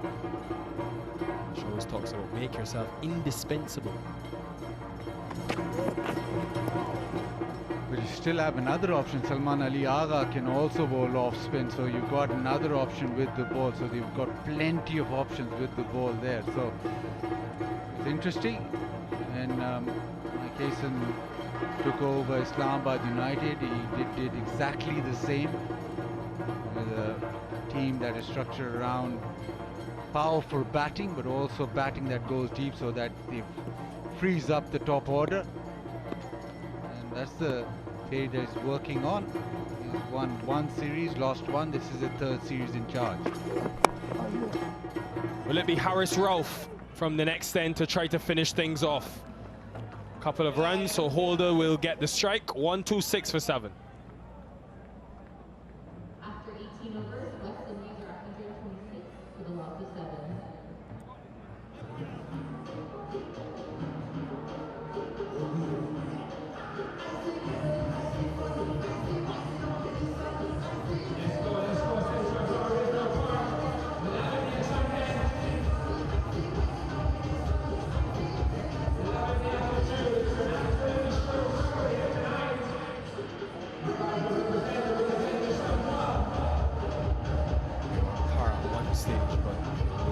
Spin after the power play of Nawaz with Keem and Ayub contained the West Indies in the middle. Just left too much work for Shepherd, Holder and the power hitters to do. Here is Harris Ralph. 3 deep on the leg side with a long off and deep cover. That has been timed to perfection. He can hit a few, Jason Holder, as he's shown us this year. Again, that swing of the bat, such a pure swing when Jason Holder hits it. 87 meters, just like that. And hit a very, very long ball. Jason Holder. But they have been braver. Hindsight is always 20/20, but they sent Chase in when Hope got out. Could they have sent Shepherd maybe ahead? Jason Holder.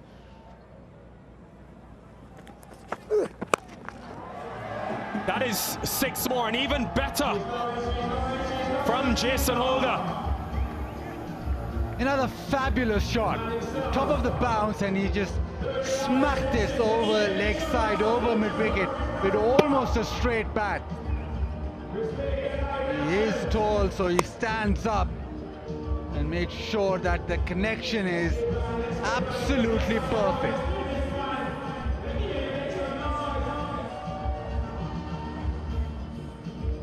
He's gone length first 2 deliveries, Ralph. Can he go to his short ball, which has dismissed Holder in the past, pulling with a deep backward square, fine leg is in?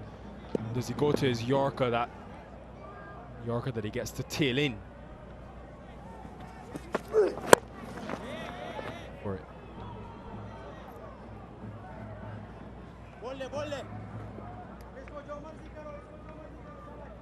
And just with the spinners, West Indies almost lost all rhythm. Late nights, there's T20 cricket for you. Harris Ralph just possess a very good slow 1-2. But you look at the way that West Indies batted, they were good in the power play, but once the spin operated after the power, they lost all rhythm. There was a lot of swing and miss like that. Mazad, I'd be interested to see what the West Indies do on Saturday with their batting order. I personally thought they were building to something. Obviously, they didn't get the results, but with Rutherford at 3, we saw some data showing us that he's better when he starts earlier. They had Shea Hope opening the batting with success, and even Shepherd, he does well when he faces 15+ deliveries, more deliveries. So how do you repurpose and restructure that to get the best out of your senior guys especially? They want to win. They've not won other than that Ireland game. Another swing and a miss.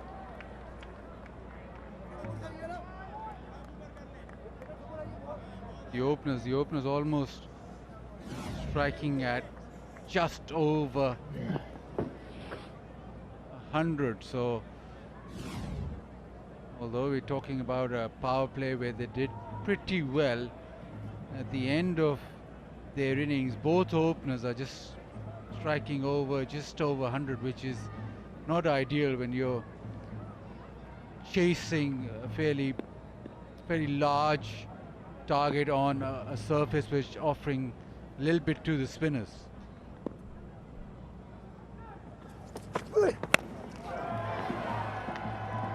He's got hold of that one, has he? Yeah, just enough. We've seen this in the test format. Late fireworks from the West Indies. There's still a 1% chance in the final over. 145 for 7.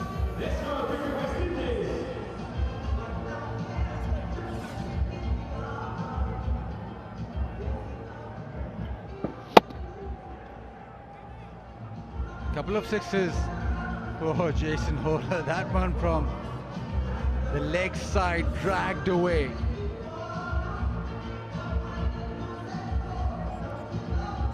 Let's go, West Indies. Let's go, West Indies. Right to the end. Let's get that energy. Raheem Ashraf will return to this green uniform under his PSL head coach Mike Hesson.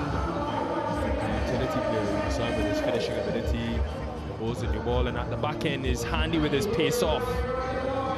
I want to hear more about this 1%. Nico? 6 sixes, Bazir Khan. It's possible, it's been done before. What about 5 and a boundary? That makes 34. And that will help Bazir, 1.5%.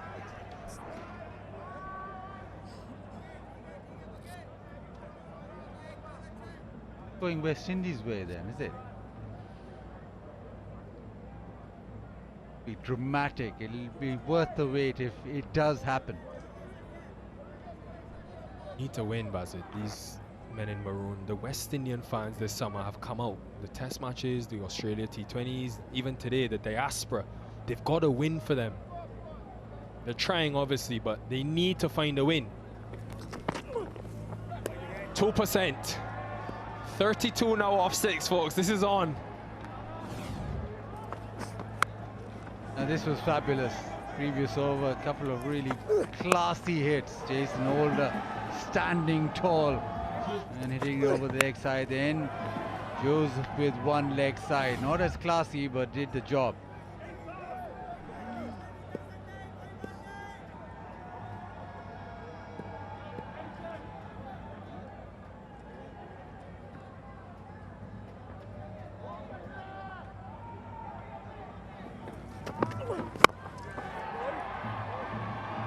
Does that have enough? It does have enough. Ladies and gentlemen, stay where you are. This game is still on. But Jason Holder has turned it on. He's on to 29 of just 10. That is hit over long on. And just enough power. It's a terrific attempt, but it's at 6. So 8 of the first delivery, 2 wides and a 6. 26 now needed of 5. A little bit of discussion now. Now it's another couple of 6s and makes this very interesting. It's not the first time, though, that Pakistan have gone wide of the stumps to Holder, and he's continuously dragging the ball straight. If you go wide to him, you've really got a nail. So they've got the deep mid-wicket straight right of your screen, very right. They've got long on, and the rest on the offside, so still protection. Oh, now deep square is going back. So does he change the plan? Go into the pitch and straight? Could flirt with a wide Yorker again, just a bluffing.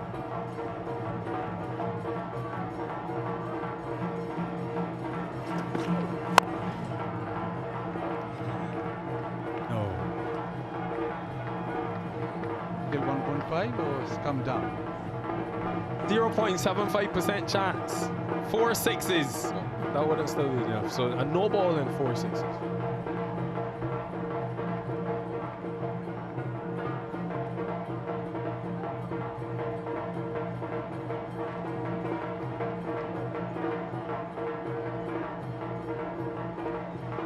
West Indies will have to rethink that middle phase. Samuel Badri was on it straight away. It was the spinners against the West Indian batters, and the spinners came on top. We just lost all rhythm throughout that middle phase. that's why it's come to this stage.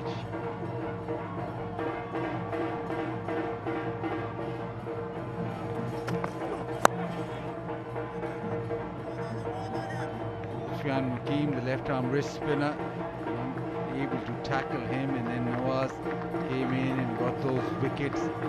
Saim Ayub too, but basically pace off the ball and spinners bowling into the pitch.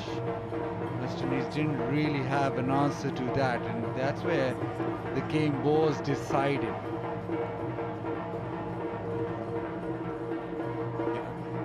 Only played one game in the last series. They didn't go to Makeem in Bangladesh.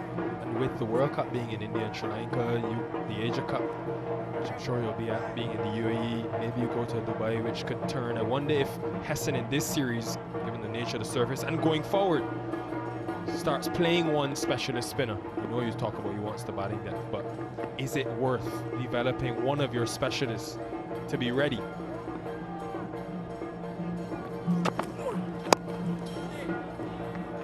That's the balance that you've got to find. I think in any format you need the balance with the bat and balance with the ball. Now, Pakistan normally are a side which wins game through their bowling, but Mike Hesson adamant that he's going to try and change that and get their batting up to speed, which is a very good thing, but then the compromise is that you then go to your all-rounders. It is work today.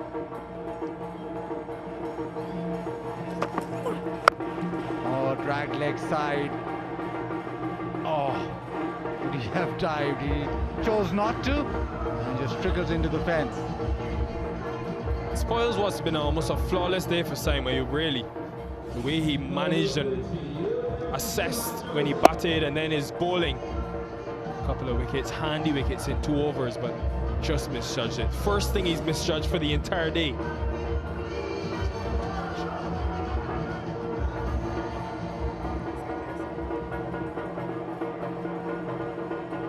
One delivery for Pakistan to take a 1-0 lead. Very important in a 3-match series, important in any series, but especially here, away from home. So Rago will be proud of his men.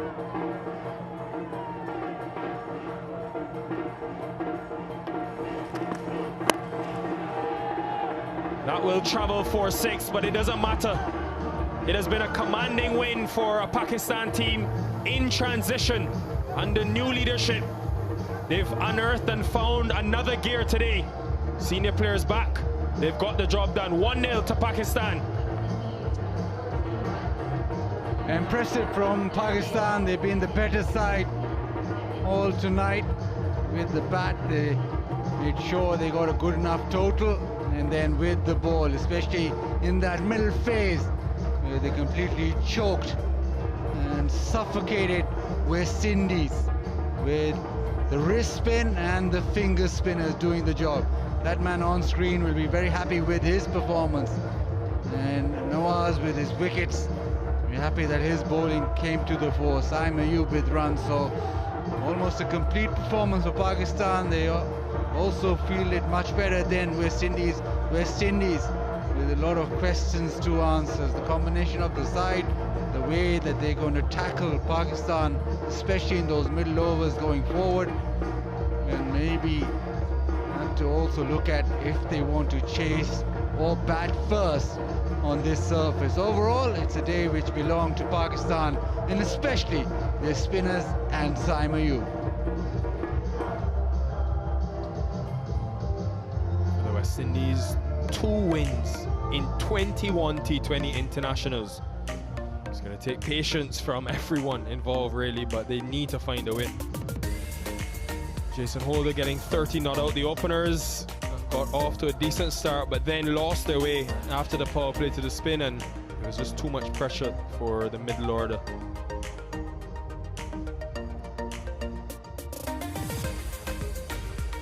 Shah Preeti back in the side, 1 for 27. Haris Rauf 1 for a few runs. Fahim Ashraf 2, but with Sufyan Makeem 1 for 20. Saim Ayub 2 for 20, and Mohammad Nawaz 3 for 23.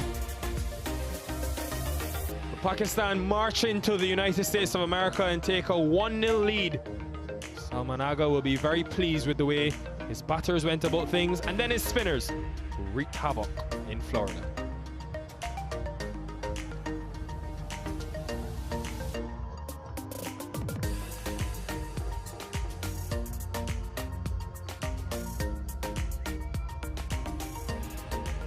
The CG United moment of the match goes to the boy from Barnes Hill, Antigua.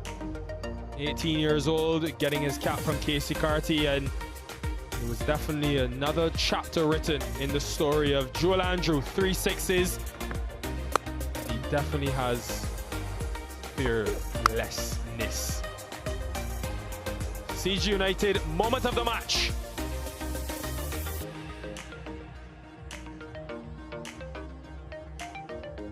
Wazir Khan is smiling. He'll be smiling all the way until Saturday. But we're just getting started here in this West Indies versus Pakistan series, the CWI T20I series first, and then the CG United ODIs in Trinidad. We will take a break. Don't go anywhere. When we come back, we'll hear from the captains.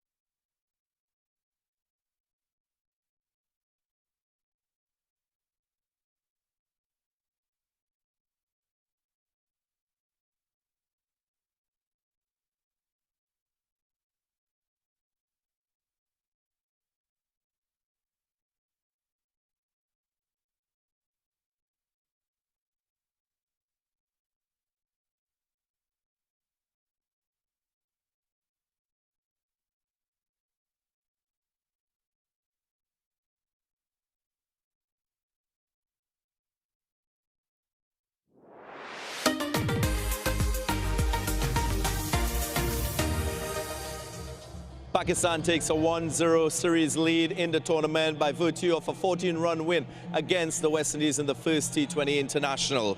Welcome to the end of match presentation of the first T20 International of the Cricket West Indies T20 International Series, West Indies versus Pakistan 2025. We'd like to thank the official sponsors of the series who have made this possible: CG United, Betcade Sports, Dasani, Courts, Macron, Coca-Cola, Powerade, and Visit Lauderdale.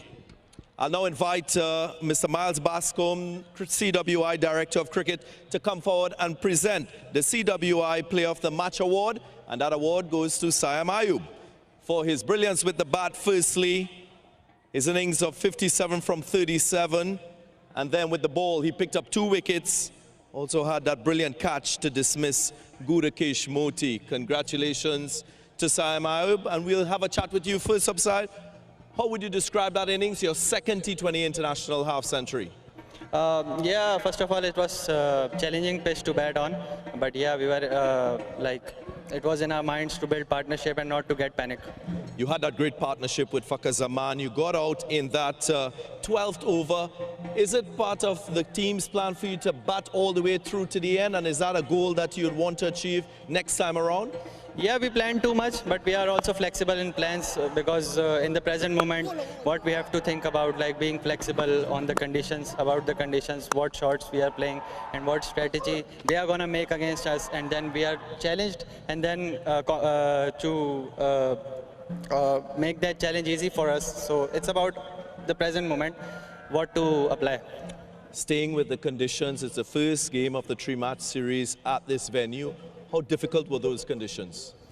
Yeah, it was, we cannot say difficult, it was challenging, but yeah, that pitch, that kind of pitch limits your shots, and you have to play with a lot of focus and don't get panic, especially on that conditions. Nikhil did an interview with you before the start of the day's play, and he spoke about your bowling and what we saw. Could we now consider you an all-rounder with your 2 wickets you achieved today? Whatever role is there available for my team, which my team demands for me, I can bowl. Yeah, but that was not my best bowling, to be honest. I'll try to improve that a lot, yeah. Okay, well, congratulations on your award. Well played tonight. Thank you, thank you. That was our CWI Player of the Match, Syam Ayub. I now ask Shay Hope to come forward and have a chat. Shay, not the right result for you. Let's start first with the bowling. How would you describe that effort? I wouldn't say it's a poor bowling display, but I still feel as though we could have restricted them a little bit less. We got ourselves to blame in a sense. We let a few balls slip through the legs. We didn't really chase down a few balls as well. But I think all in all, the bowling didn't really let us down. I think it was more so from the batting front that we struggled in this game. We didn't see Gudakesh Moti with the ball. Talk us through that and the considerations that you had as captain. Well, you see what Syam and Fakhar was doing in the middle there, especially those 2 left-handers at the crease. I didn't really want to give them that matchup too much, but I thought Chase bowled a really decent spell at both of the lefties, and I didn't realize the ball was spinning that much until I went out there to bat. But it's something that I maybe missed the trick a little bit, get more spinners involved in the game. But yeah, I have to boil down to the batting display that we had, that we didn't cross the line. Right, staying with that batting display, your target was 179. You had a little bit of a change in your batting order. You batting at number 3, Gudakesh Moti at number 4. What was that thinking like? Well, we obviously wanted to not allow the spinners to settle in the middle. So the plan was to let John go as hard as possible, and then if he gets out, Moti would have potentially gone at 3. But yeah, it just happened that Josie wanted to go. I was trying to just get into the innings a bit quicker. I didn't get off today, so it was a bit unfortunate from that end. But yeah, the aim was just to try to not let their spinners settle, and when they did, they just put us under pressure, and it was difficult to combat that after. When you have an experience like this as captain with a short turnaround time, what's your message to your team to get things right in that second game? I just got to lift things up. We got to learn from the mistakes very quickly, have the discussions quickly, ensure that what we're doing in the meeting rooms, we transfer that into play. So it's important for us to keep the talk, yes, but we got to put more action out there. Well, Shay, dust yourself off. We look forward to seeing you on Saturday. Cheers.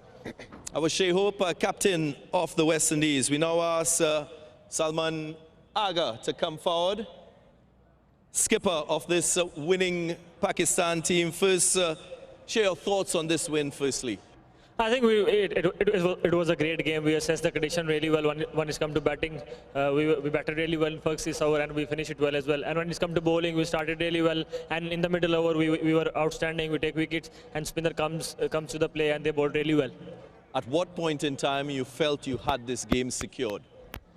I think like first 10 over we bowled really well. We didn't take a wicket, but we controlled the game. I think, and once the spinners get that grip and spin, I think they bowled really well. And 11, 12 over we took 3 wickets in those periods. I think that was the turning point of the game. Was it a predetermined plan for you to bowl 8 of the middle overs with spin against the West Indies? Yeah, I knew it. Like after the first inning, I thought once the ball got old, it's got really difficult against spin. So I just wanted to hold the bowlers, all the spin bowlers overs in the middle overs, and I was just waiting the ball to get older and then let them play. You had a chance to bat out in the middle. Did the surface change at all from that first innings to the second one? I think it was pretty much the same. It was slow and it was gripping, but the new ball comes really well. But once the ball got older, it was very difficult. And once you have set batter, it was easy. But once you are like 2 new batter or 1 new batter, it becomes very difficult. Well, Skipper, congratulations tonight. Congratulations on your win. Cheers, thank you. Very happy Salman Aga. Still a new captain, learning his trade, but he's talked about his leadership qualities around the world, and you can see that in the way he speaks. He's led his team well. They got to 178. The West Indies fall 14 runs short and take a 1-0 lead, Pakistan. They'll want to continue their winning ways. There's not much time. Day off tomorrow. Relax, and then join us on Saturday and Sunday for the final 2 T20Is, and then we go to the ODIs in Trinidad and Tobago. We will take a break, but again, stay with us because we've got more analysis for you.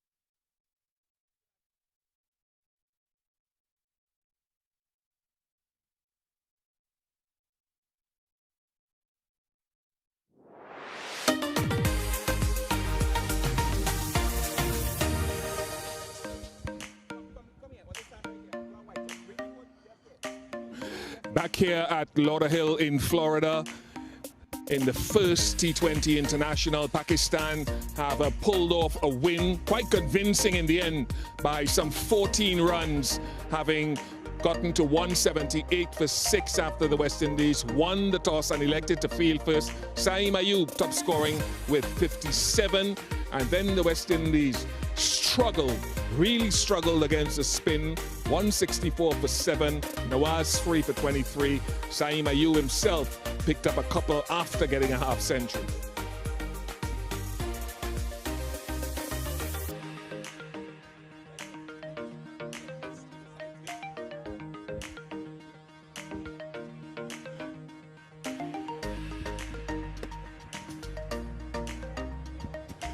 Yeah, thank you for joining us at the end of this first T20 International with Samuel Badri and Basit Khan here with me to do our post-match analysis.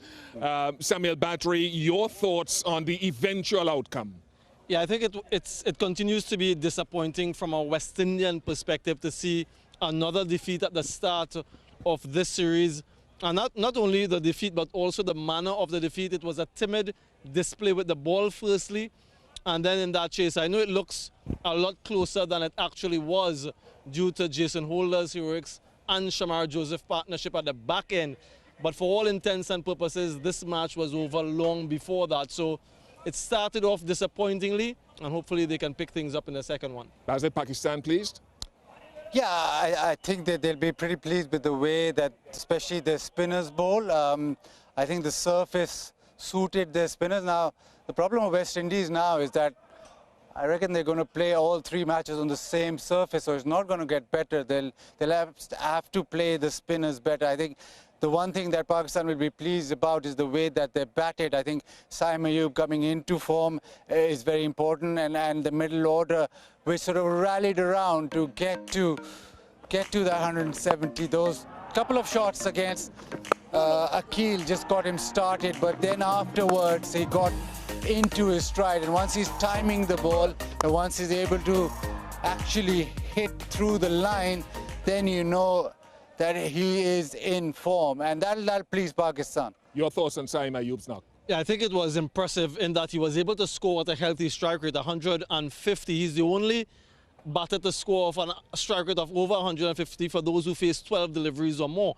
So to be able to pace that innings and bat as deep as he did and really lay that platform, which I thought they got an overpass score here. That 178, in my mind, was way too many than they should have gotten had West Indies bowled better. Yeah, we can talk about a lot of things with the West Indies. They gave away at least 15 runs in the field, lost by 14, but they did have a positive in Shamar Joseph, his first T20 international in this sort of last couple of weeks. How did he go? Yeah, I think he does what he does really well, which is to bowl wicket to wicket and to hit that length that is just short of a good length. So he's asking questions of the batters almost every delivery.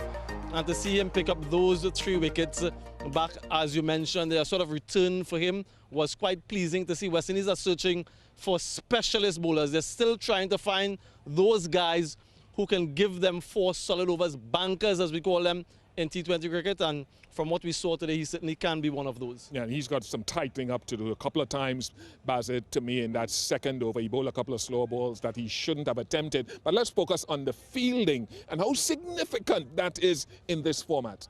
Attention to detail. The quality lies in the attention to detail, and this is something that you have under control, is fielding.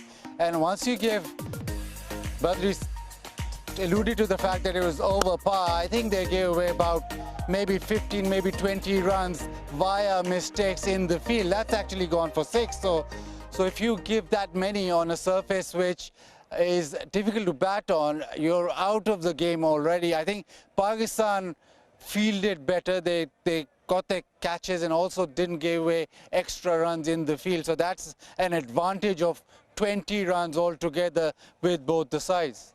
And this may sound harsh, but this is not only tonight or today's game that this has been happening. It's been happening all through the Australian series. So this is not an anomaly. And that is something that has to be rectified immediately. The wickets, though, as we review them as they fell, let's get some analysis on how things went.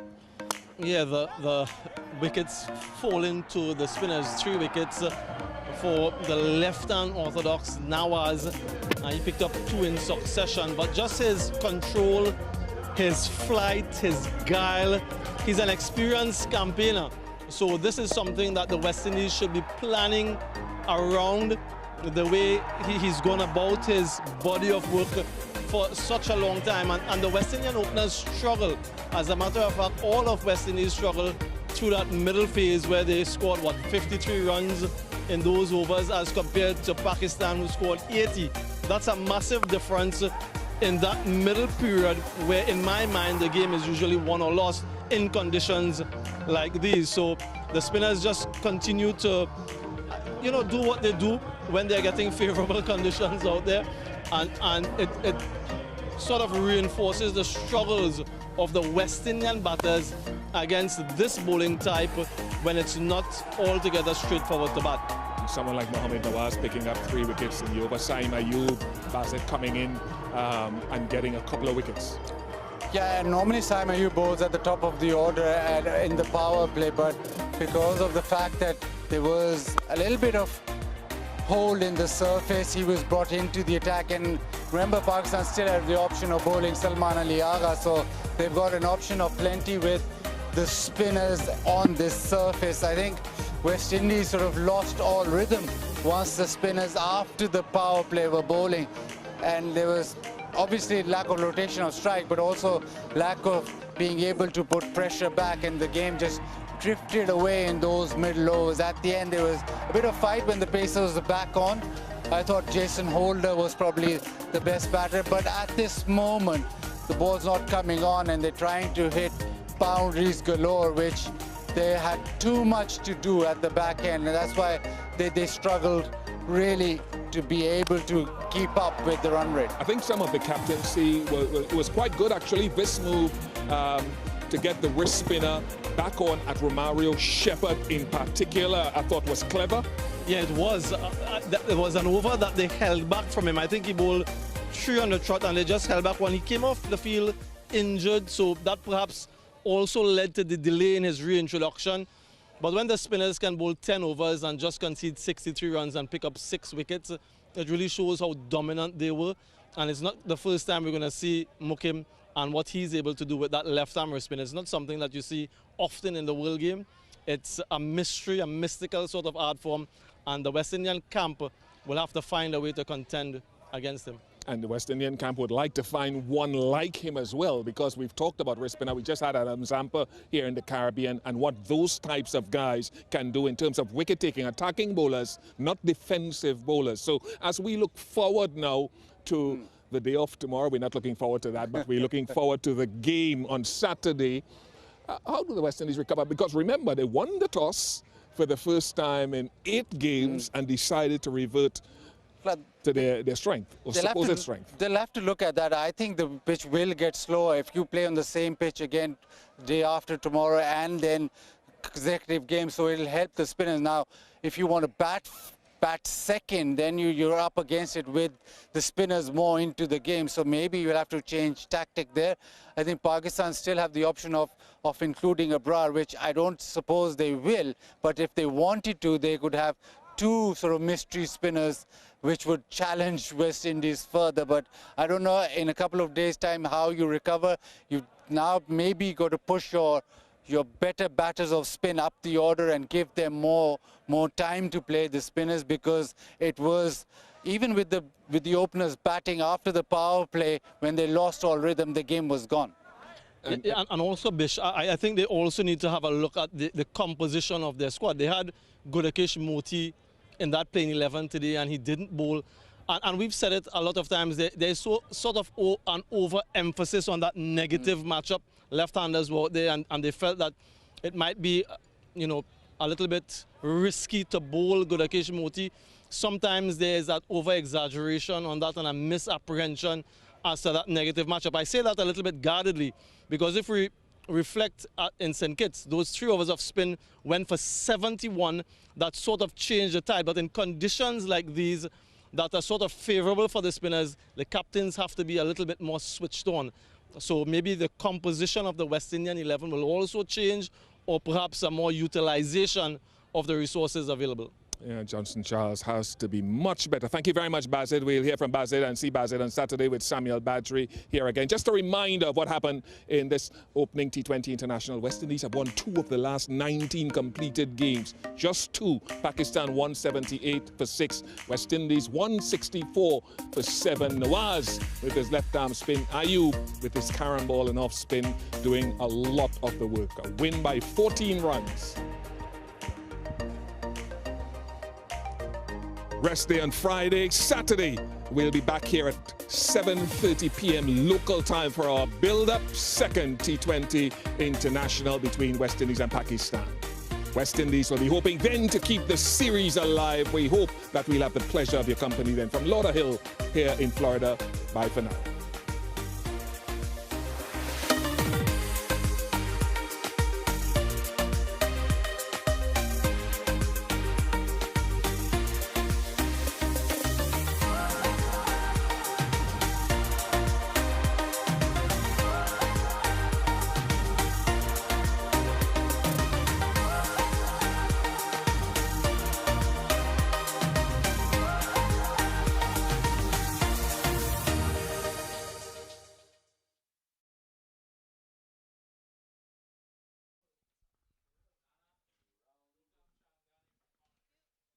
And boom! Let's get on it some more. How's it ready? Come on, Nana. Come on!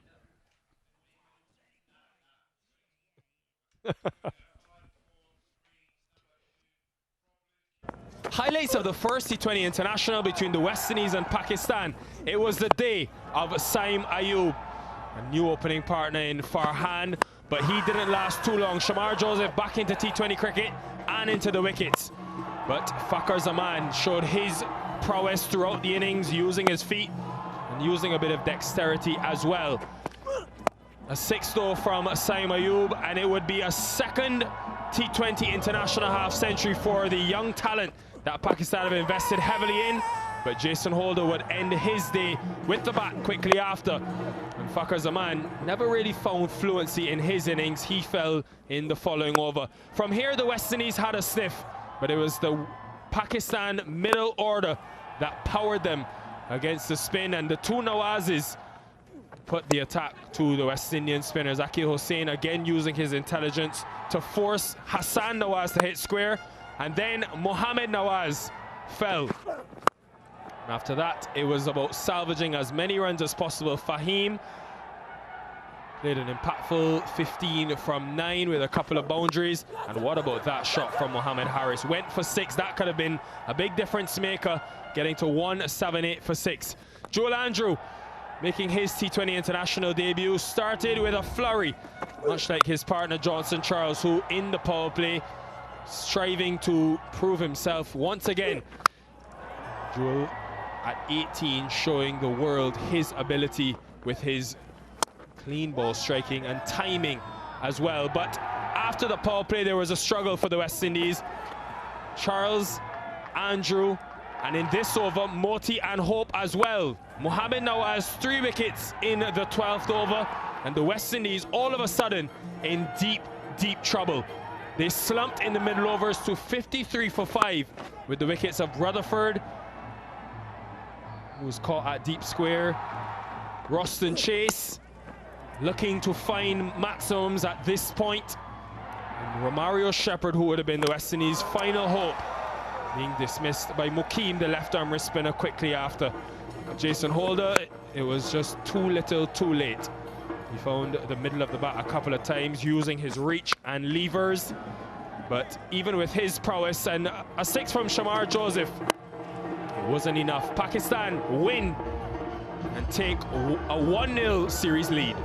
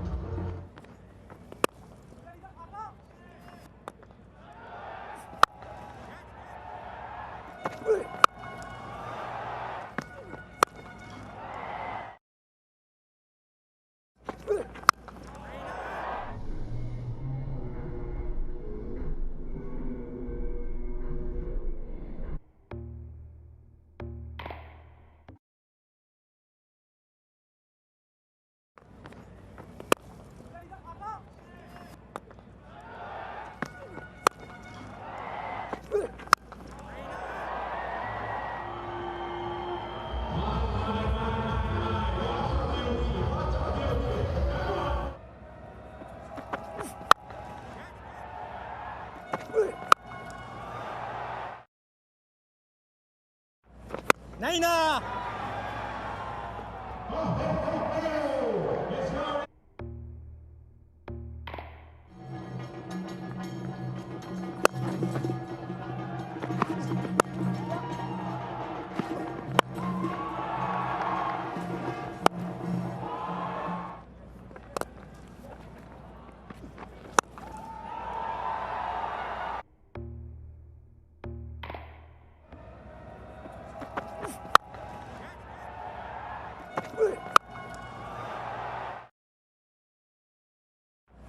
Naina!